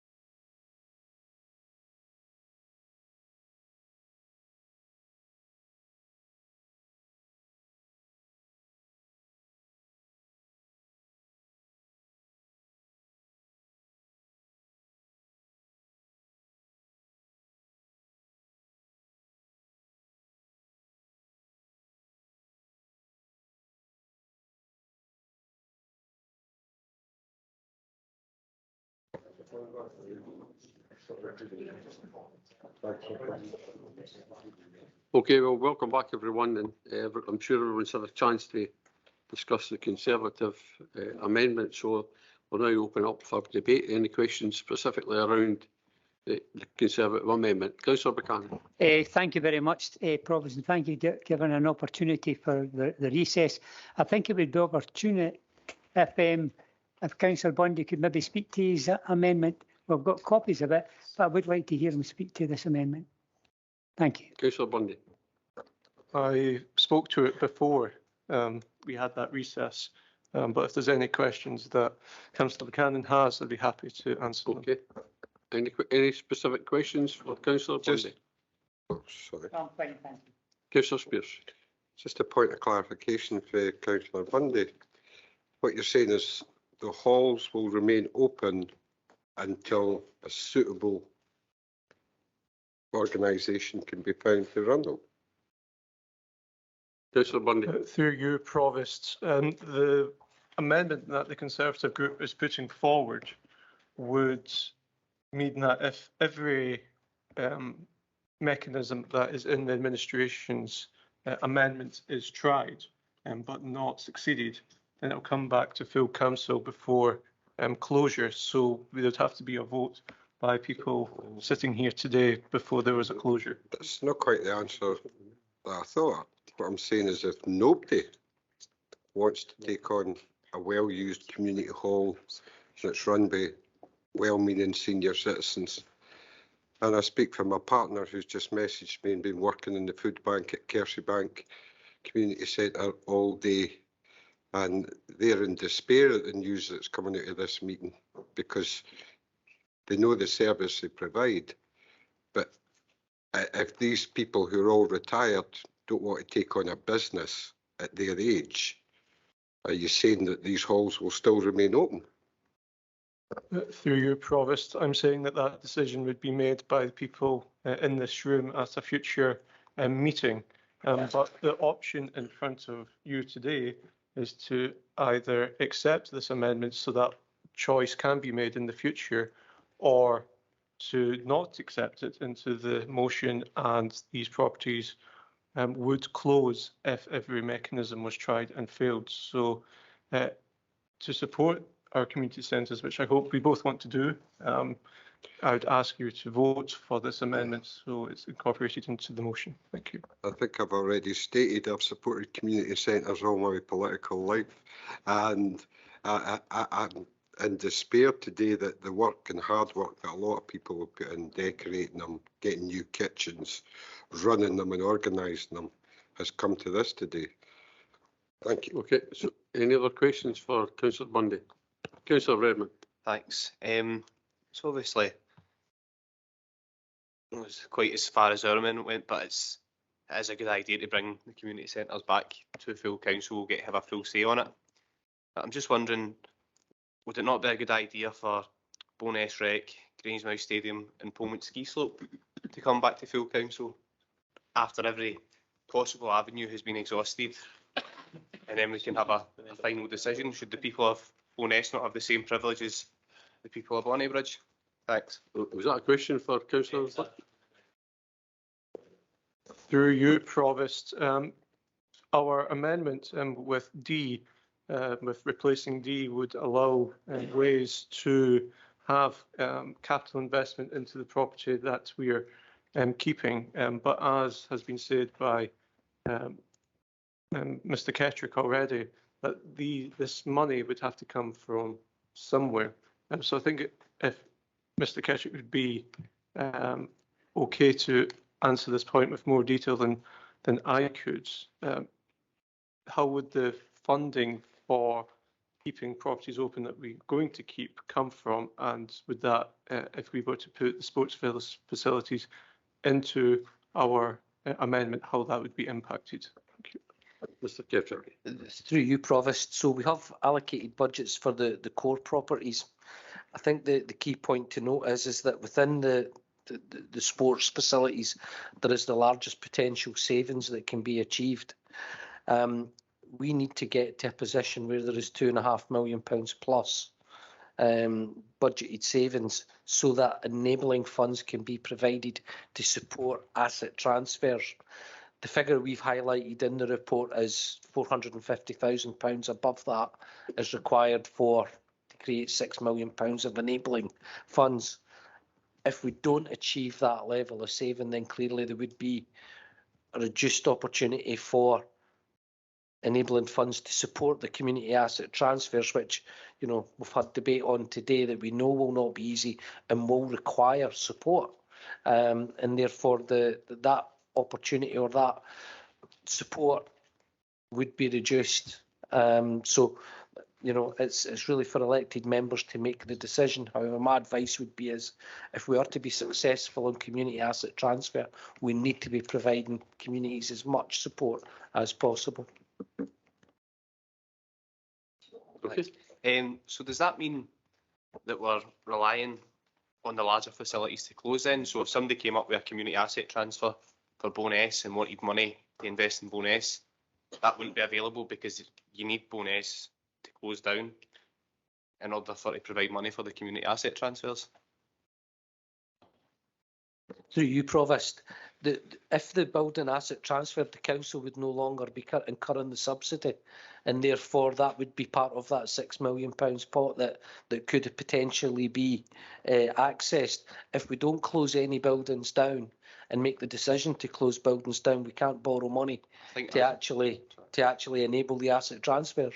Yeah. So, but if the money enables the asset transfer, and somebody wants to asset transfer Bowness Recreation Centre or Grangemouth Stadium or the ski slope, if they want to asset transfer that, where does the money to enable their asset transfer come from? So you're saying that asset transfer then can't be done for the three big facilities because they won't have the capital funding because the capital funding relies on them being sold?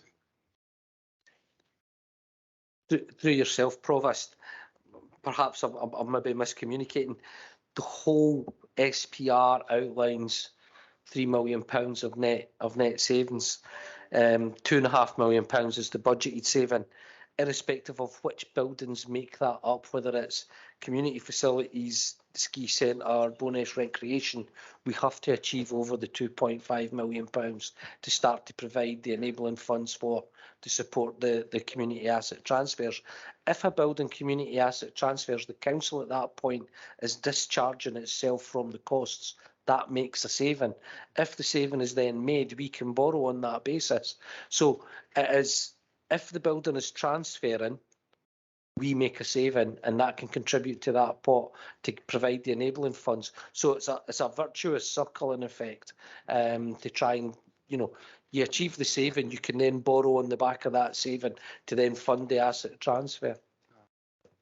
So that seems a bit difficult, but because if you're wanting to do an asset transfer and you're waiting on, say, I mean, that £2.5 million, that could take loads of buildings to close down. That could take years to go through the process.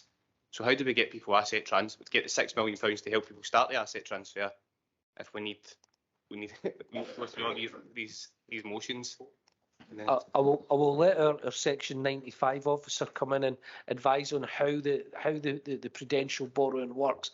But if you have a reasonable certainty of savings that are coming through asset transfer because you've made the decision, irrespective of whether an asset transfers, alternative delivery model or closes, because ultimately that's a saving, all of those options deliver the council's saving, then in effect you can borrow on the basis of that money. But I'll let Amanda perhaps come in on the technicalities of the phasing of the borrowing.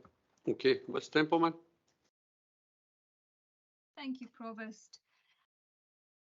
I suppose I would just say the fundamentals of borrowing are that we need to feel that it's affordable, and we need to be reassured that it's affordable. We can borrow if we want, but we need to be comfortable that it's prudent, affordable and sustainable. Now, if we know, I think with the community asset transfers, I suppose I would treat them like a bit of a spend to save. We may have to invest, but we know that there'll be a saving that will come on the back of that, and then that saving can then facilitate or support the borrowing that we have to do. I think, you know, what the report in front of you, the proposals, it's complicated. There's a lot of moving parts, so it's something that we would be monitoring closely as we go forward. But I think I would think of them as a spend to save project. Thanks. Thanks very much, Councillor Redmond. Councillor McCabe. Thank you, Provost. I've listened to the amendment from the Conservatives, Councillor Bundy. I'd just like to give notice of a further amendment that we'll speak to later. One wee question I have, and it may be Mr. Kettrick, apologies, Paul, you're on the mat again here.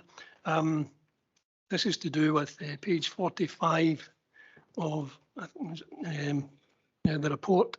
As part of the support package, the council works out the estimated costs of the energy efficiency upgrades to national standards for the town halls, and the officers report back on the cost of this at the point of final decision, with a view to creating a specific fund from the £6 million capital fund so community-led groups can afford to retrofit their building.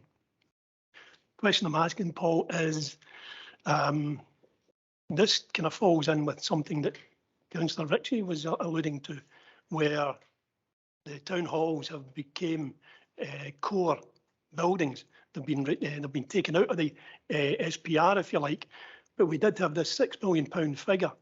It looks now as if we are going to put aside some money to upgrade the town halls, and that's coming out of the £6 million. So is the £6 million for the rest of the community asset transfer, is that going to be impacted?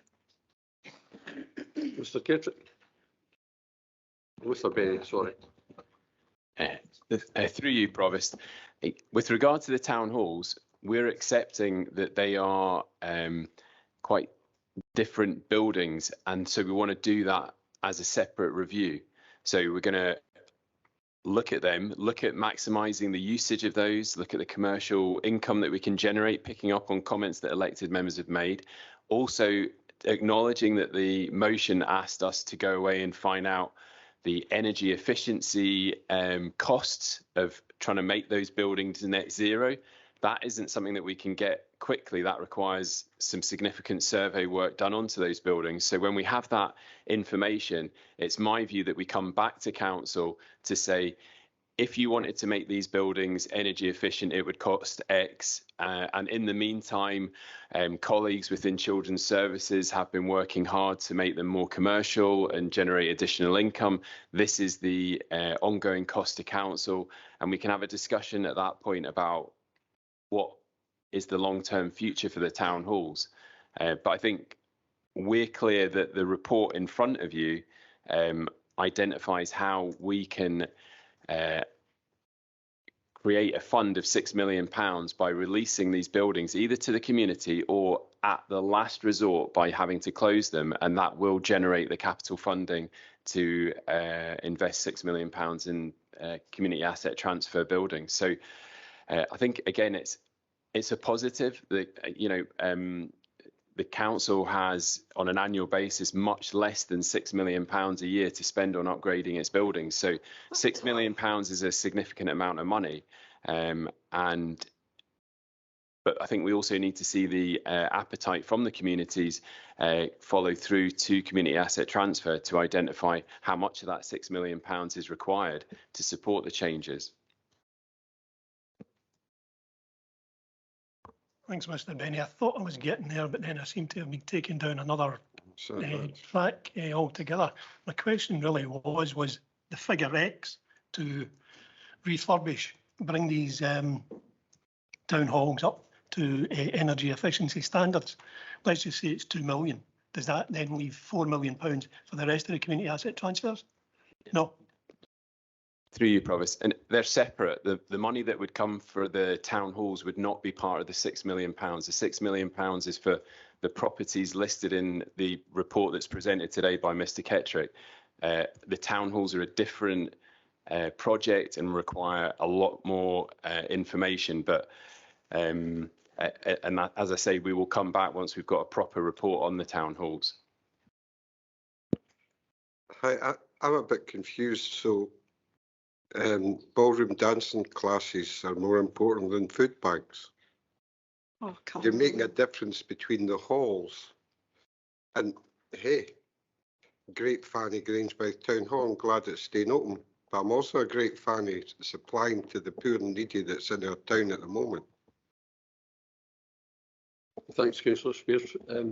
Councillor Meikle-John. Thank you, Provost. I've given the service a great deal of thought and trying to work it through, particularly in my head a wee bit, how this might work. And I think it's a reasonably pragmatic way forward, and it's a bit of a protection. Now, I think we need to be realistic. The recreation centre, ski slope, and the stadium are bigger facilities. They're not really likely to go to a community transfer. Because if the council are having challenges and delivering on them, then I think community groups are still going to have a challenge. But they do sit akin to working with a partnership model, along with all the other phases that we've got around that, increasing the income generation, making it a more sustainable business model, and everything that goes along with it. So I think we're not talking about apples with apples there. Whereas I think community halls and community centres are probably more likely to be attractive to a community asset transfer. However, there's multiple halls across the district, and I take on board that Bonnybridge has only one particular hall, and I appreciate all of that. But I think what this does is gives a little bit of protection around the community halls, that where there is no community asset transfer of any hall in a particular area, it gives an opportunity to come back to council to look at that again. Now, that's not saying that we might not go to closure, because we can't guarantee that until we've got all the information in front of us. But if in a circumstance where that is the only community facility, it maybe gives us an opportunity to look at doing something different. So that's kind of how it's going through my mind right now. But what we can't do is completely take halls out and not allow our communities to take some of what they want to do by way of ownership. And I think there's just, we have to be very careful about this, because if we say we're taking community halls out, then that's fine. Nobody's going to be interested in taking a community asset transfer on. And therefore the strategy does not work and we do not get the outcomes. A little bit of anxiety because and the amendment means that we will not get that 6 million or not realise that full 6 million. It could be reduced, but there is maybe a risk around that that we're willing to take. But it is a risk that we won't then have that money to invest. But it's about having a pragmatic way forward that allows the strategy to continue. It doesn't delay. It allows us to actually make some progress, and gives us an option at some point in the future to come back if things aren't realised through that community asset transfer. So I think I would be minded to support the amendment in order to get there. Otherwise, we have not actually made any progress whatsoever. So that's my view on that, Provost, that I think I'd be certainly minded to accept it. Thank you.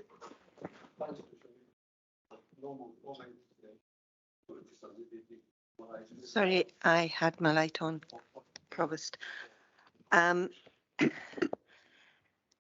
Councillor Bundy said earlier on that he thought that this was the same old council meeting every time the Labour puts forward something against the SNP motion and gets beaten down. I would say, yeah, it is the same old council meeting. Every time we put forward a positive suggestion, which we have put forward a lot of positive suggestions over the course of this council so far. The Conservatives vote with the SNP and against the Labour proposals. That has been consistent throughout the term of this council. And there's been comments made about me personally, there's been comments made about previous Labour administrations. I seem to be being held responsible for what previous Labour administrations did when I wasn't even here. However, I haven't done a 19-1. I have just kept quiet, but I have to say I find it really, really sad that this constant carping. We have tried very hard to put forward positive ideas. We have tried very hard to put forward positive proposals, and sadly we have not managed to get them through. To be fair, that's democracy and we have to accept that, but to say that somehow the town halls have been saved when quite clearly that is not the case. The town halls are still on the table, just through a different route. And sorry, I had this conversation with officers previously and they confirmed that my view was right. The town halls have not been saved in perpetuity. They are still on the table, but through a different route and through a different report route.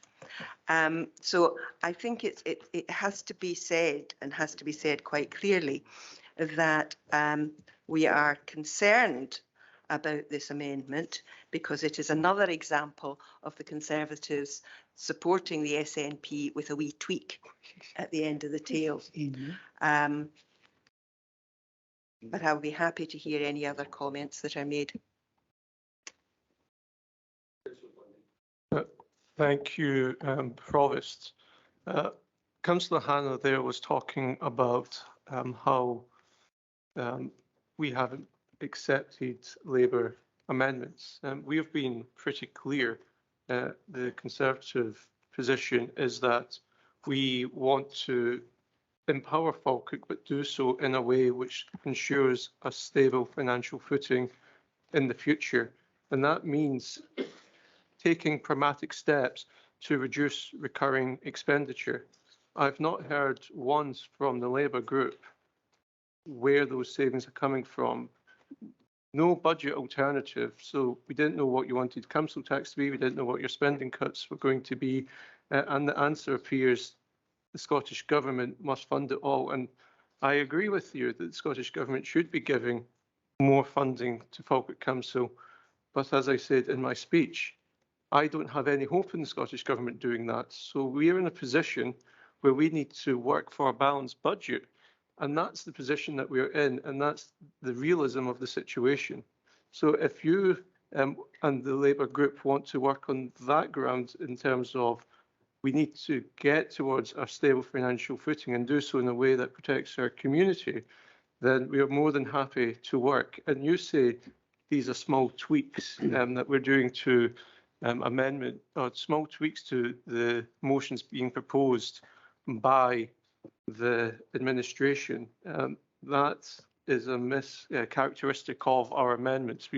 In the climate change amendment, we've got it so the council takes area-wide emissions into account. That's a gigantic step forward for the Falkirk Council area to meet our area-wide 2045 target. We have got town halls recognised as core buildings, showing that their place in our communities. And we have negotiated investment into the roads, into the town centre during the budget. Those are not small tweaks. Those are things, proactive things that will empower our communities. And that is what collaboration is about. It's being pragmatic, understanding that there is differences of opinion around this table, but coming together, pushing them aside and working in the interest of Falkirk. That's what the Falkirk Conservatives are doing, and we'll be more than happy to work with Falkirk Labour in the future to do that. Thanks very much, Councillor Bundy. We'll go to Councillor Buchanan. Thank you very much. First of all, could I say to Councillor Bundy, and with all due respect, that the administration have put forward budgets for the past few years, and there's been nothing came back for either the Labour or the Tories in relation to their own budgets. But apart from that, I think we're going round in circles now, Provost. Just like clarification in relation to this this amendment by Councillor Bundy. The fact of the matter is there's a substantive motion. So are we going to go to a vote now in relation to this amendment against the substantive motion? That's correct. Okay, I think we should go to the vote. Thanks very much. We'll go to Mr. Moody. Sorry, Mr. Moody, Provost, I said that we would be minded to support the motion. Therefore, would that not then be incorporated into the substantive motion? Well, you would need to say that you were incorporating it into the substantive motion. As it stands, there is still the motion and the amendment. So unless you incorporate that amendment into your motion, in which case we don't need a vote, but if not, we do need a vote. I think we are happy to support the amendment, but that would be as part of our wider motion as it refers to it. And if we just need clarification from Councillor Garner that he's also content for the substantive motion as the seconder to be amended in that way.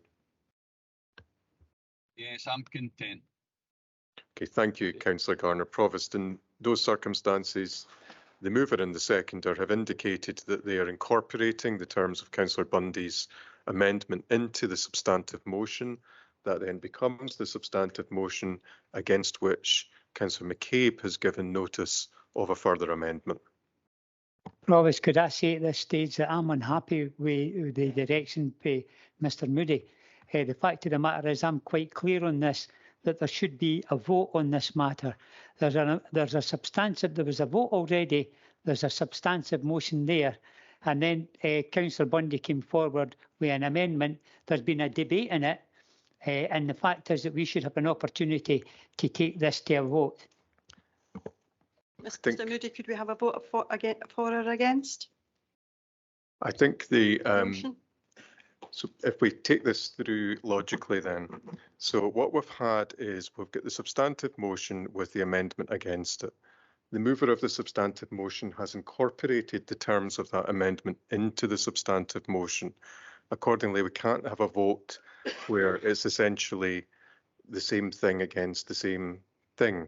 So you can't have two identical things with votes in either side of them.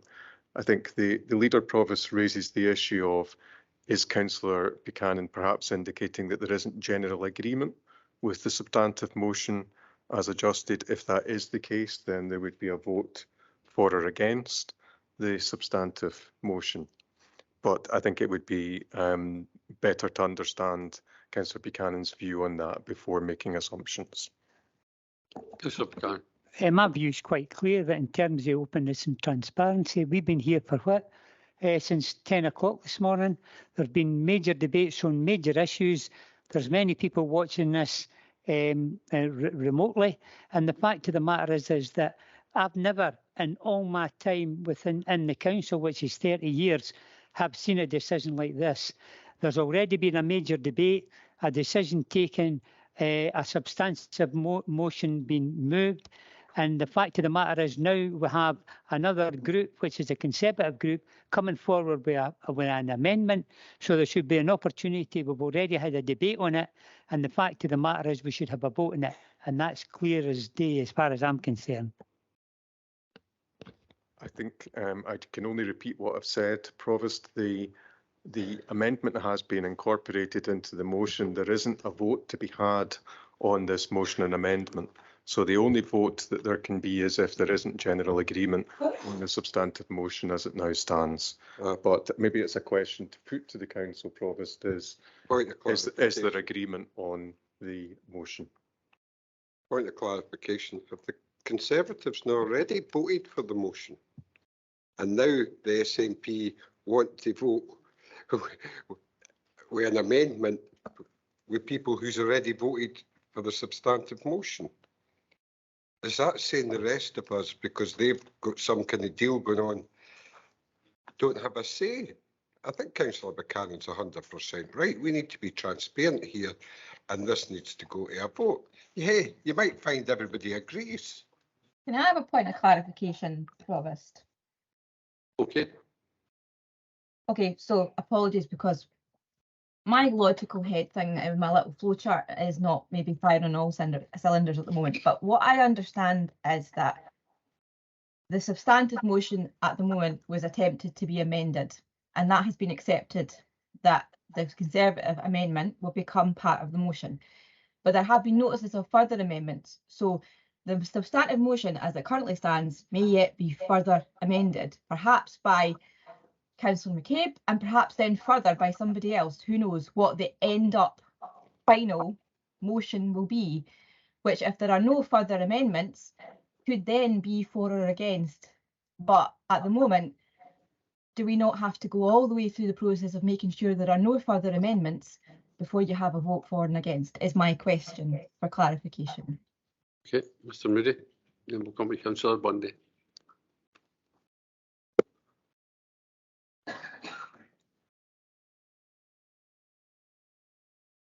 I'm pausing here briefly, Provost, just to give serious thought to the point that is being made by Councillor Murtagh, because I think it's a good one. If you give me just 2 minutes, I'm going to quickly consult the relevant standing order, and we'll be back with you again shortly.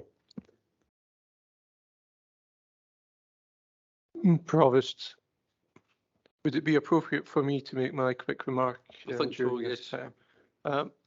Councillor Spears said that we voted for the administration motion. I think it's quite remarkable that somebody who's been a councillor for under a year appears to know how it operates more than Councillor Spears. That was the motion versus the Labour amendment. Any time we've had an amendment put forward since I've been a councillor, that has a vote and then it goes to the next amendment. That's exactly the procedure that's been followed. So just for clarity, that's been the right way, and I've not been living in a different parallel universe. Okay, thanks very much. 19-1. Councillor Spears. I think it's quite clear if you vote for a motion and then you want to amend the motion you voted for and you're asking the rest of the council to agree or disagree, you should allow them to vote on that.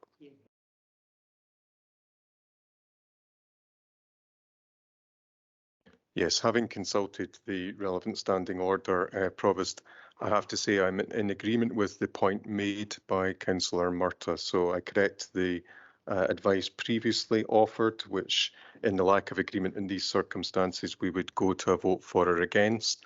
That applies only to unopposed motions. It's already clear there is a notice of further amendment. So the substantive motion becomes the motion as adjusted by Councillor Meikle-John and Councillor Garner, i.e. incorporating Councillor Bundy's amendment, and we now proceed to consider Councillor McCabe's further amendment. Okay, Councillor McCabe. Thank you, Robert. Excuse me a second, could we have a copy of the amendment? Good point. Have you sent the amendment on to? I have forwarded it to Mr. Perry. Okay, thank you. Yes, please. Sorry, Brian, I beg your pardon. Yeah, I'll get it circulated just now, Provost.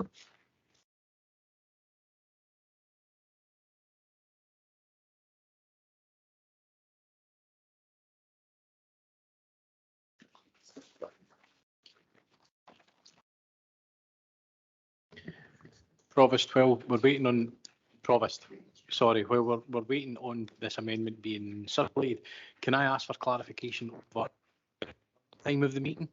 I believe that we're getting close to the 5 o'clock mark. You have to make a decision as to whether. Well, you've normally suspend standing orders if you want the council to continue. So as we approach 5 o'clock, as a council, we'll have to make that decision whether we continue or not. Thank you.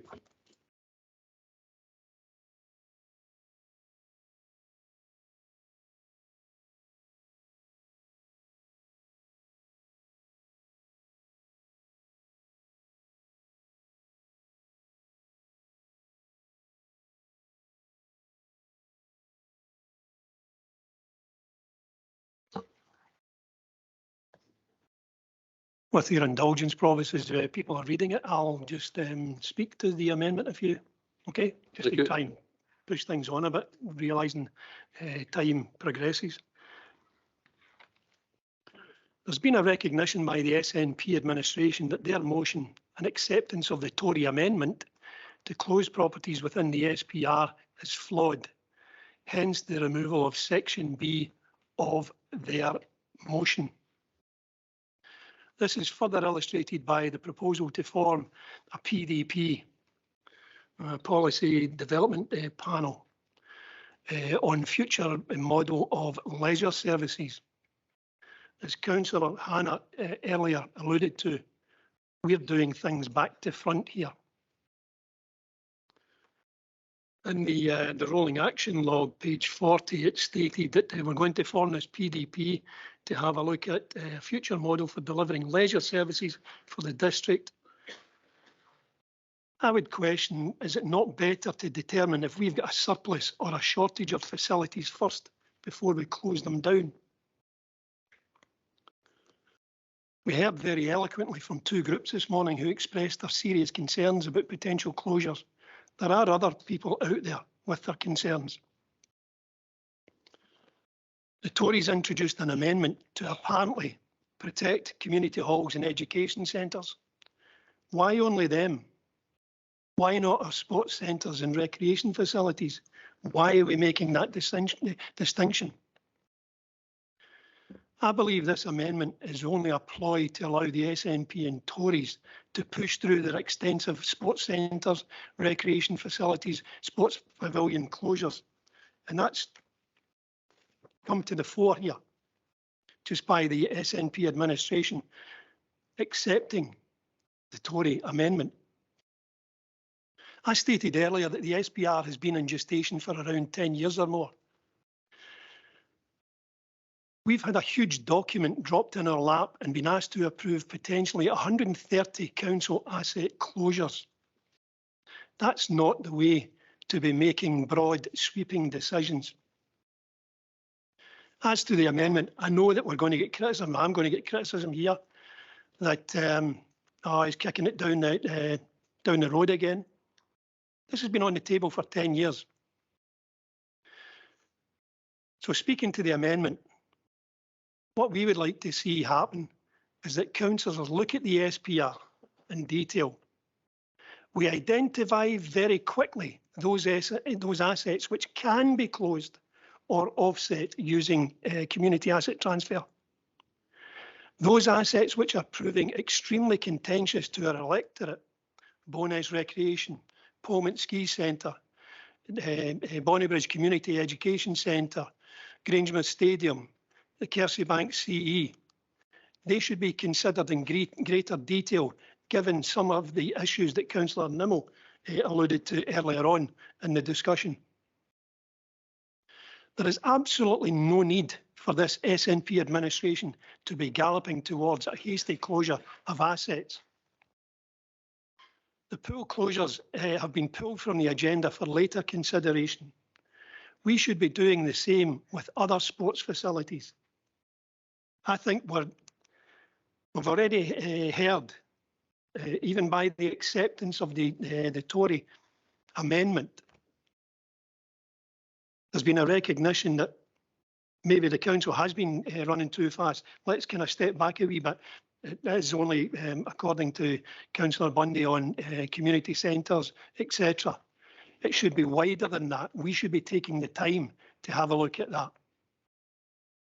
Again, alluding to my previous tenure as a councillor, 2012 to 2017, the SPR was in circulation or in gestation.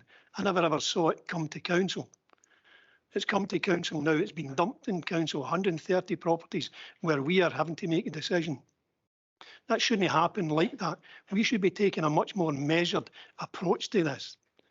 And I realise this falls into having a bit of sympathy with Councillor Hannah, this petty political point scoring, where it's quoted that the Labour are only looking for headlines. Here's a wee headline for a few people to just have a look at. I don't see anybody, any Labour, looking for that headline. SNP at war. Thank you, Provost. Thanks, Phil. Do you have a seconder? Much pleasure in seconding, and I'll reserve the right, but I will come back. Thank you. So we'll just open it up for discussion. Excuse me, Councillor Hannah. excuse me, Provost, would it be possible to have a recess, because this has only just come to us, so we'd like to have a look at Okay, what, 10 minutes, so that do? Adequate, yes. Yeah. Thank Okay, you. thanks very much.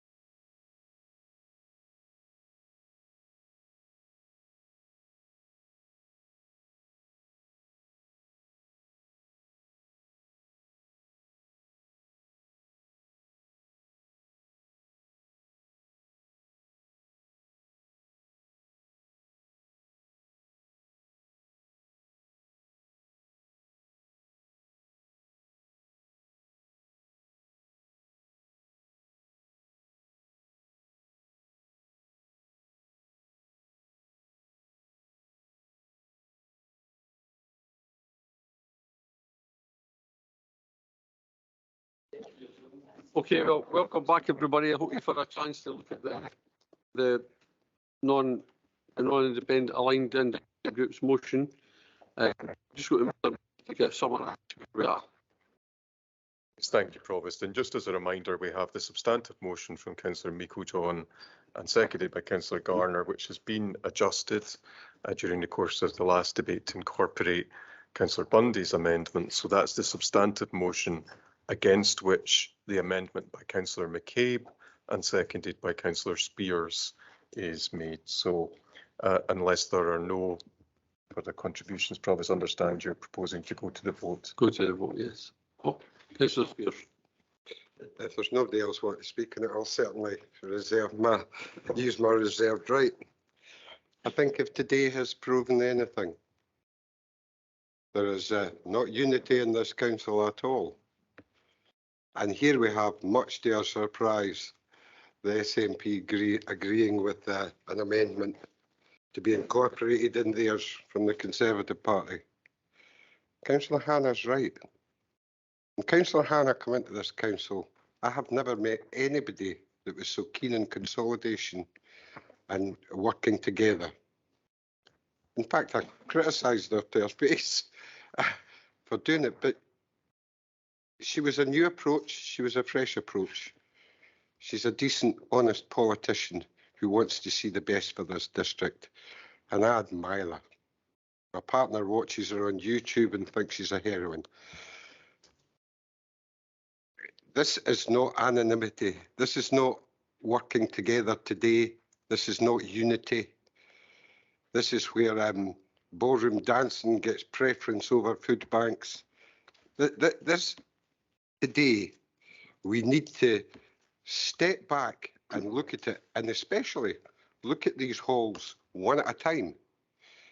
To do away with such a large percentage of the council stock at a one-day vote, places that people have put a lifetime of work into. I have to say this because I want to leave this room today and face the public out there. People who put 30, 40 years into their community centre, their town hall, different places, running groups, raising money, getting kitchens fitted, for this council to give them away. We need to take a step back. On behalf of the people who we represent, we need to take a step back and have a serious look at these assets one at a time. Maybe some of them would be better to go. But to say the oldest buildings that are hardest to heat, and of course the most to make them carbon zero, but not look at halls that could be quite easily insulated, is wrong. So on behalf of the people of the district, the ladies that were here for Bonnybridge, the guy for Kerseybank Community Centre, the people for the ski slope, and I can understand Anne getting carried away and upset. She's an emotive person, fighting for our town, fighting for our sports centre, highlighting how if it closes, the school pool is not big enough to cope. So we need to step back here and take this opportunity to seriously look at it. And I know it's been on the table for 10 years. So another few months seriously looking at it will do no harm.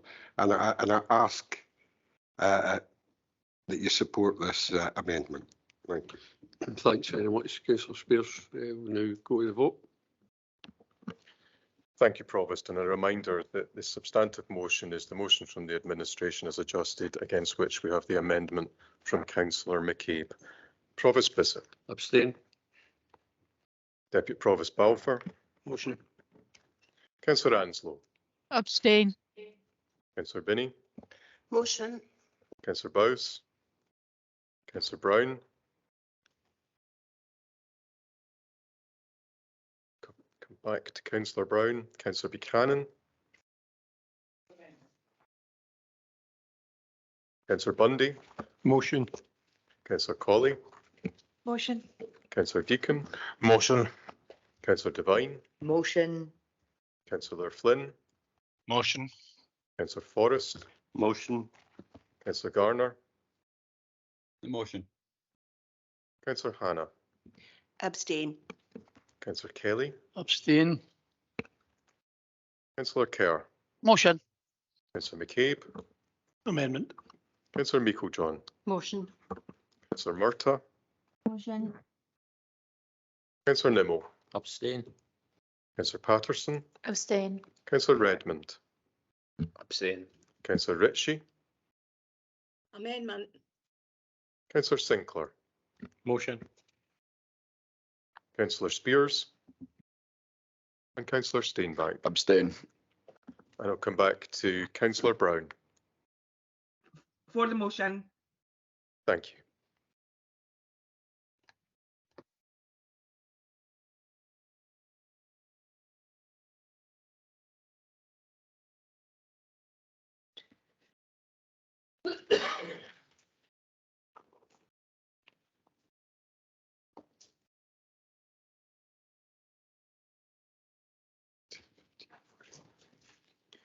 Provost, there are 15 votes for the motion. There are 4 votes for the amendment, and there are 8 abstentions. The motion is accordingly carried, and there are no further notices of amendment, and that becomes the decision of council on this item. Okay, thank you. And now, Mr. Mail can address, we're at 5 o'clock, so Mr. Moody will explain what we do. Thank you, Provost. And according to our standing orders, the normal end time for a council meeting is 5 o'clock. So that's unless there is agreement to continue beyond 5 o'clock. So the first question would be whether there was general agreement to continue the meeting beyond 5 o'clock. If there isn't general agreement on that point, then it's open to any member to move a motion that we continue beyond 5 o'clock, which if seconded would be voted on without further discussion. So that's, I think, really the issue that's before the council. I would certainly move that we continue. There's only 2 short items on the agenda, and I don't think it'll take too long. So I would move that we continue. I'll second. Oh, I'd be happy to agree that. I just have a surgery at 6 o'clock that obviously I would want to attend, so hopefully we can finish before that. Okay, hope so.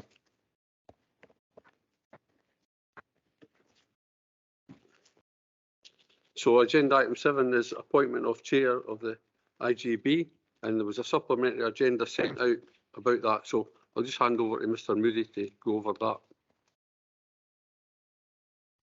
Thank you, Provost. Provost. Would this be an opportunity for Councillor Patrick to rejoin? Yes. Thanks, Councillor Kerr.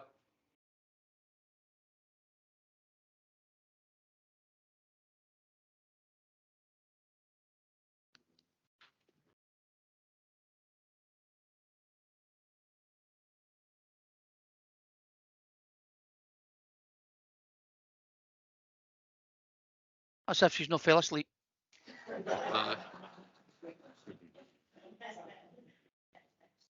Thanks, Provost, and I think the appropriate message has been sent to Councillor Patrick, so no doubt she'll join shortly. She has now joined. Thank you. So, Provost, the purpose of this report primarily relates to the appointment of the chair of the Integration Joint Board in accordance with the integration scheme agreed between the Council and the Health Board. The appointment of the chair of the IGB lies for 2 years with the Health Board and 2 years later with the Council, and those revolve every 2 years. So we've reached the point at which it's now open to the Council to appoint the chair, and that appointment is made from the councillor members of the Integration Joint Board. At the time of the agenda being issued, those councillors were as set out in paragraph 3.1, but as the supplementary report notes, Councillor Devine has stood down from the Integration Joint Board, and we have been advised by the leader of the SNP group that they do not propose to appoint a replacement to that particular position. And that appointment was made in accordance with an agreement on political proportionality made at the statutory meeting. And given that one of the groups benefiting from the position within that particular decision has intimated that it doesn't propose to proceed to fill that particular place, it's now open to the council to change the political balance in relation to the integration joint board. So I think logically it would make sense to deal with that issue first, and that would allow the council to know who the members of the integration joint board were to be, from whom the member could be appointed as the chair. So I think, Provost, the first question would be perhaps be to see if the leader has anything to propose in relation to the balance of the membership of the board. Thank you. I go back to the statutory meeting, Provost, and it was highlighted particularly from the Conservative group they didn't have a place on the Integration Joint Board.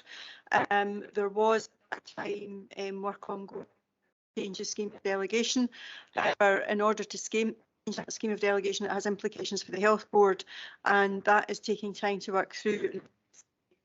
Over recent times, the focus of the Health Board has been elsewhere, which we can understand quite rightly.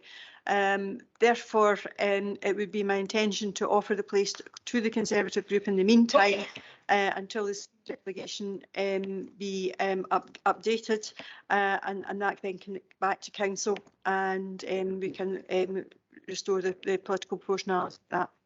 But that would be my intention, and it gives an input from the three political main parties to the IJB.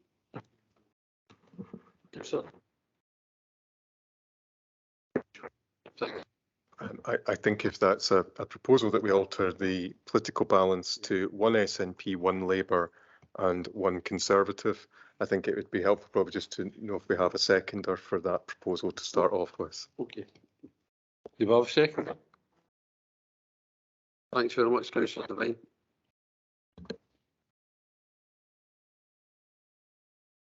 Councillor Hannah. I absolutely agree. I have had conversations with other parties on a number of occasions about this. I think it will be better if we can have an additional member on the IJB so that the other group can be represented. But in the meantime, I think it makes a great deal of sense for this to be 111.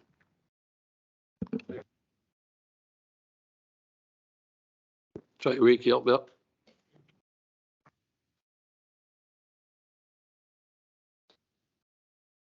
Bundy. Thank you. Oh, is he there? I'll pass over to I missed that, Provost. Were you talking to me? Aye. Sorry. Talking to you. Aye. Right. Okay. Thanks, Provost. I think it's only right. Our group has been speaking about this for the last, well, have been the last 6 years about getting our group represented into the IJB. And at this time, I'd like to propose Councillor Jim Flynn, who has had over 40 years experience working with and through the National Health Service. So I think Jim's past history will be valuable for the council as a member of the IJB, and I'm in a short time in the post, like to thank Councillor Devine for her input in that position. Thank you very much, Provost.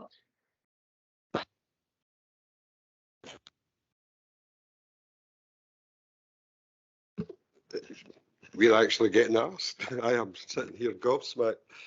It's just a pity there isn't an independent on it. Then we would have real democracy, but it is Falkirk Council, so we would most likely be abstaining on this because, as you know, with your own Provost committee, there is a democratic deficit Okay, thanks for that.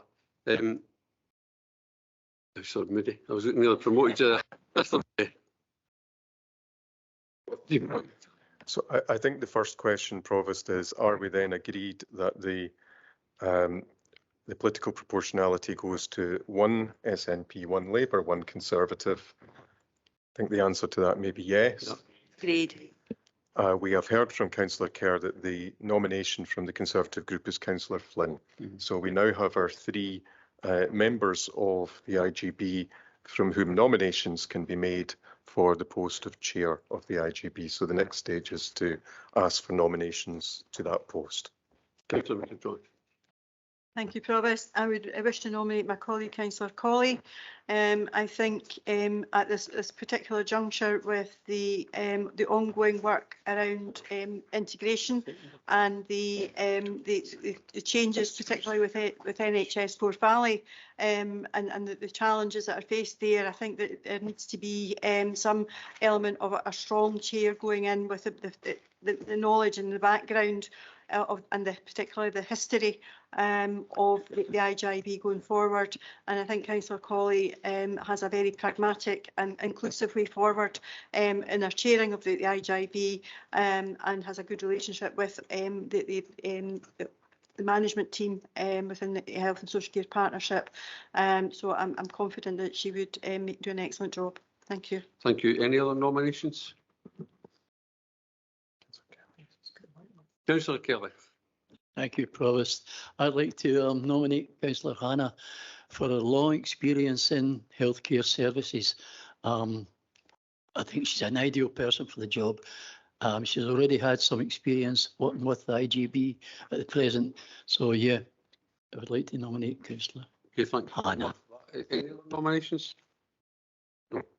Mr. Moody. In those circumstances, Provost, then we just move to the vote, and members simply indicate whether their preference is for Councillor Colley or for Councillor Hannah. Provost, sorry, can I maybe just clarify why the board itself doesn't select its chair, just like other boards around the area?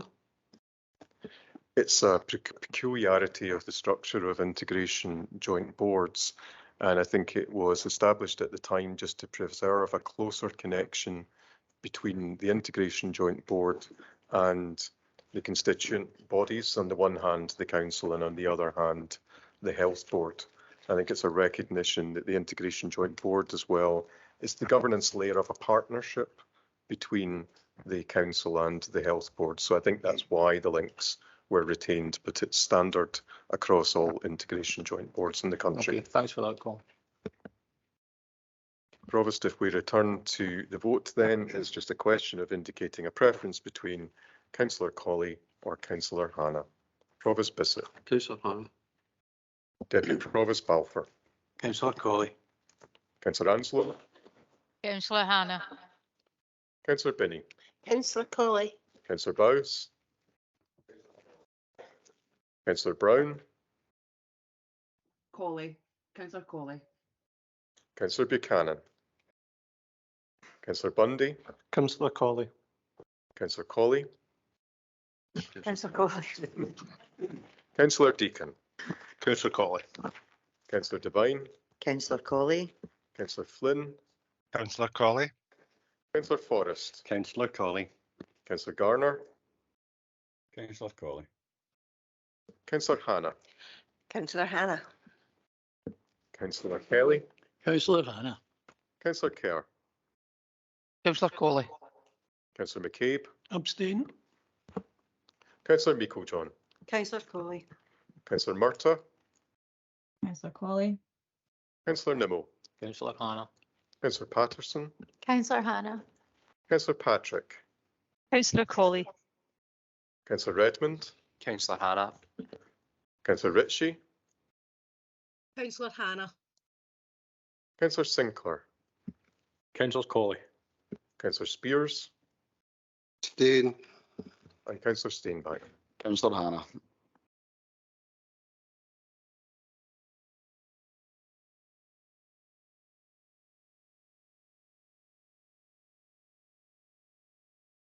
Provost, there are 16 votes for Councillor Colley. There are 10 votes for Councillor Hannah. There were 2 abstentions. Councillor Colley is appointed as the chair of the Integration Joint Board. Thank you.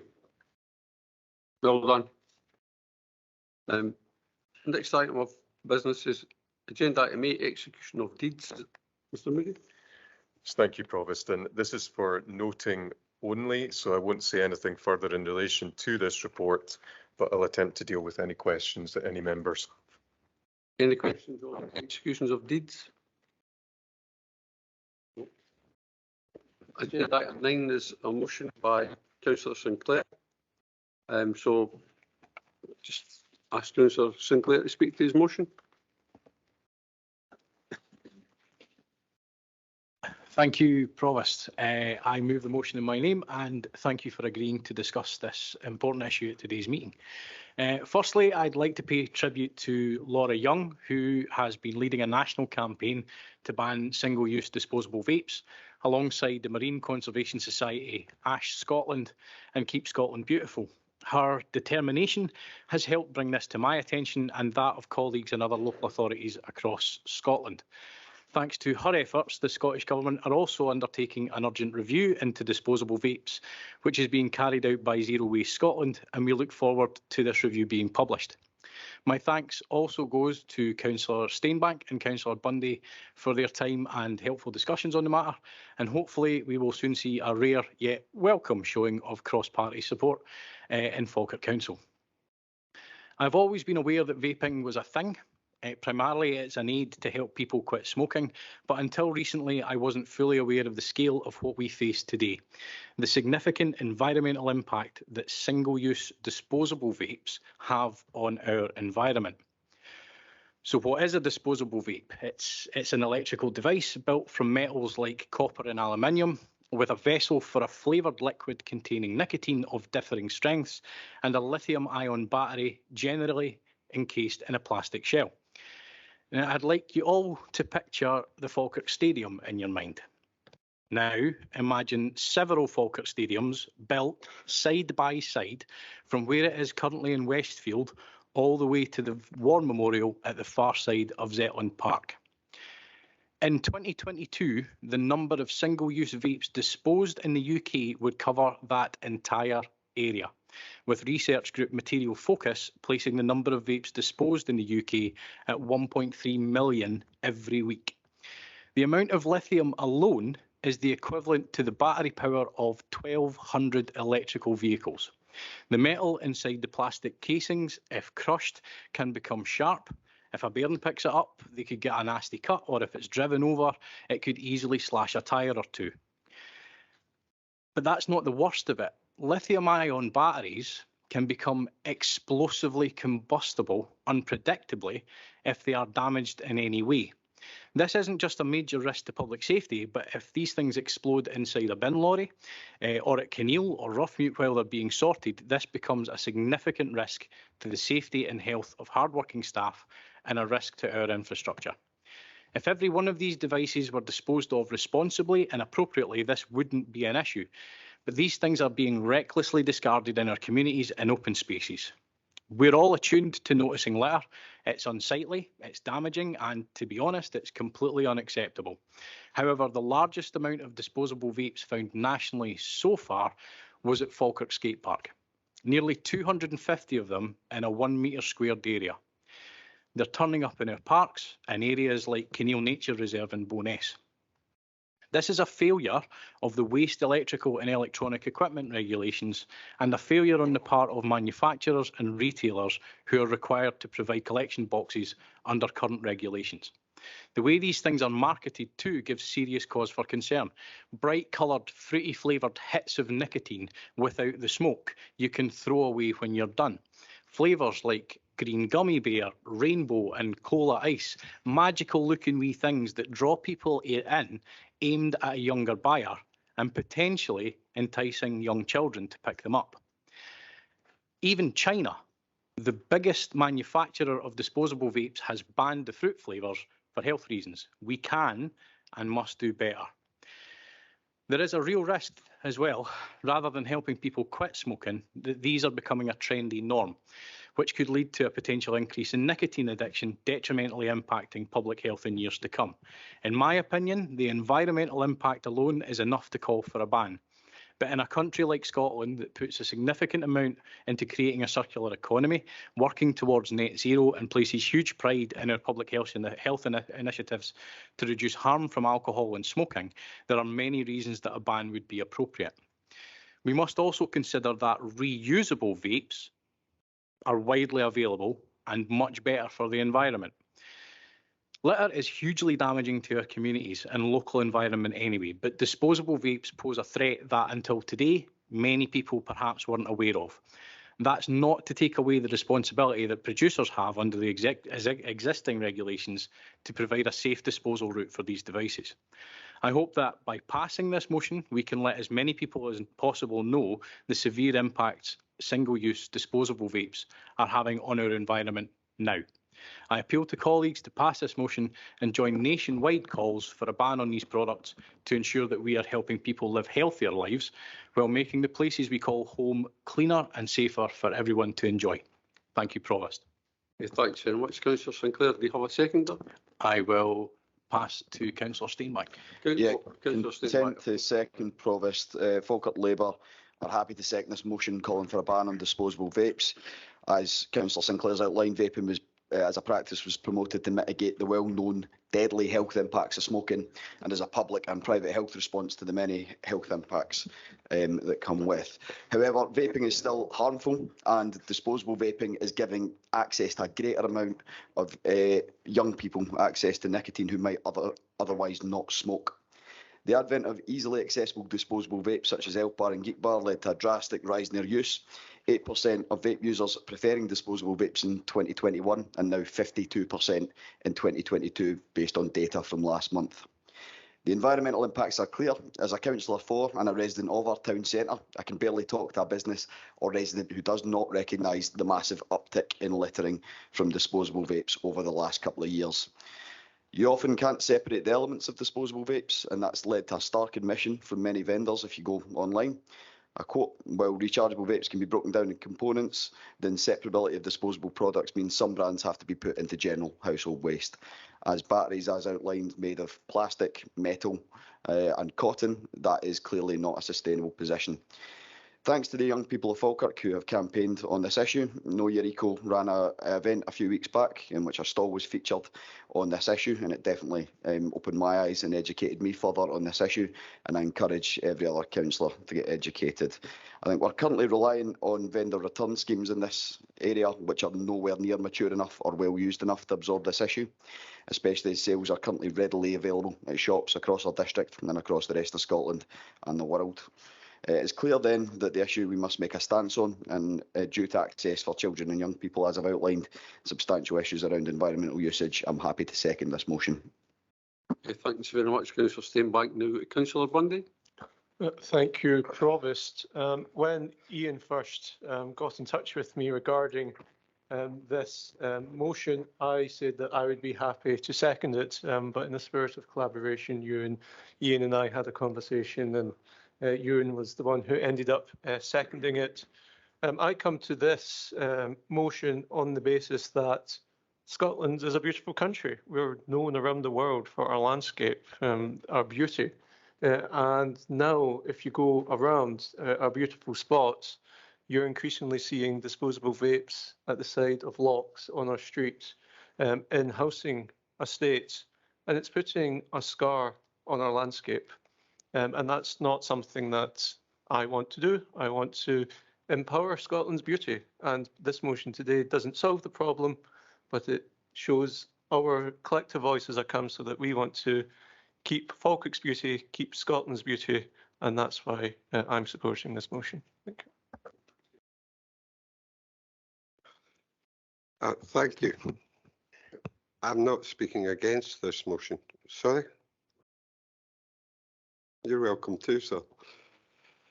I'm not speaking against this motion, but I think there's further implications that need clarification. One, how do you police it? Two, cost of policing it. And three, are we going to go into the shops and stop them selling? We've already seen the problems in the land that's been taken up for the bottle return scheme, which is costing shopkeepers and businesses a considerable amount of money. But it's easy to be young and enthusiastic without having the cost implications. And I know the SNP is very keen on the cost implications. So if Councillor Sinclair could fully explain how much this will cost and how they will police it. Thank you.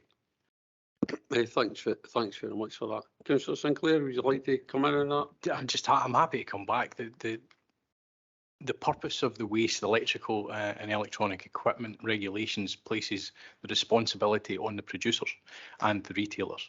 It's similar to the deposit return scheme that's currently going on through legislation in the Scottish Government. However, let's use its acronym, WE regulations state very, very clearly that the responsibility to provide this and maintain it is fully on the producers and manufacturers in partnership with the retailers. Now, I'm not an expert on trading standards, but I know that trading standards have a role to play within that, and they do that on a regular basis as part of their regular looking into retailers and shops on this part. So that it's the producers and manufacturers for this primarily. Okay. So you're asking us to agree to something that's uncosted and you don't know exactly how it can be policed?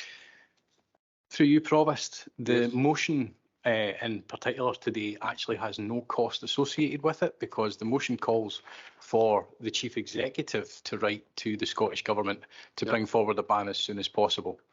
Those discussions aren't for here. Thank you. Well, I look forward to getting a quick decision from the Scottish Government. Thank you. Thanks very much. So we have a motion moved by Councillor Sinclair, seconded by Councillor Steinbach. Are we agreed? Agreed. Thank you. Thanks very much for your attendance. Finally,